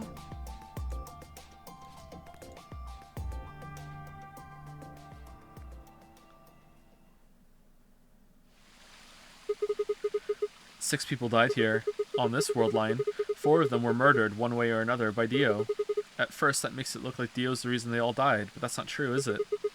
All of them, all 6 of them, they all died for this project.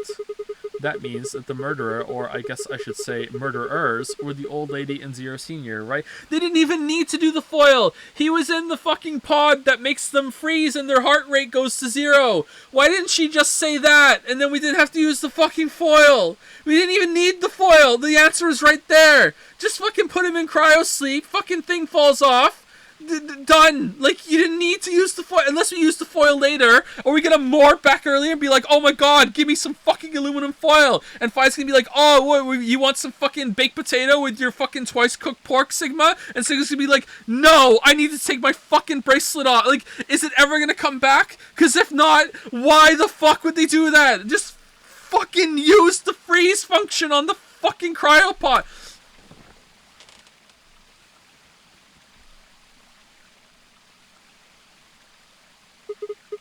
Please, Luna, tell me, what is this project about? Who is the old woman? Who is Zero? To piss me off specifically. Yeah, the writer's morbed back from this moment, and we're like, no, he's not pissed off enough. Would you hug me? Yeah. Okay, you know what? Game's back on track. All right, 10 out of 10. What? Okay, this looks more like you're hugging me. Instead of answering, Luna wrapped her arms around me and buried her face in my chest. This is like stomach at best. Really right next to the side profile of the lady? Okay. Bad. Oh, Luna's bad. Look at the subtext here. All right, look, let's do some analysis. All right. Bad Luna. Bad lady. She has a bad heart. It's a bad start. She started out bad. She's also breaking the rules right now by going against what was said. So she's an anarchist robot. And also safety is bad. safety is a bad way to get the lady's heart. You have to be dangerous and cool. Sigma grinds. There's so many layers to this here. Instead of answering, okay, my own arms hovered in the air, confused about where they should go. What is this, you know? Hover hand. I swallowed hard and tried to rein in my heartbeat, which had suddenly doubled. I was about to speak when I felt something warm on my chest. Was Luna crying? This feels nice. Her voice shook as she spoke. There's a bad moon, Luna, bad moon on the rise. Damn, I lowered one hand to her head and began to gently stroke her hair.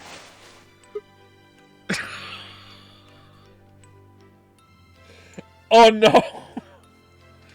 I broke the rules when I said that to you, Sigma. I'm sorry, I'm being deactivated. It's really slowly. My hair goes off first. Hey, Luna. What the hell is going on? I'm sorry. My ABT is usually held in place by muscle fiber, but after Clover gave me the tubocurarine... Okay. I get it. Does it scare you? A little bit, yeah, but we'll get through it. This is what I really look like. I'm a golem. Just a machine. A jumble of metal and plastic that pretends to be real.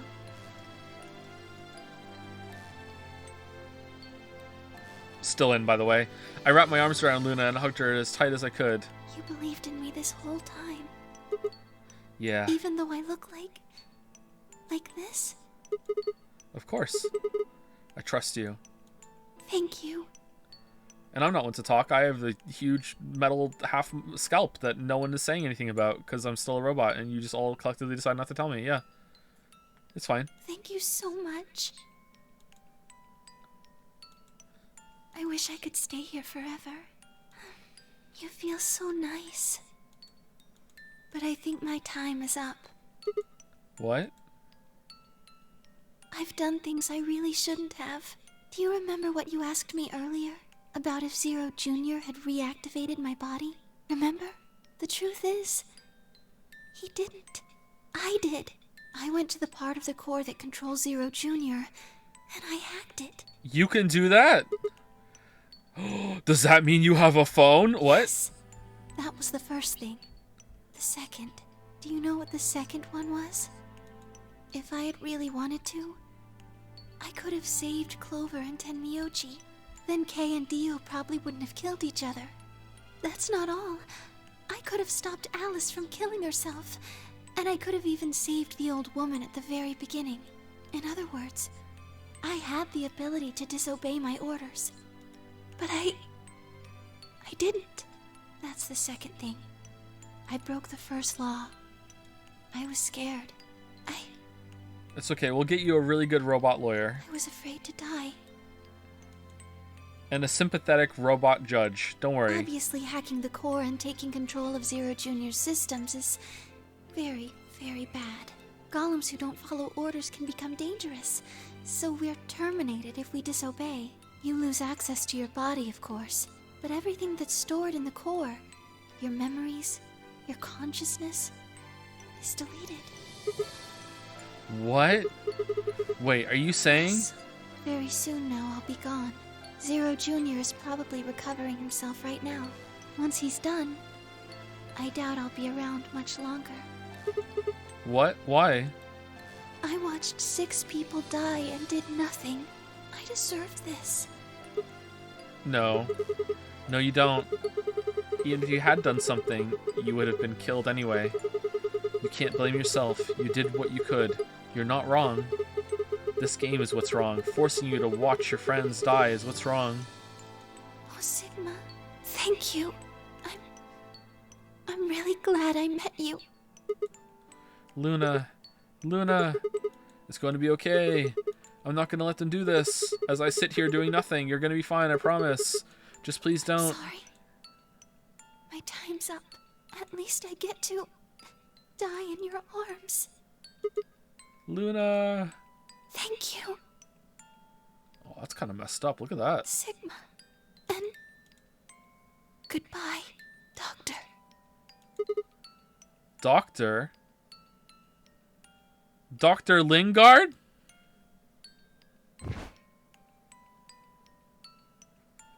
Dr. Lingard. Remember me?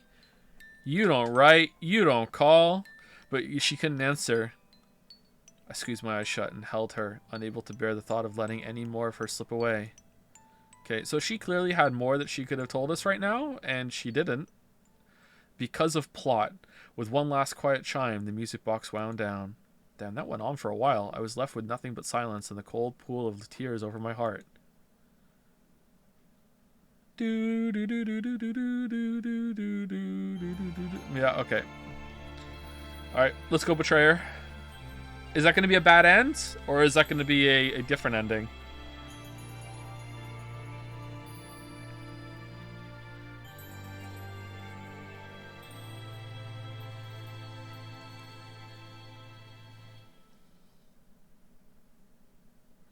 Luna and achievement unlocked. Tears in the Rain. Oh man, a reference to a really bad movie. Okay.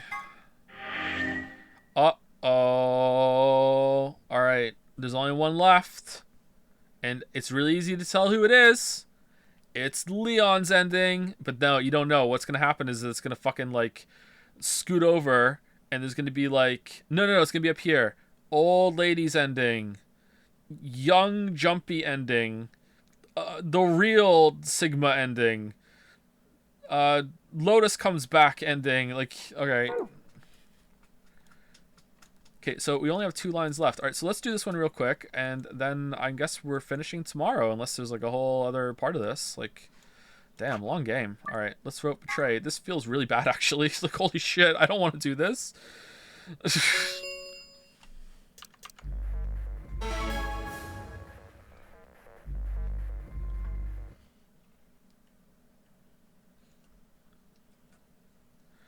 Do you actually remember who called Dr. Lingard? It was Lasgo or something? Your old pal Lasgo? Or Lasso? Or something like that? Lasco? Rasco? 6, 5, Roscoe? 4. Something Co. Am I anywhere close? I trust...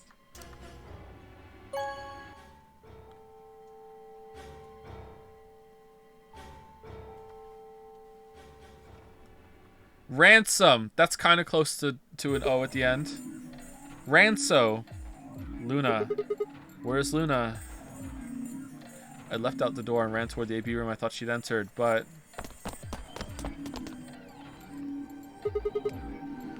So is anyone actually pissed about aluminum foil, or are people meme? I'm fucking livid. That's so dumb. That's so fucking stupid. That's on the level of like, oh, just put some fucking cardboard so the needles break and don't get through to your skin. Like, I'm fucking livid. Like, it's so fucking stupid. Unbelievably stupid. She's gone. Where'd she go? Why didn't we try, like, hooking an electrical current to it and overloading it to fucking fry it, too? Like, it's fucking so fucking dumb. She's gone. Where'd she go? Odd. We came out the moment the gates opened. There's no way she could have left already.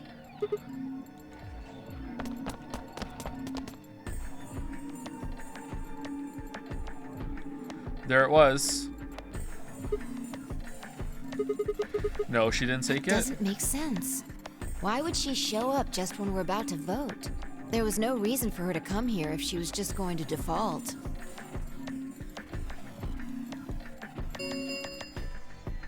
Results from round 3 of the Amberdex game will now be displayed. Please direct your attention to the results screen. Right, the results. Yeah, let's go have a look. You're in a life or death situation. Why would you be thinking properly? Okay, so that absolves all characters in the game from ever making any rational or irrational decisions. All right, what a story. I don't give a shit then. We're going to be up to 10. We can't go through.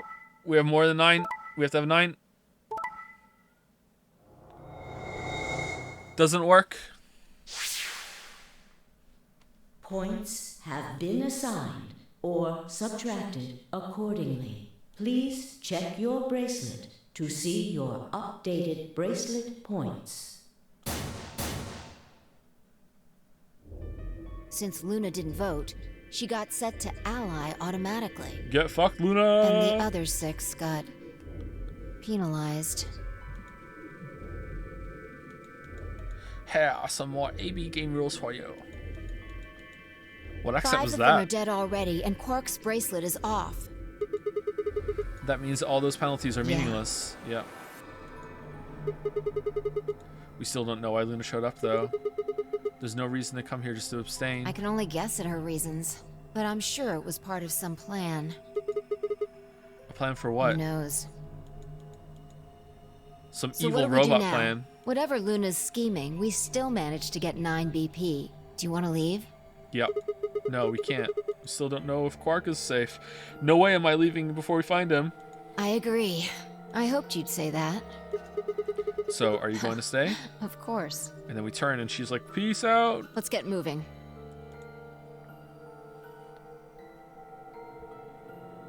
She spun around and headed for the silent door. I followed on her heels.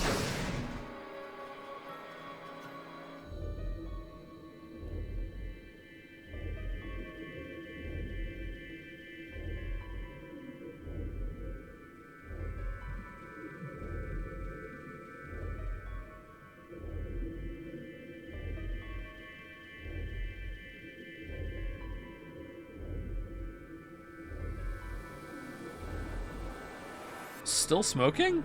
Because this is reused art.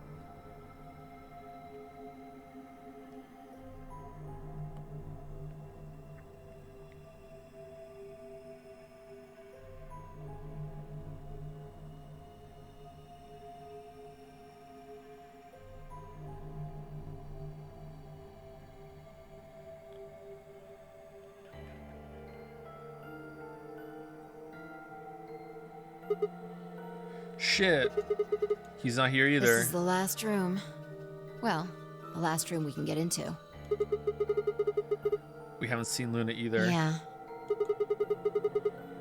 Where the hell did she go? We were standing there trying to decide what to do next when we heard a familiar voice echo through the facility. The number 9 door has been opened. Uh-oh. It will remain open for 9 seconds. What the hell, Luna? What? No, that's not possible. What's not possible? But she only bit her lip and said nothing. Then all too soon, it was over. Quark's bracelet has 9, right? The number 9 door has closed. This ends the nonary game. I wonder if Luna took Quark out. Thank you for your participation. As the game is over, all doors other than the number 9 door have been unlocked. Escape is not possible. But he doesn't have the bracelet on, so it doesn't matter. Please enjoy your stay. What? What just happened? It's all over now, isn't it? We're stuck here forever. We should go back to the Floor A warehouse. I need to know if the door actually opened or not. With that, she was off. Yeah. With a sigh, I turned to follow.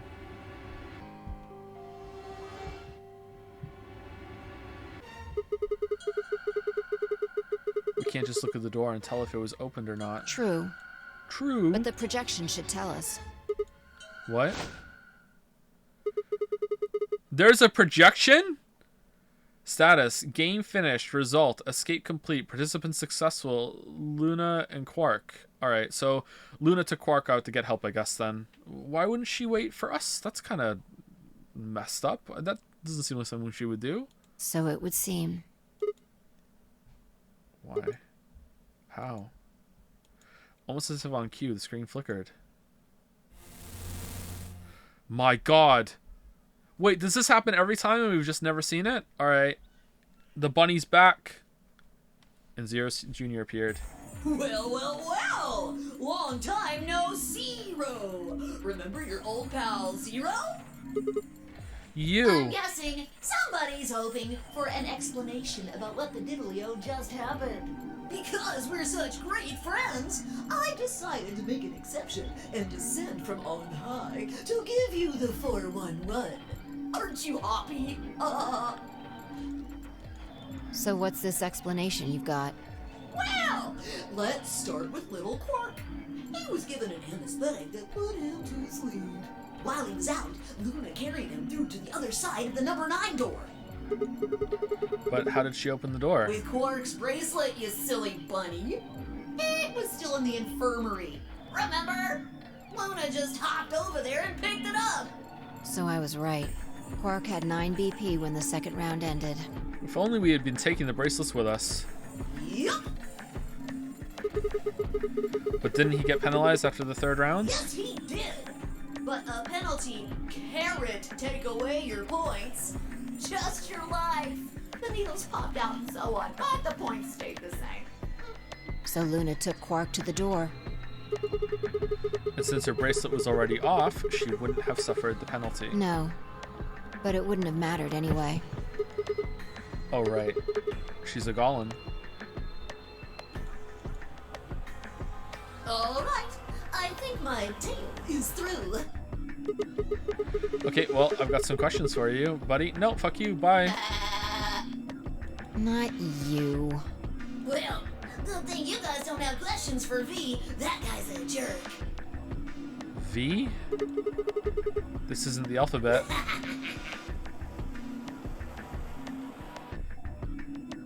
I don't get it. Okay. You must be feeling pretty good if you're able to joke around like that. I mean, 6 people just died here. It's not really a big deal. That's just how you humans are, after all. True. So, as long as you make it, nothing else matters. Am I right? No, you're wrong. Don't screw with us. It's cool. It's cool. I know you gotta act tough. I mean, you chose betray. That means you don't trust Luna, right? Figures? She's a golem. She might even be a murderer. That's why you were planning to leave her here and bone out, wasn't it? You see? It's all about you. Haven't you thought about how sad you've made Luna? Well, looks like my time here's just about all used up. Wait, I still have questions No, for. I won't wait. I don't like waiting. I'm not a I waiter. waited once, and some half-witted reptile got the better of me because of it.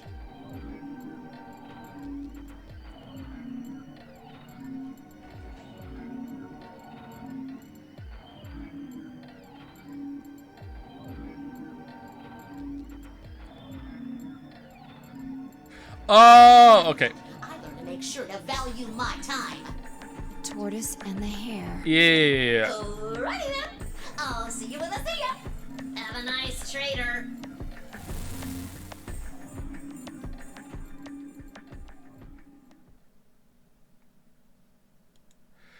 For a few long moments, Fi and I just stared at the spot on the wall where Zero had disappeared. Where had Quark been? Who had given him an anesthetic, and why? We had no idea who killed everyone, and Zero Senior's identity, as well as the purpose of the Nonary game, remained a mystery. As for our futures, what are we supposed to do now?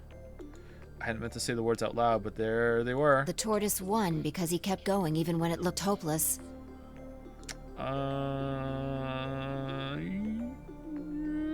Yeah, I guess. I think we should do the same.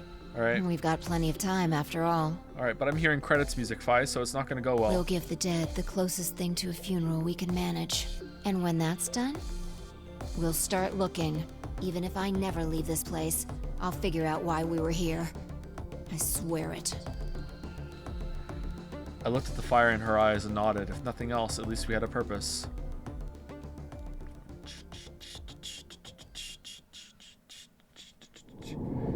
Game over. Do do do do do do do do do do.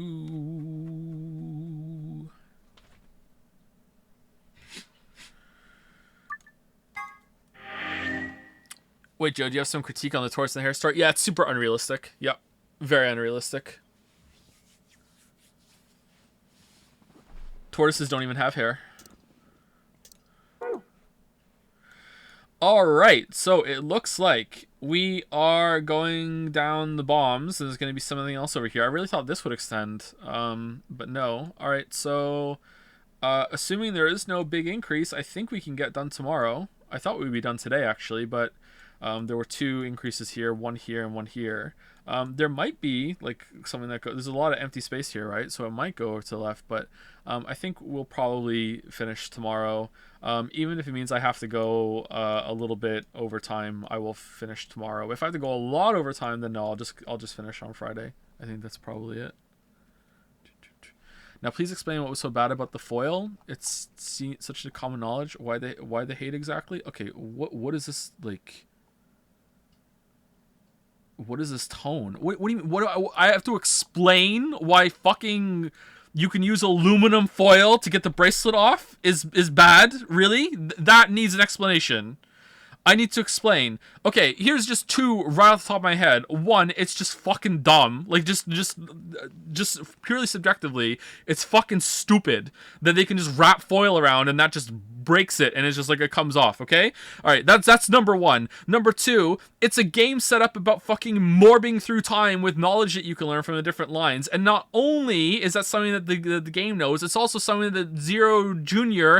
and the old lady knew when they created it. So now, they're just running the gambit on whether or not that information would morb over to another line. And I could just like, oh, now I just need to go crew quarters and get all the bracelets off. Your game's fucked. Fuck you. Like then what? Like, it just fucking just completely destroys the whole project. It's fucking stupid. And the only reason it doesn't happen is because the game's like, you can't morb that information. It'll figure us up. You know, they morbed before we morbed. You know what I mean? It's just fucking so fucking dumb.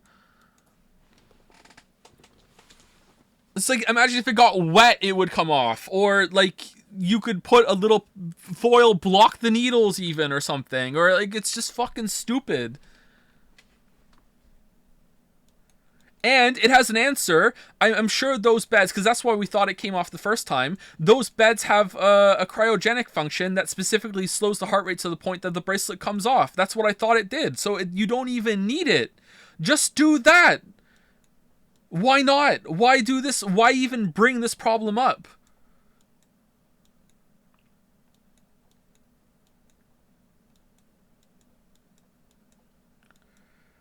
Freeze function was disabled. Okay, first of all, I don't remember saying that on the first one, that it was disabled on the first one. Second of all, it did work on the plant.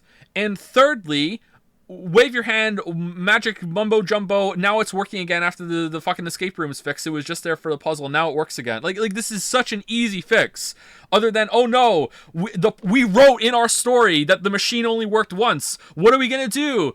And Larry puts up his hand. Why don't we make it work again after? No. Aluminum foil. We need aluminum foil. That's what we need. Oh, what the fuck? Seems like a nitpick to me. Alright, first time chatter. Alright, cool. I can't believe the shit that weebs will just go along with. I don't understand it, man. I don't get it. Oh, man. I don't understand. So that's why I get so irate sometimes, because I say shit and I'm like, oh, okay, everyone seems to be okay with that. Fine, okay, cool. Sometimes they're out there. I'm like, all right. And then sometimes I say shit that is just so obviously fucked up to me. Just so, I'm like, no one is clearly gonna have any problems with this whatsoever.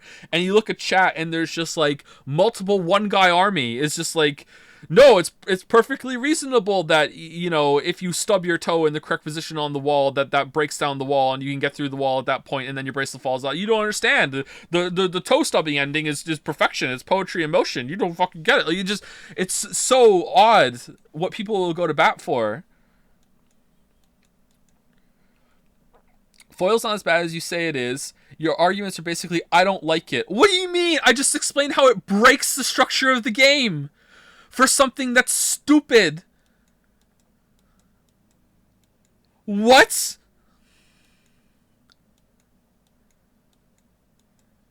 It's a story that is built in with not only the player knowing, the characters know that you could jump around with different information.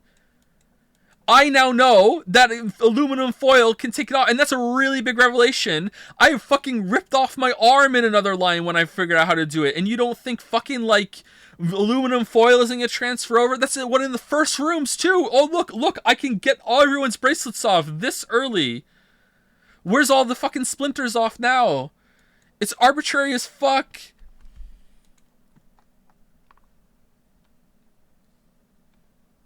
Isn't chat allowed to be dumb as well? Chat is allowed to be dumb as well. I'm allowed to be dumb. We're all allowed to be dumb, of course. Are we not allowed to bait this? I don't think this is bait. If it's bait, well done. You really got me. You really, really got me. Okay? If you think it's bait, I don't think this is bait. That guy has been asking for a long time in chat, and I've been sitting here hoping that he was getting annoyed that I was ignoring him. Not really. I was actually just playing the game. But yeah, I don't think this is bait. I really don't. Just like I don't think the disagreements about how the fuck did Dio get back into the box and not see the body being moved, that wasn't bait either. That's just people wanting to defend something dumb in the story and not realizing that they're fucked no matter what.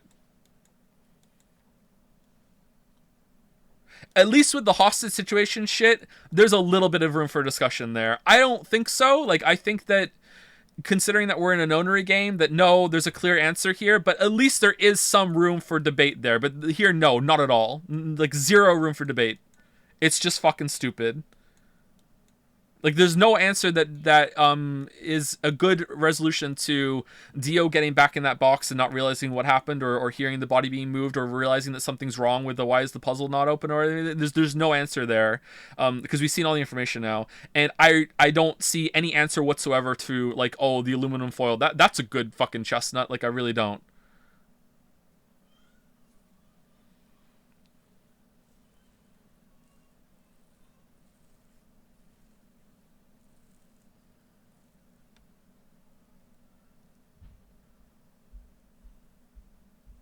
Is it objectively stupid? It is objectively stupid, yes.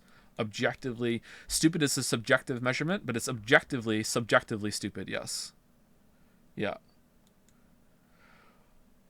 Are you not entertained? This is why some of you come here, right?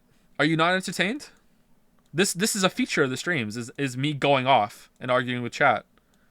We've leaned into it. We just completely embraced it. Are you not entertained? This is the whole point. Anyway, so tomorrow we're going to do this. 1, 2, 3, 4, 5, 6. I'm going to guess at least one of these is an escape room. Maybe even 2 of them. How many escape rooms have we done? There were 16 of them, right? 1, 2, 3, 4, 5, 6, 7, 8, 9, 10, 11, 12. And then, oh shit, where were they? 13, 14. So there's 2 escape rooms down here. Okay, so that is 2 bad puzzles that could stump me and stun lock me for like an hour each. So hopefully the rest of it is only 2 hours long. So 1 hour for each escape room, and then 1 hour for these 2, and 1 hour for these 2. Hopefully. So yeah. Did I miscount? Did I really miscount? I thought I only got the 14. There are 16 golden files. Does one of them? Oh, there's one up here. Oh, my bad. Okay, I didn't count this one. All right, so there's only 1 escape room. I forgot about that one. So there's only 1 escape room, unless there's an escape room without a golden file. That's possible. Like, the last escape room might not have one. Or it might be something that you're forced to do and you don't get a golden file. Will we read the golden files when we're finished? Yes, we will. Yeah. Yeah. Okay, so I think we're gonna do this tomorrow.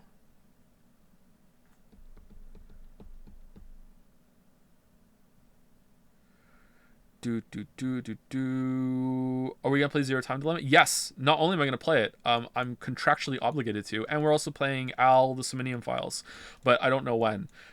Current probable order is that we are going to go on break after tomorrow, and I will stream again some point in July. I'll do a couple streams before we start Zero Time Dilemma in July. That's the plan. The plans can change, though. I might stream Hypnospace Outlaw again before the next one, just to break things up a little bit, and also, to get another game off the voted list. And then after that, the voted list goes Half-Life 1 and 2, Deadly Premonition, Gravity Rush, 13 Sentinels. Oh my god. Metal Gear Solid 1 through 5, Rabby Ribby, Dujana, and then Alciminium Files. So, as far as I understand it, most of these games are very short, but 13 Sentinels is really long, and Metal Gear Solid 1 through 5, I've played 1 and 4 already, so it's not going to be too bad, but 5 is pretty long, right? Is 13 Sentinels long? I'm guessing yes, because it's a Weeb game. Yeah. And then there's another Alciminium Files coming out after that, isn't that? Is that coming out soon? By the time we're done the list, will that be out?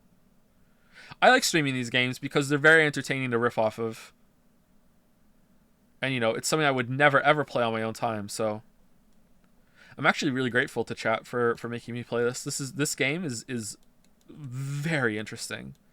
The way that they play with the branching format, but it becomes part of it too. That's like, oh, you think it's just this? Like, no, you actually jump back here, over here, and it changes, and it's very, very interesting.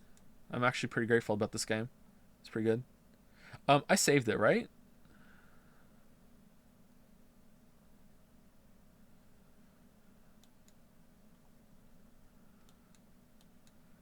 Do do do do. Do do do do do do do do do do. If the clock puzzle took you 2 hours, and Metal Gear Solid 1 is going to take you over a month? What? I don't remember. I remember the clock puzzle taking me 2 hours. What's the clock puzzle? Is that the one with the board game? I don't think that took 2 hours. Metal Gear Solid. I don't remember there being a puzzle like that in Metal Gear Solid 1. I've played Metal Gear Solid 1 a bunch of times. What are you talking about?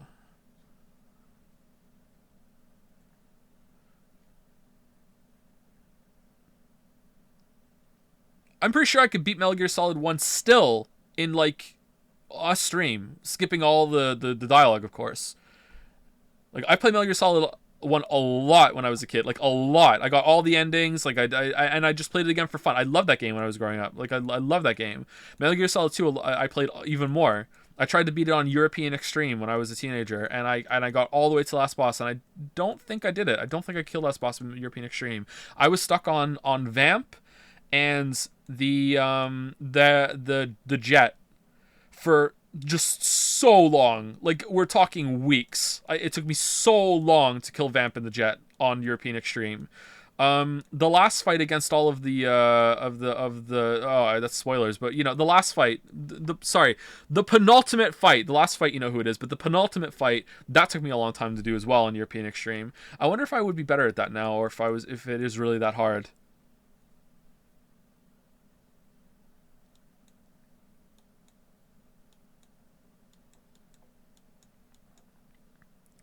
Is Vengeance included in the Metal Gear Solid streams? I've already streamed it, so you can go watch that if you want.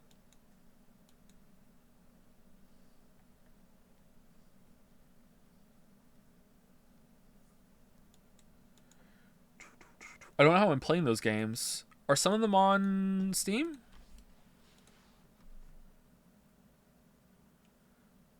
The Cycle Frontier. What's that? Metal Gear Solid. I know 5's on Steam. Metal Gear Solid, Phantom Pain, Ground Zeroes, Metal Gear Online. Oh yeah, I remember that. Oh god. Metal Gear Survive. Metal Gear Survive was not great, but it was nowhere near as bad as a lot of people did, because everyone had this hate boner for Konami at the time. It was not that bad. Like, seriously, it was not a train wreck game. It wasn't great, but it was not the train wreck that so many people made it out to be. Is Metal Gear Solid Sustenance on here? 3?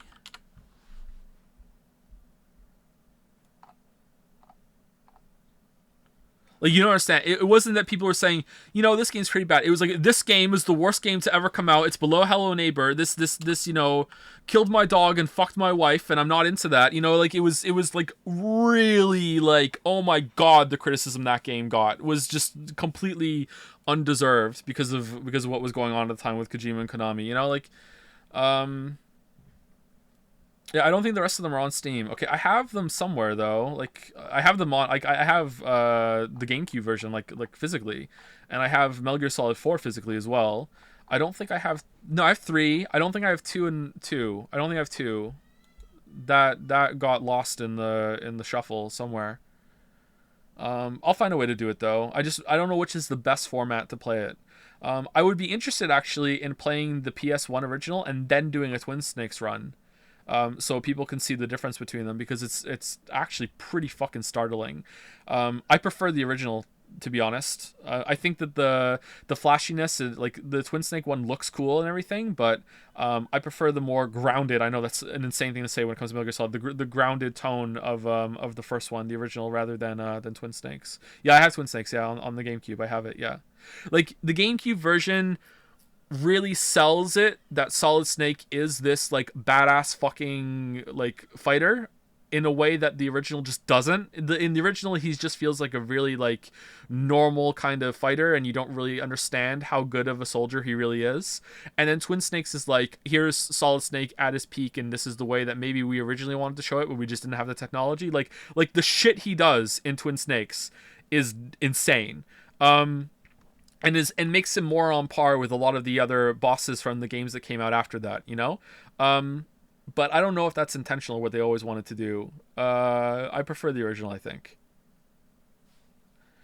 But yeah, anyway, that's it for me. I am going to go. I'm going to go pee again, and then I am going to get prepared for tomorrow, mentally, emotionally, maybe even physically, spiritually for sure. This is like fucking hell. There are so many questions still unanswered. Holy shit. Oh, anyway, see you later. Have a good one. Thanks for watching.